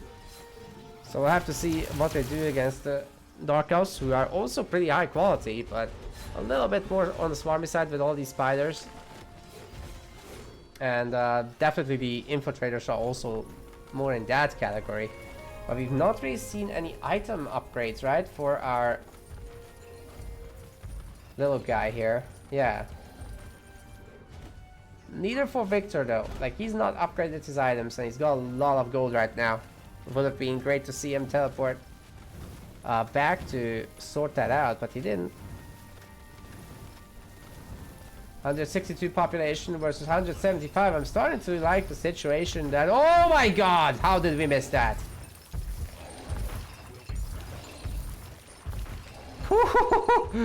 Strap in, he's full pop and he's got a freaking Titan.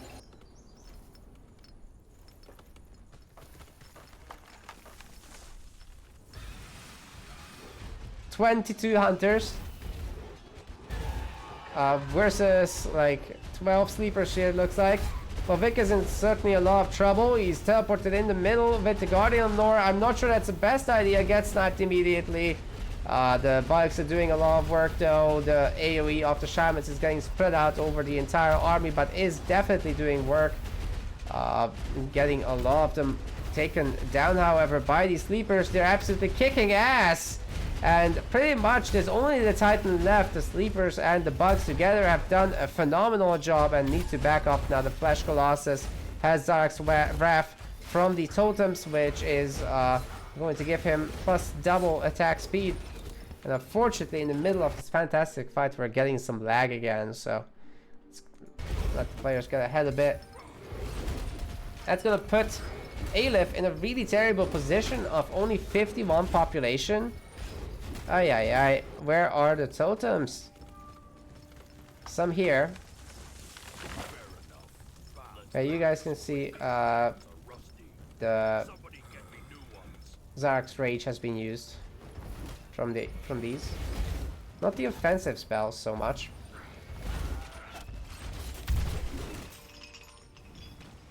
This guy has the Zarak's Blessing spell, which triggers it on every ally. It doesn't seem to be used much by Aelith. That's definitely a mistake. Meteor's gonna take down some stuff. We have some very interesting orc late game right here. Oh, souls, souls, souls, souls.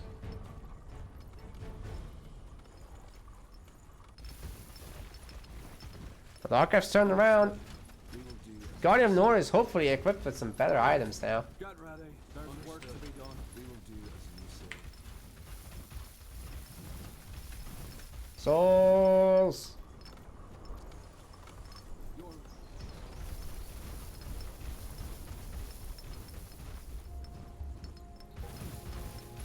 Let's make this quick.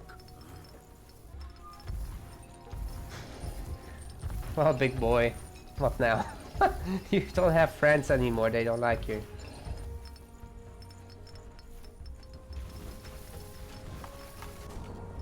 It's a really tough situation. Actually, can't afford the shamans. What is it? Is it food? Yeah, it's the food. That's so unfortunate. To be fair, all this wood and stone could chill a little bit, especially the wood in the main base. There's a lot of farms now, so that's good. The transition has begun.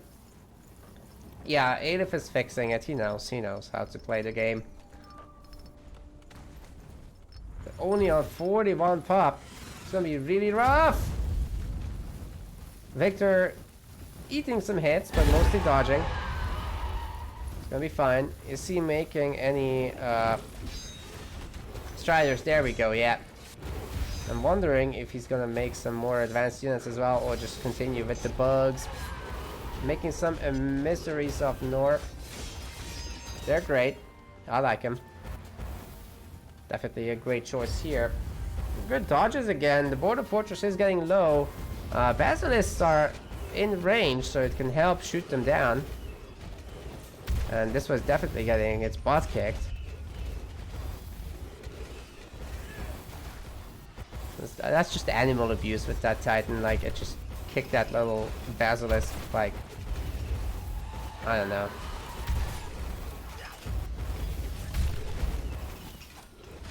Poor kitties. They're dragons, but I'm gonna call them kitties. Teleports out. Coward animal abuser. That's what you get. You get put in chains when you do that.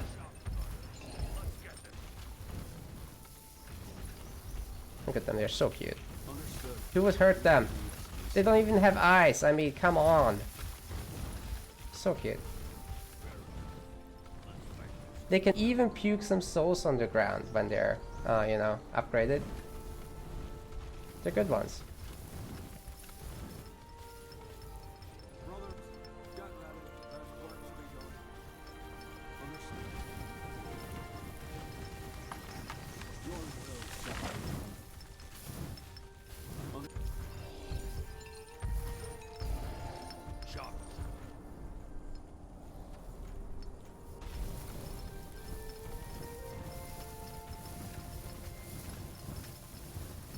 That's a lot of bugs.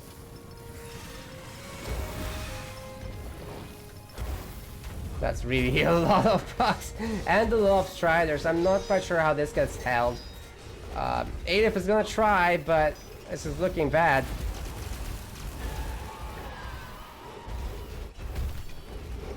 Some buffs going down. Guardian of Nor actually getting sniped very easily there. Once again dies very fast.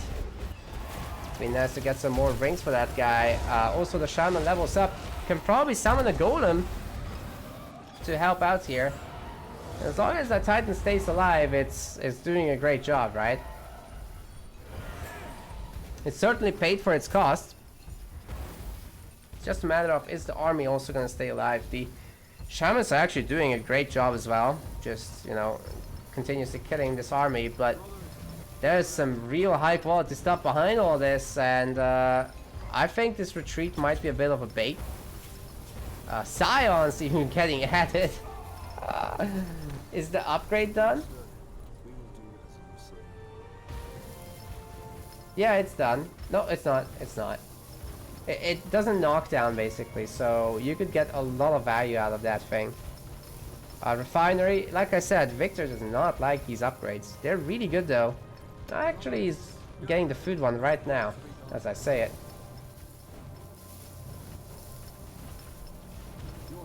What's that? What's this? So Cloud, I've not seen that before. There's the Skellies. I'm just surprised that Aelith hasn't shown a golem yet. I guess he's gonna get it next level. But it's really far. He's really far away from level 8. Border Fortress is going to go down for the Dark Elves, and we're going to see a bunch of Wyvern being added.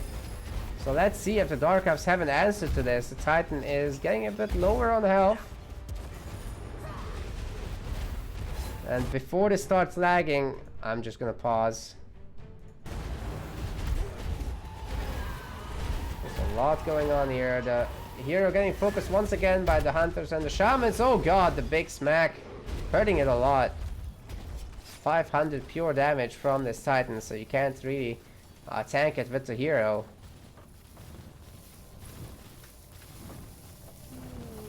I'll try to get back to base, it looks like. Once he does, there's a lot of food being dropped on the ground, so upgrading all this shouldn't be the hardest thing in the world. Aelith just holding on with this 60 population army, it's insane, but he does not have food. He's trying to make war trolls to break bases faster, I suppose.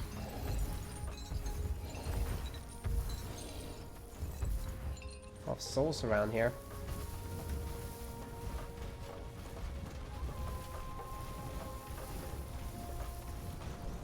(173 population though, and there's a lot of striders now. Okay, here we go. Damn.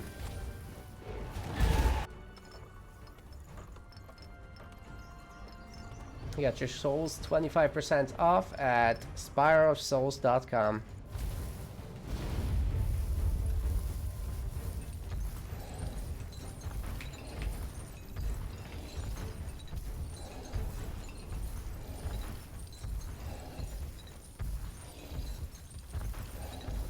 What's this 10 stack, by the way?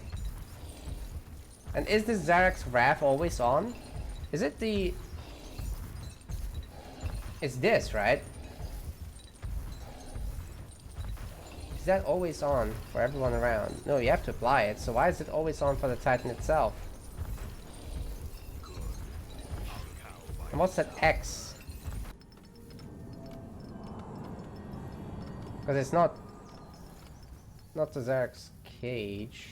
It's not any of these. Where's that coming from? Is it just always on? I don't really understand the Titan. I think I misspoke earlier when I said it's about the tribe totem. So, well, I'm sure you could buff it with the battle rage. But that's about it. So I stand corrected. I'm sure someone in the chat has already said something though. Border fortress. Getting wrecked. Wow, not even close. She's dead. A bunch of skellies being summoned, but the animation got cancelled last second, so no skellies after all. Oh god, those infantry units are getting wrecked.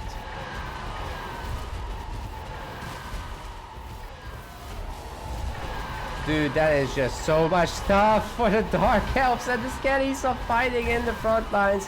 Look at how many skellies are dying. That's all stuff that is blocking the actual Dark Elf army from getting killed. And the Flash Colossus is getting sniped down.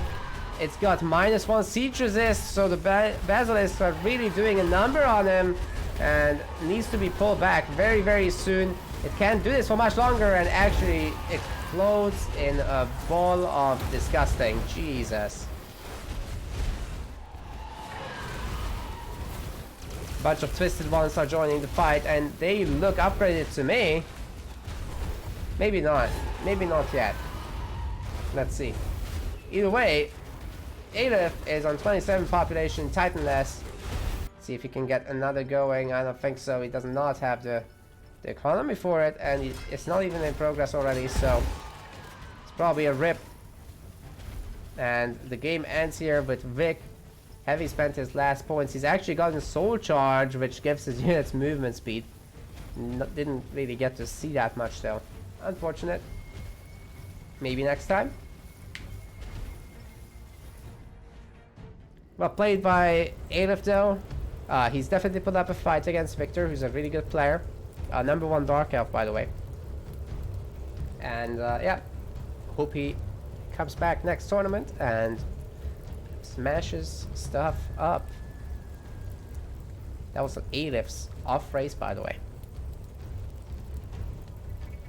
In the orange, we've got our Dark Elf player. This is Victor. He's going Guardian of Nor, and on the other side, playing in the teal color, our human player Khrios is going Wolfguard Commander. Should be a pretty standard pickup of skills, at least early on. We'll have a soul explosion for damage, maybe a teleport. Just take a look. Debilitating blow actually to creep faster. So it's brute force for the damage. Khrios gone whirlwind, shadow strike, and brute force.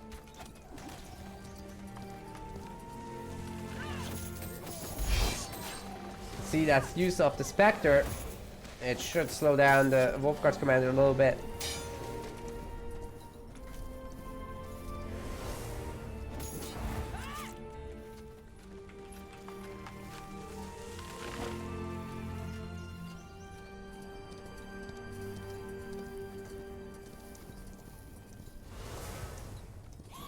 Great use of the Spectre. This is gonna be really meaningful. Look at this. The Guardian of Nor already fighting the Skellies, and if this Spectre gets used a few more times, the Wolfguard commander is gonna have a really rough time getting to the target. Especially because she didn't go for a teleport, did she? No, it did go for a teleport. I'm not sure why he's not just teleporting onto the Spectre. It will just kill it. This is not good. Should teleport and kill that. Get some XP out of it, and then the scout is free to go and harass. Just so much better for play. And yeah, the Spectre can always just get away from this.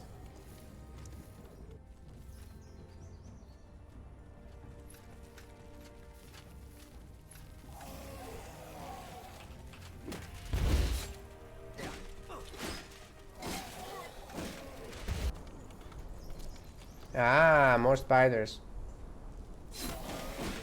Gotta be careful not to lose that one. That will free us here.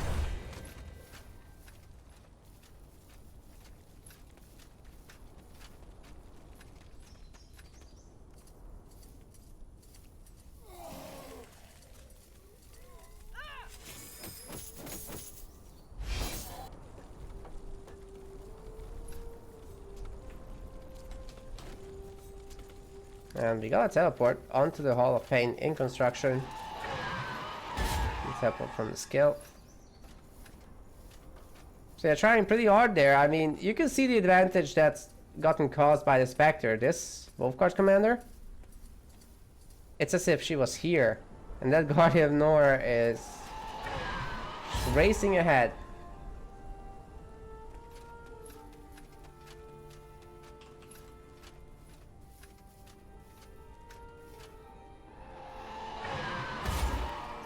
Lots of teleports. Now, these spiders should be able to bully the Medusa. 5 spiders should be enough if he manages to pull a single Medusa somehow. Of course, a lot of upgrades have to be done on the bases. And a lot of them are not yet done. Yeah, going for the Medusa. Khrios still working on the back bases. So we'll be behind in that game. No military buildings yet, as the sectors got delayed.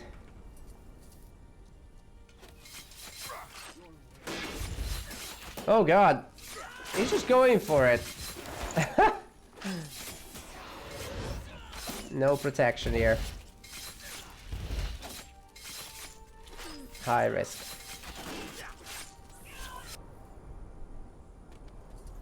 Wait.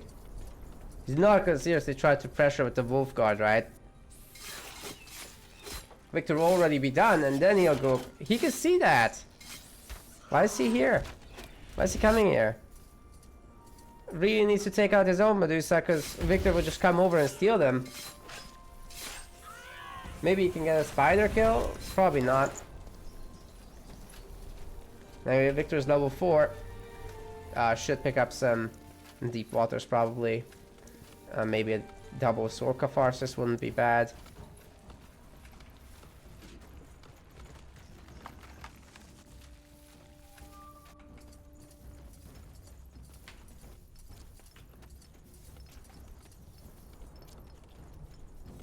No units being made by the human player. I mean, we've got double barracks and finally the arborists are underway.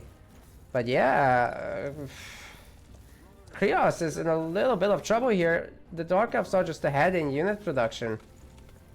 Already 3 infiltrators are done. Good choice. And the Guardian of Nor just got himself a fancy new armor. Gonna go across and work on the Medusas. One of them has been pulled back by Khrios, so that's really nice. That's probably what Victor should have done earlier. Anyways, the Arbalists are coming in and will help out here. But meanwhile, Vic is also coming in. He's definitely gonna steal some experience, and I would guarantee you guys that this Guardian of Nor can get very, very close to level 5 here.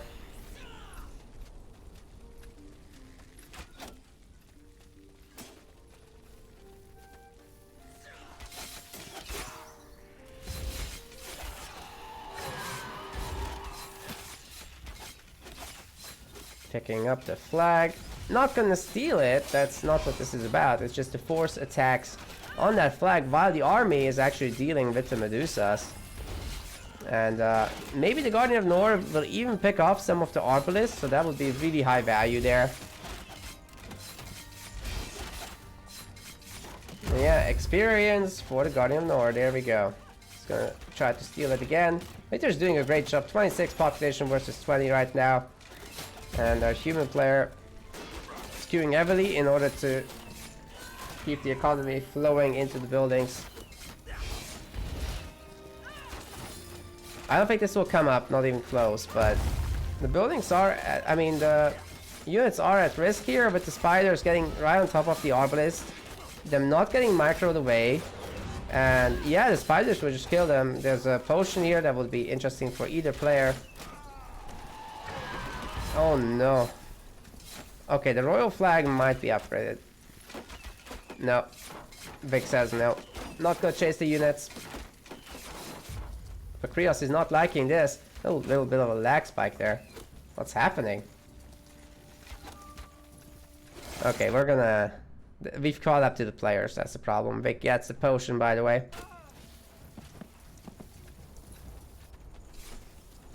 And now the spiders will be able to put on some pressure. Could kill those stonecutter workers, actually.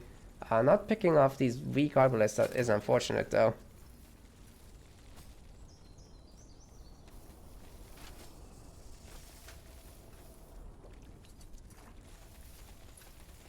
Still level 4 on the Guardians, so at least it's not a complete loss for Khrios. He can still build up a huge force of Arbalists and, you know, just snipe down the units as they have a little bit better ability to do so once they're upgraded than the Infiltrators.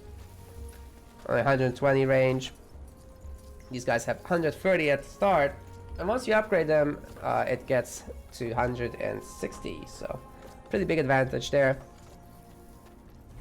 Khrios working on the forges, he's tier 2 now.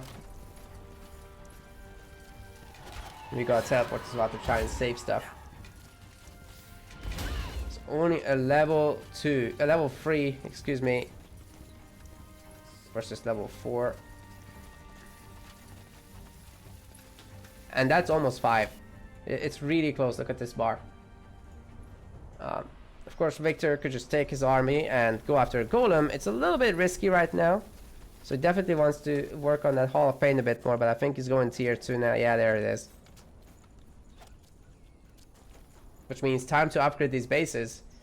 He is upgrading the iron bases right now so that he can immediately throw down some iron buildings. Other frontier posts have been already upgraded except this one. This one's gonna stay like that, and yeah, he is going for the golem now. Gonna hurt the hero for sure. Khrios is thinking about it looks like. Or maybe he's just going to pressure, we'll see in a moment. This is definitely catapulted the Guardian of North to level 6 at the very least.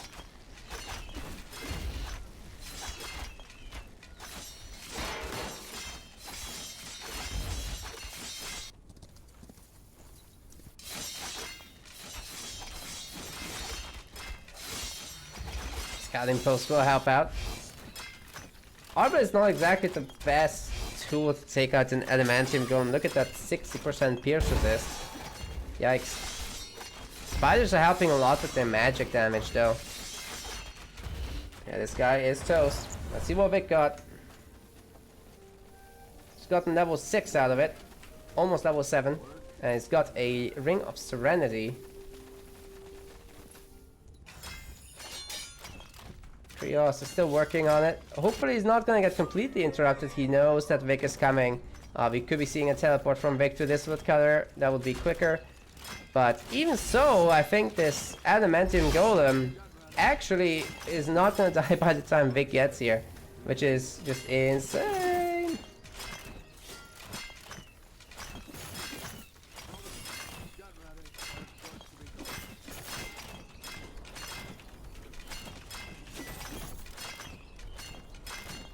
Wait, is this Wolfguard commander in a little bit of trouble maybe? She's not very healthy, but I think they'll get the kill there. shouldn't be an issue. Problem is that the Dark Elf army is right here. They have to teleport out. And they do. Not gonna silence it. What did Victor do with the pickup? It's not it's a silence, not an interrupt. That's it. Didn't get the debilitating blow off. That's what happened. But gets the flag. And has the ring equipped. Khrios does not have the ring equipped. Does not have the items. Needs to go home and just use the teleport. So that could be really awkward. Has 4 barracks though. And has a refinery on the way. No, sorry, not on the way. Actually, the upgrades are on the way already. The forge is a little bit idle, but the refinery can be unmanned after that. A billet to be made so that he's not population blocking himself. Alright, what's going on here? The barracks getting taken down. That's hot. Vic has got 2 Halls of Pain, no other stuff. He's picked Soul Catharsis and Soul Shield as well.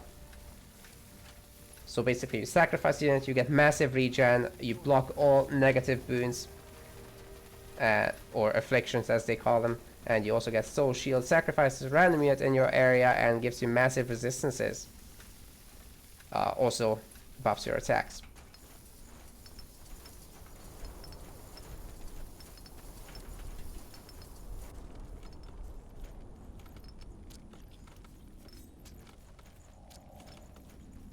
Okay, this is getting laggy again. Hold on.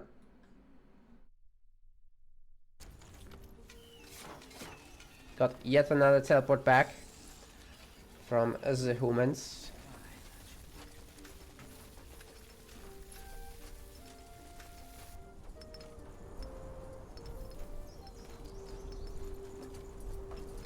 So, Wolfguard Commander. Let's get to it. How we doing? Got an equip on the ring. Both golems gave the same ring again. Chop chop, man. Seems to be a team on this map. They just give the same stuff. It's mirrored. Okay, this can definitely be bought now. It is time. See it. Hey, we got tier 3 coming. What? Why do we have tier 3 coming in for the humans? I don't understand. Gonna have all the items bought. Wait, a helmet? He bought a helmet. The helmet is one of the worst items you can buy. Because it's 5 regeneration per second.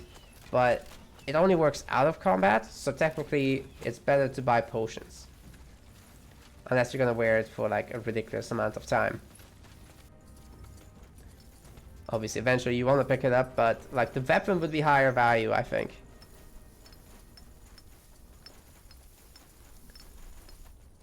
The space has been thriving as well. A large woodcutter. Look at that.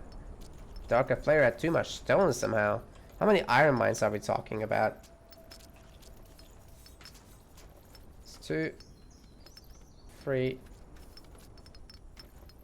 6 iron mines. That's really good. That is really good indeed. The forge is upgrading sleepers. Gives them AoE damage and they're probably under construction right now. At least some of them. It's also going to be a dark temple which will make bugs. And 2 Spire of Souls have been made. We got a lot of farms here. The good shield is being bought for the Guardian of North as well. Selling the potions? What? He's buying the potions, right? That looked... Maybe I misunderstood something there. Probably did. Yeah, when you don't have stone, guys, it's just way easier to make extra farms rather than upgrading them. But at some point, it's just more valuable to have some stone, right? Otherwise, you're gonna spend a lot of wood on those farms. Look at this. 15 versus upgrading them, which is just 6 wood and 6 stone. Helps you balance your economy a little bit. See that size of the armies? We got 20 infiltrators, 29 tarantulas, which is I think the big deal, and a bunch of the more advanced units. For Khrios we got only arbalists. It's 41 of them. It's got pretty high population. He's got a little bit of negative area, so he's trying to upgrade the Arbalest damage there. And I think that was just yet another upgrade for the... Nice for the Wolfguard Commander, actually. She's got a level up. And this time, she's gonna have Earth Shatter. So let's see if Khrios gets to use that. That would be actually sick if she can get into the middle of that army and knock everyone down. Letting the Arbalest do some work. Where are the better human units? It's just Arbalest coming. Could be saving up for a Titan, but we certainly haven't seen any of that yet. It's 4 barracks pumping these boys like there's no tomorrow. Like horses haven't been invented yet. And yeah, Khrios is gonna knock everyone down, causing a lot of damage, but the Wolfguard Commander herself is not loving it. And essentially nothing has died, so that's awkward. The beetles don't have bouncy attacks yet.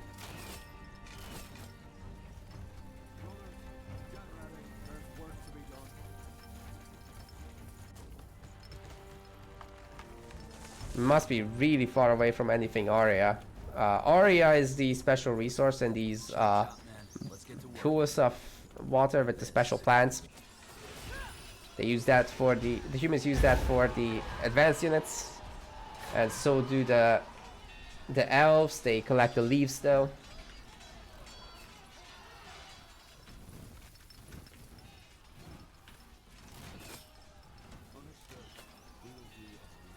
Oh, here come the souls being collected by the Dark Elves. It's not many, but they go right into the spires.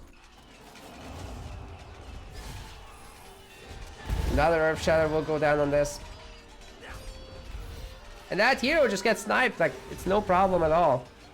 Got some game lag again. Connection lag, rather. But anyway, our players are at 110 population. A lot of the infiltrators have actually died, so not bad by Khrios. He's got 55 Arbalists. So if he can get the Beacon of Immortality skill on the hero, he can definitely take this a long way.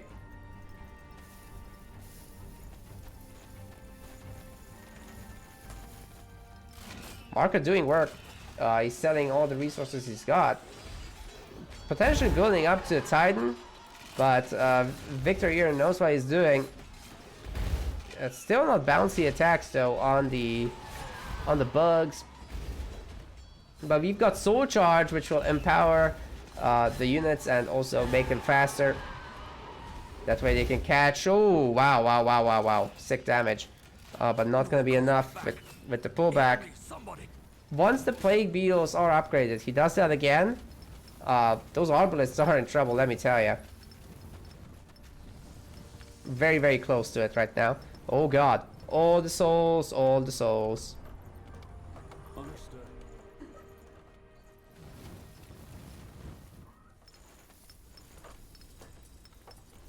Humans are still making boys with firing sticks.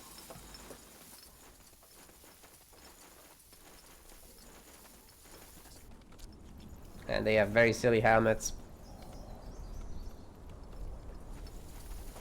Market trading resources, no doubt there's a Titan on the way. Yep, offering to Tiara is on the way, guys. It's gonna take a moment. It would help to unqueue all these guys, actually. So the way the human Titan works, it can be summoned on your army. You basically promote one of your units into the Titan. So you just choose an Arbalist or whatever.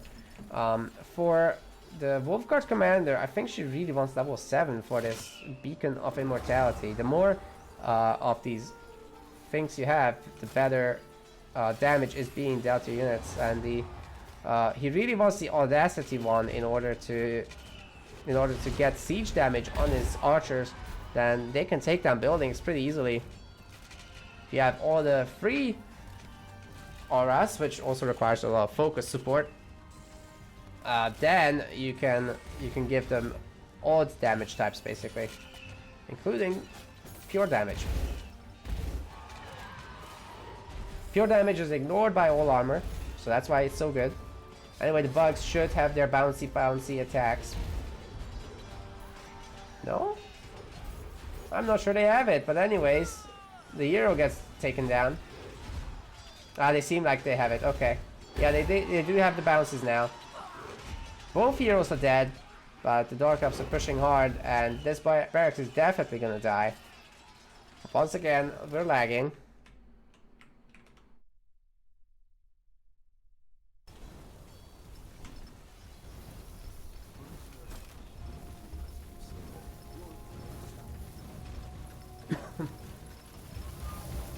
Bugs.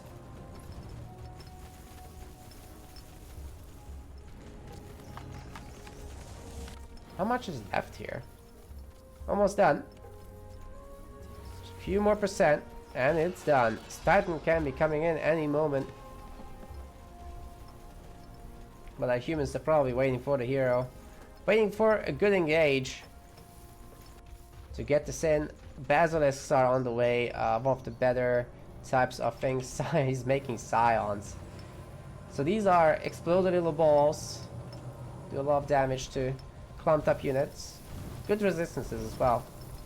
Once you upgrade them, they cause knockdowns. So we can look forward to that.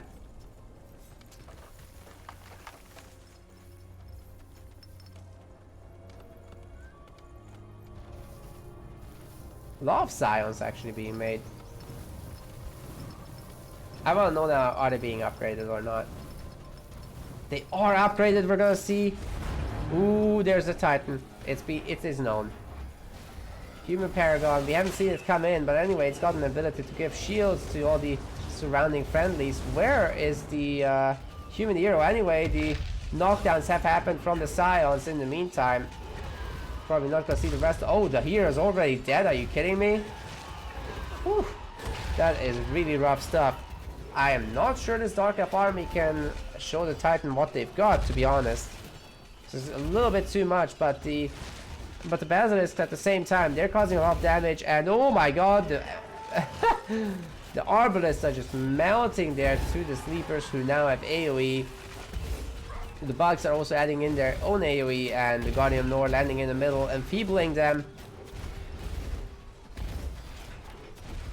Look at that slow. Impairment is crazy, they're all bleeding. So the Striders are gonna do even more damage. Fantastic units. Souls are gonna be taken right from the front lines, and the Harvesters, which are regenerated for free from the Spires of Souls, they're just gonna tank some damage. At 500 health, that is not something to scoff at when you have like 2 or 3. Dude, the Titan is so weak. Please finish it off. Jesus Christ. No. Well, Khrios is pushing, so if he goes back into this, I guess that's going to be his problem.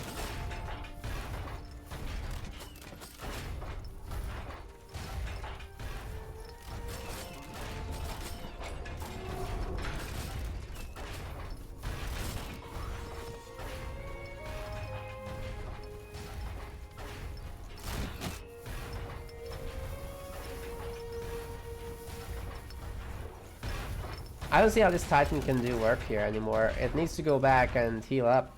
It will take a while. It's just fine. It could technically receive healing, right?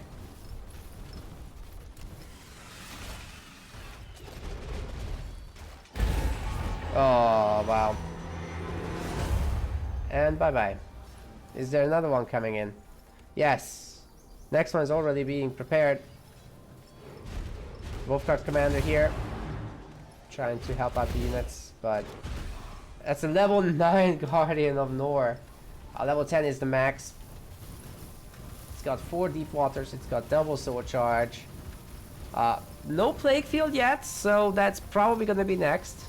And you can always buy a bunch of potions to gain extra levels, so Vampirism and Blocking Momentum could be coming into play later. Dark Elf has a lot of echo right now, so they can make these advanced units pretty easily. We should be seeing at some point some emissaries and twisted ones. There we go. Yeah, they're already on the way. The twisted ones, they're like these demon type units. Look very zergy. And they reduce the focus of units, so the mana. They steal mana from their targets, and if they're upgraded, they also do weakening. Vic is full population, Khrios is at 100 and whatever. Yeah, needs to teleport. I can get out of here, yeah.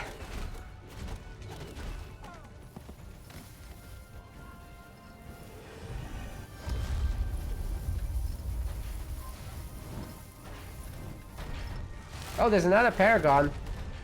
Might help a little bit, but yeah, need more work. Need more stuff than that. It's a very, very sophisticated Dark Elf army. It's just not enough humans to back up the Titan. That is really unfortunate. A hero getting pretty low there. Barracks will be mounted in like 2 hits. It's crazy.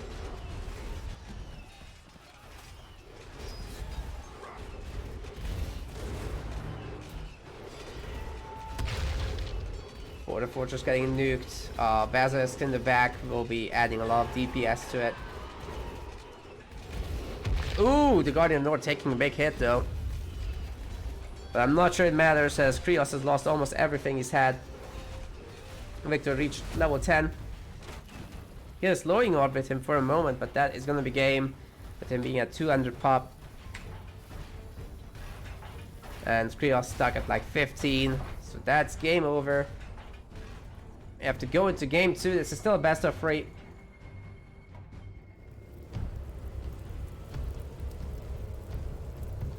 Maybe he can bring it back in the next one, but Victor is absolutely kicking butt today, so very cool.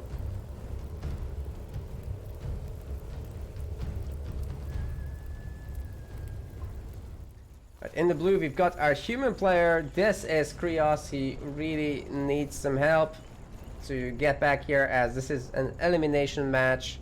On the other side, we've got our Dark Elf player, Victor. Victor is going for the Guardian of Nor. Khrios is going for the Wolfguard commander, so as expected, the standard heroes. We've not seen any Reapers from the Dark Elves. I'm upset. I gotta say. Not gonna see it today either. Maybe Penny will break out some Dark Elf Reaper play eventually. Teleport should be very valuable on this map. Did you guys know you can jump from out here in there? Or the other way around, from in there to out here? It's really cool.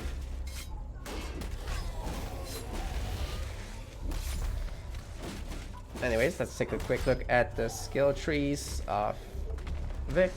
He's just leveled up, taking this Dark Ensign. Need to move, need to spend. No, he's not gonna spend right now, so we'll talk about it in a moment. He's got triple woodcutter, 1 hunting cabin. Khrios has got 1 hunting cabin, 1 stonecutter, 2 woodcutters. Not prioritizing the stonecutter, of course, is important, so that you only want 3 workers in that thing. Everything else in the wood and stone. Wood and food. Okay, Victor has spent skills now. Gonna work on the second creep camp in the front end. He will teleport back anyway. He's got Soul Explosion, he's got Debilitating Blow, which has an interrupt. He didn't get the teleport yet. I hope he does it on his way back. Brute Force and Concentration and Deep Waters. So mana and damage in addition to the skills. For the Wolfguard commander, we've got 1 mana, 1 damage, 1 Whirlwind, and 1 Shadow Strike. We've also got Replenishing Strike, which she will probably have 2 off eventually. But yeah, basically every 5 seconds you attack, you get health back. It's so useful.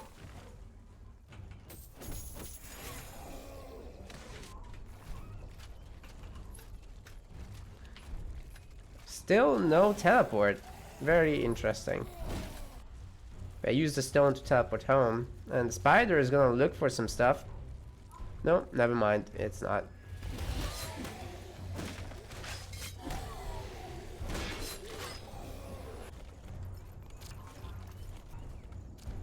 Understood. We will do as you say. Oh, I didn't manage to hotkey this. Third bases are being taken. For Vic, it's already the 4th.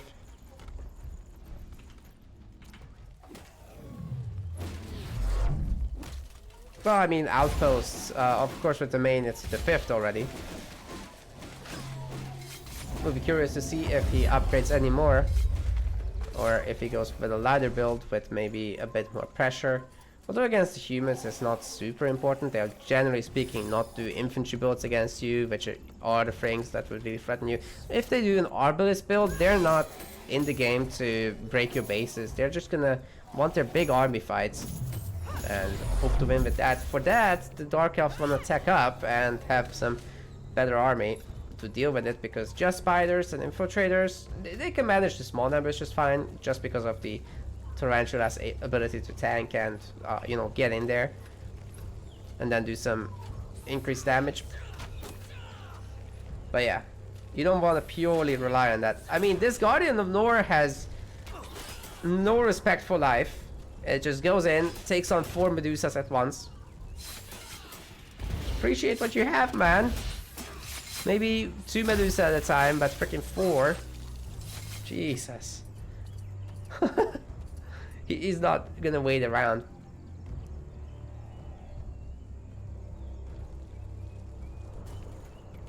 Lots of Spideys being made, actually. Still a hunting cabin. It's a woodcutter. For the humans, we've got a stonecutter second base, then a woodcutter here, hunting cabin here. Yeah, it's pretty balanced overall. Well, this got upgraded first, and we are gonna have double barracks. Only 1 spider has died. A second one is getting very low, but I don't think it will go down unless that scout gets on top of it and smacks it. There's another very weak spider as well. Oh, the Medusa actually gets the kill. That's so annoying. Spidey just about survives against the scout. Scout gets taken down. So this hero here, the Guardian of Nor, has some pretty good leveling going on. But both sides will be fighting the Medusas. The Wolfguard commander soloing actually, using a potion just a moment ago. Yeah, you can see it's on cooldown.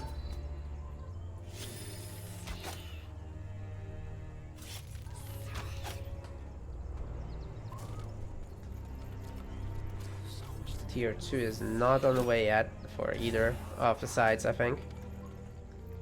Yeah, very, very far away from it, actually. It's a Hall of Pain all the way in the back. Guardian of Nor hasn't spent one of the points here. Not sure what got picked up. I think it's the second concentration. Human player is going to try to flag it. And I also don't think this Medusa is going to give the Guardian of Nor level 5. Not. It's going to be somewhere here. Yeah. Should be able to deny the flag though. It's only at 60% if all the spiders attack it. It should be okay. It's going to be close. Yeah, it gets cancelled actually, so that's good for our Dark Elf player. Not so good for Khrios. He certainly isn't liking how this fight is going with the spiders getting on top of the arbalists. They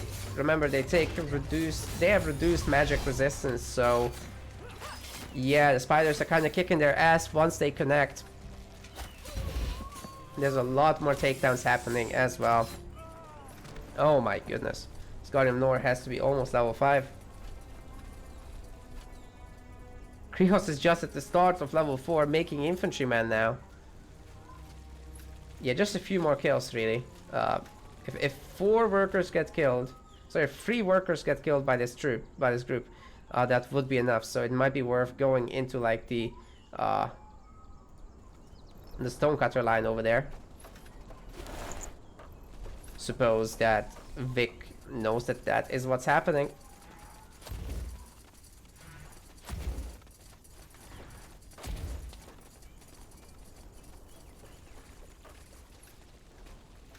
Is he gonna go for the barracks? No way.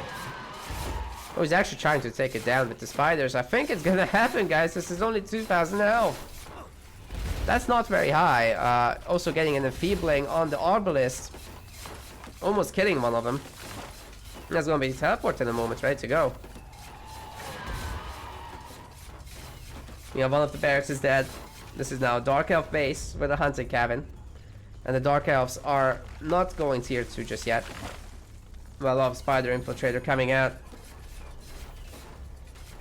Guardian of North should be able to get another hit in. It's a huge issue for the humans who have now lost 2 Arbalists. And that's a level 5 Guardian of North they're dealing with. This is not fun for the humans. Khrios is down to 17 population, almost just lost another bunch of units there. And I'm sure if these units get refocused... Oh man, they could absolutely get focused right now. Why is he leaving? All those units of weak sauce. Vic is even level 5. I guess he doesn't want to use his last potion. But now they're gonna be healed up. Yeah, look at that. They're healing really fast, so out of combat every unit heals. Lot more stuff coming in for our Dark Elf player. Halfway to tier 2. Khrios is already tier 2 and he's upgrading extra bases. I don't see any upgrade buildings, but he's trying to go 4 barracks. Except the army is right on top of him, so it's gonna be really hard to make that work. Dude, almost all of these human units could be dead right now if those infiltrators had decided to chase them. I'm not loving that. That Vic left it alone. He definitely had a huge lead and just didn't really want to capitalize on it. Anyways, he's still in a huge lead. It's just could have been even more, you know. Iron Mine's coming up for the humans. But is it gonna be enough to support double drill hall? Probably not. I think it might be a little bit premature to transition to that with 0 iron. Meanwhile, other units could have been made. All of these guys are enfeebled and weak. Time to push the advantage. But our Dark Elf player is gonna turn around again. I don't know, those low HP units, they are really inviting to me. They call my name.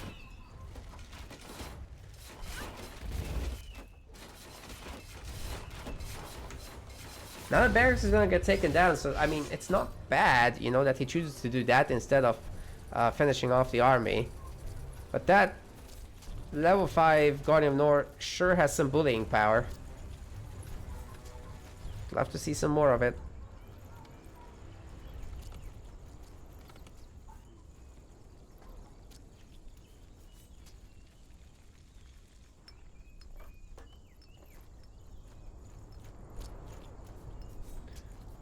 Got some frontier posts. So why does it look different? Wait, are these fortified? No, they both say frontier. What's the difference? The exalted father knows best. Are they turned around? Oh, they rotated.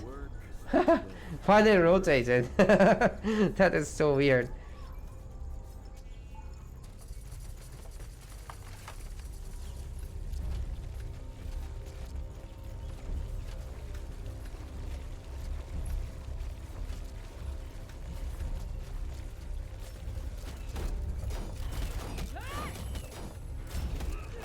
Well, this is being upgraded again to a fortified outpost this time around.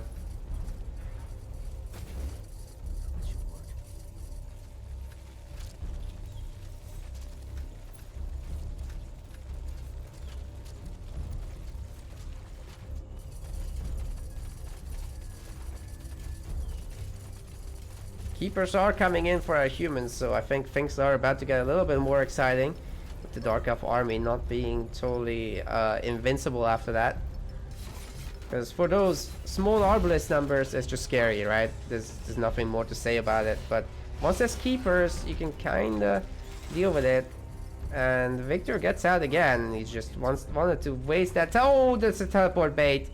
Okay, he's gonna go for this drill hall pair. He can take those out. That's sick. They're almost twice as tough. Well, it's a bit more than 50% as tough, 60% as tough. The upgrade is 60% to the 8 points. Jeez. Do not do math on stream. Joel gets taken down all the same. fortified outpost now though, so doesn't want to stick around. Khrios does not have upgrade buildings. Vic does not have upgrade buildings. Still looking at double Hall of Pain plus the main base producing, but I think he's making iron mines. It's the only way I can explain all this wood spend. Not sure what else he'd be doing. Yeah, there's the iron mines here. And iron mine here. So, yep, he's working on the iron position. So a lot of food banked up, so this is definitely a good time to get some tarantulas going. The sleepers are blocking his production right now, so it's definitely not a good moment for him. Here come the keepers on the freshly made iron mine. Let the Dark Elves teleport back on it. Going to bully stuff, but teleport out again. So that's a free kill on the iron mine. Very nice. Slowing down the Dark Elves a bit. Haven't lost the unit, right?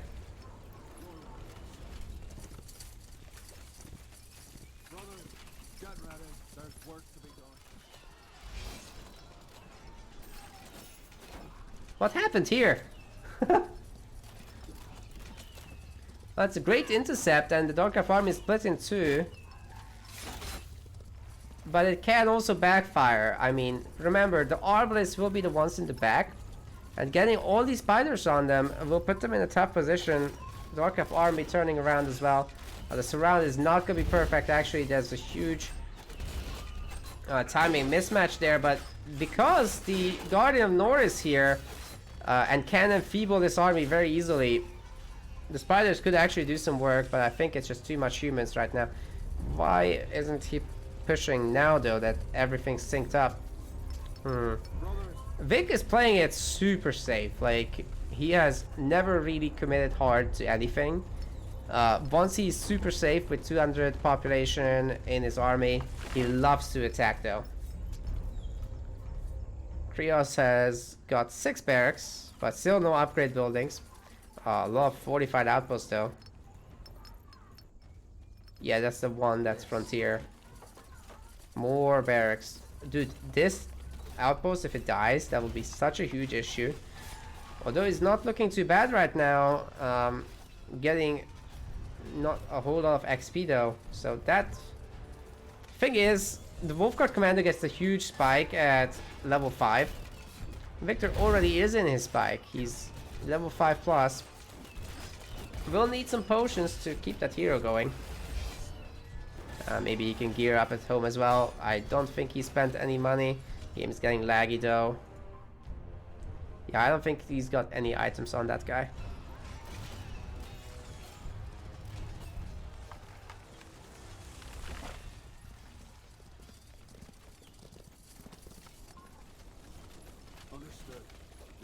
Hey, bugs. Where's the bugs coming from? Over here. And there is the forge.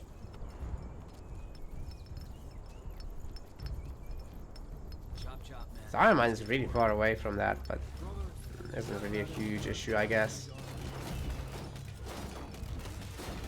Fortified outpost getting hurt, but upgraded to a border fortress. It gains a little bit of hit points. Repair is pretty good on this thing as well, but with keepers attacking it, I don't know. That is tough stuff. I don't think it will stay up. Definitely need an enfeeblement on these guys, but I guess they just run away, so that's even better. Could be seeing a Dark Elf tower here being added, but maybe not. Keepers are so good. A little bit underused in my opinion. Definitely a good unit. And if you want to take down bases, I think they're really ideal because they are tanky as well. They perform better in a normal fight, unlike a catapult. So they kind of help you progress through this. Human is tier 3, however, and is finally making a forge. More keepers on the way. We don't have Aria production just yet, but we have a farm transition. That is the priority, of course, to just keep the economy flowing with such low food. Not surprised. Can't support all the barracks right now. Victor is on a lot more population, it seems, no? No, it's actually really close. The bugs, they don't yet have bouncy attacks, or splash attacks, rather. Is it bouncy or splash? I think it's... I want to say it's bounce, but I'm probably wrong.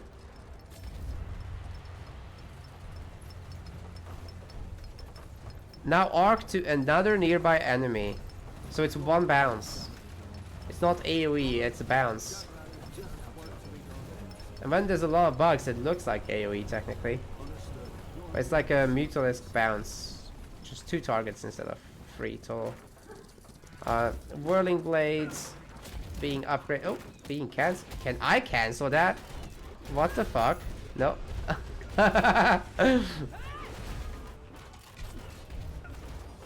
It puts it back. That's so weird. That definitely was not Vic. It was instant. Some souls are gonna get gathered here. Not many. It's more than 0. It's Border Fortress.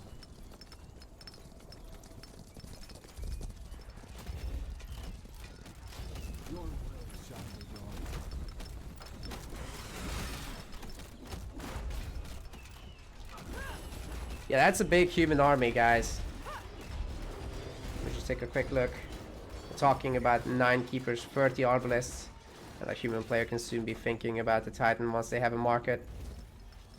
They aren't making the market work just yet, because the priority is to upgrade the arbalists. The Moonsilver bolts are the first thing he upgrades, then he gets the range. It's a bit unfortunate he didn't get the range earlier. More souls for Vic. And this time around he should be getting the upgrade done for the bugs. 180 population versus 160. Oops. I think it would be safe for Victor to take the fight soon, but I'm pretty sure he's just gonna wait for 200 and get his next Q going so that he has a good remax, while the human player will still be working on reaching maximum population in the first place. So probably a good plan. Is he gonna go for a base trade? These are all gonna be border fortresses, whereas this already is, but this is where all the production lines.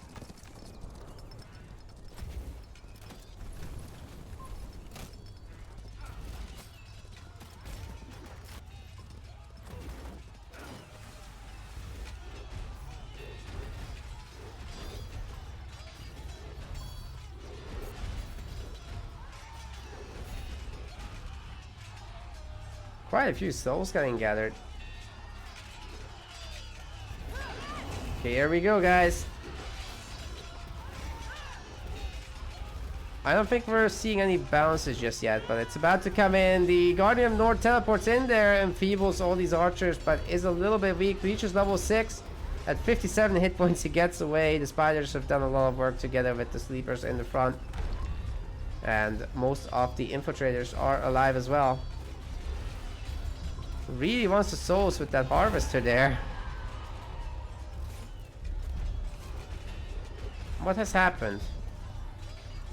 Where's the regeneration on the Guardian? He was too far away. Oh no.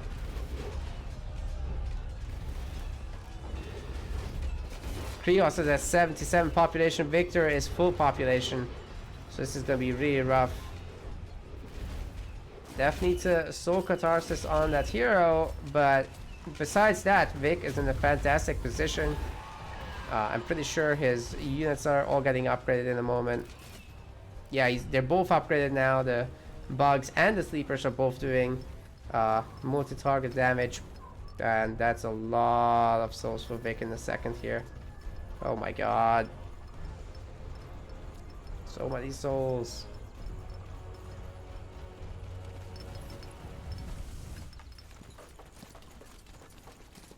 Catapult is dead? What? Well, we got Arya for the humans. 1 Arya for now. Well then.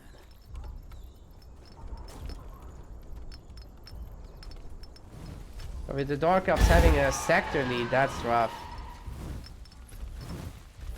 I wonder if that Guardian of Nor has got Soul Shield. Nope. It's double soul transformation and soul explosion instead. No fancy items, even though he's got 11,000 monies. For Khrios, nothing fancy either. Yeah, they just haven't... They don't seem to have time to go home and buy items. There's a basilisk.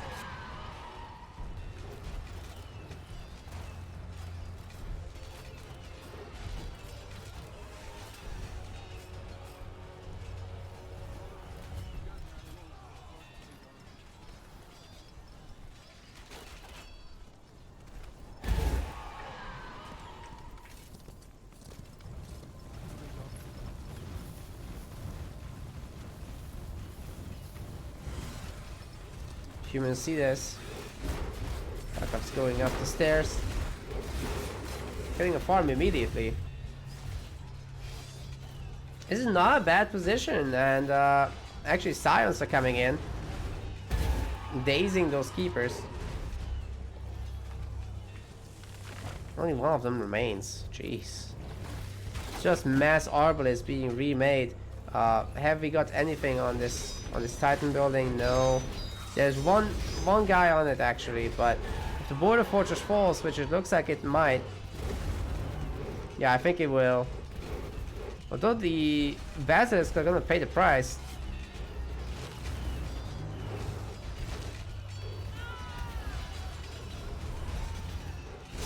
No Titan for a human.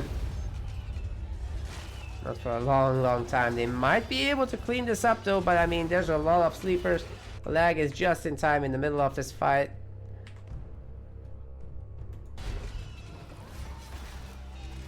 And yeah, a lot of AoE is about to hit those Arbalists who don't have any hero to protect them. Oh no.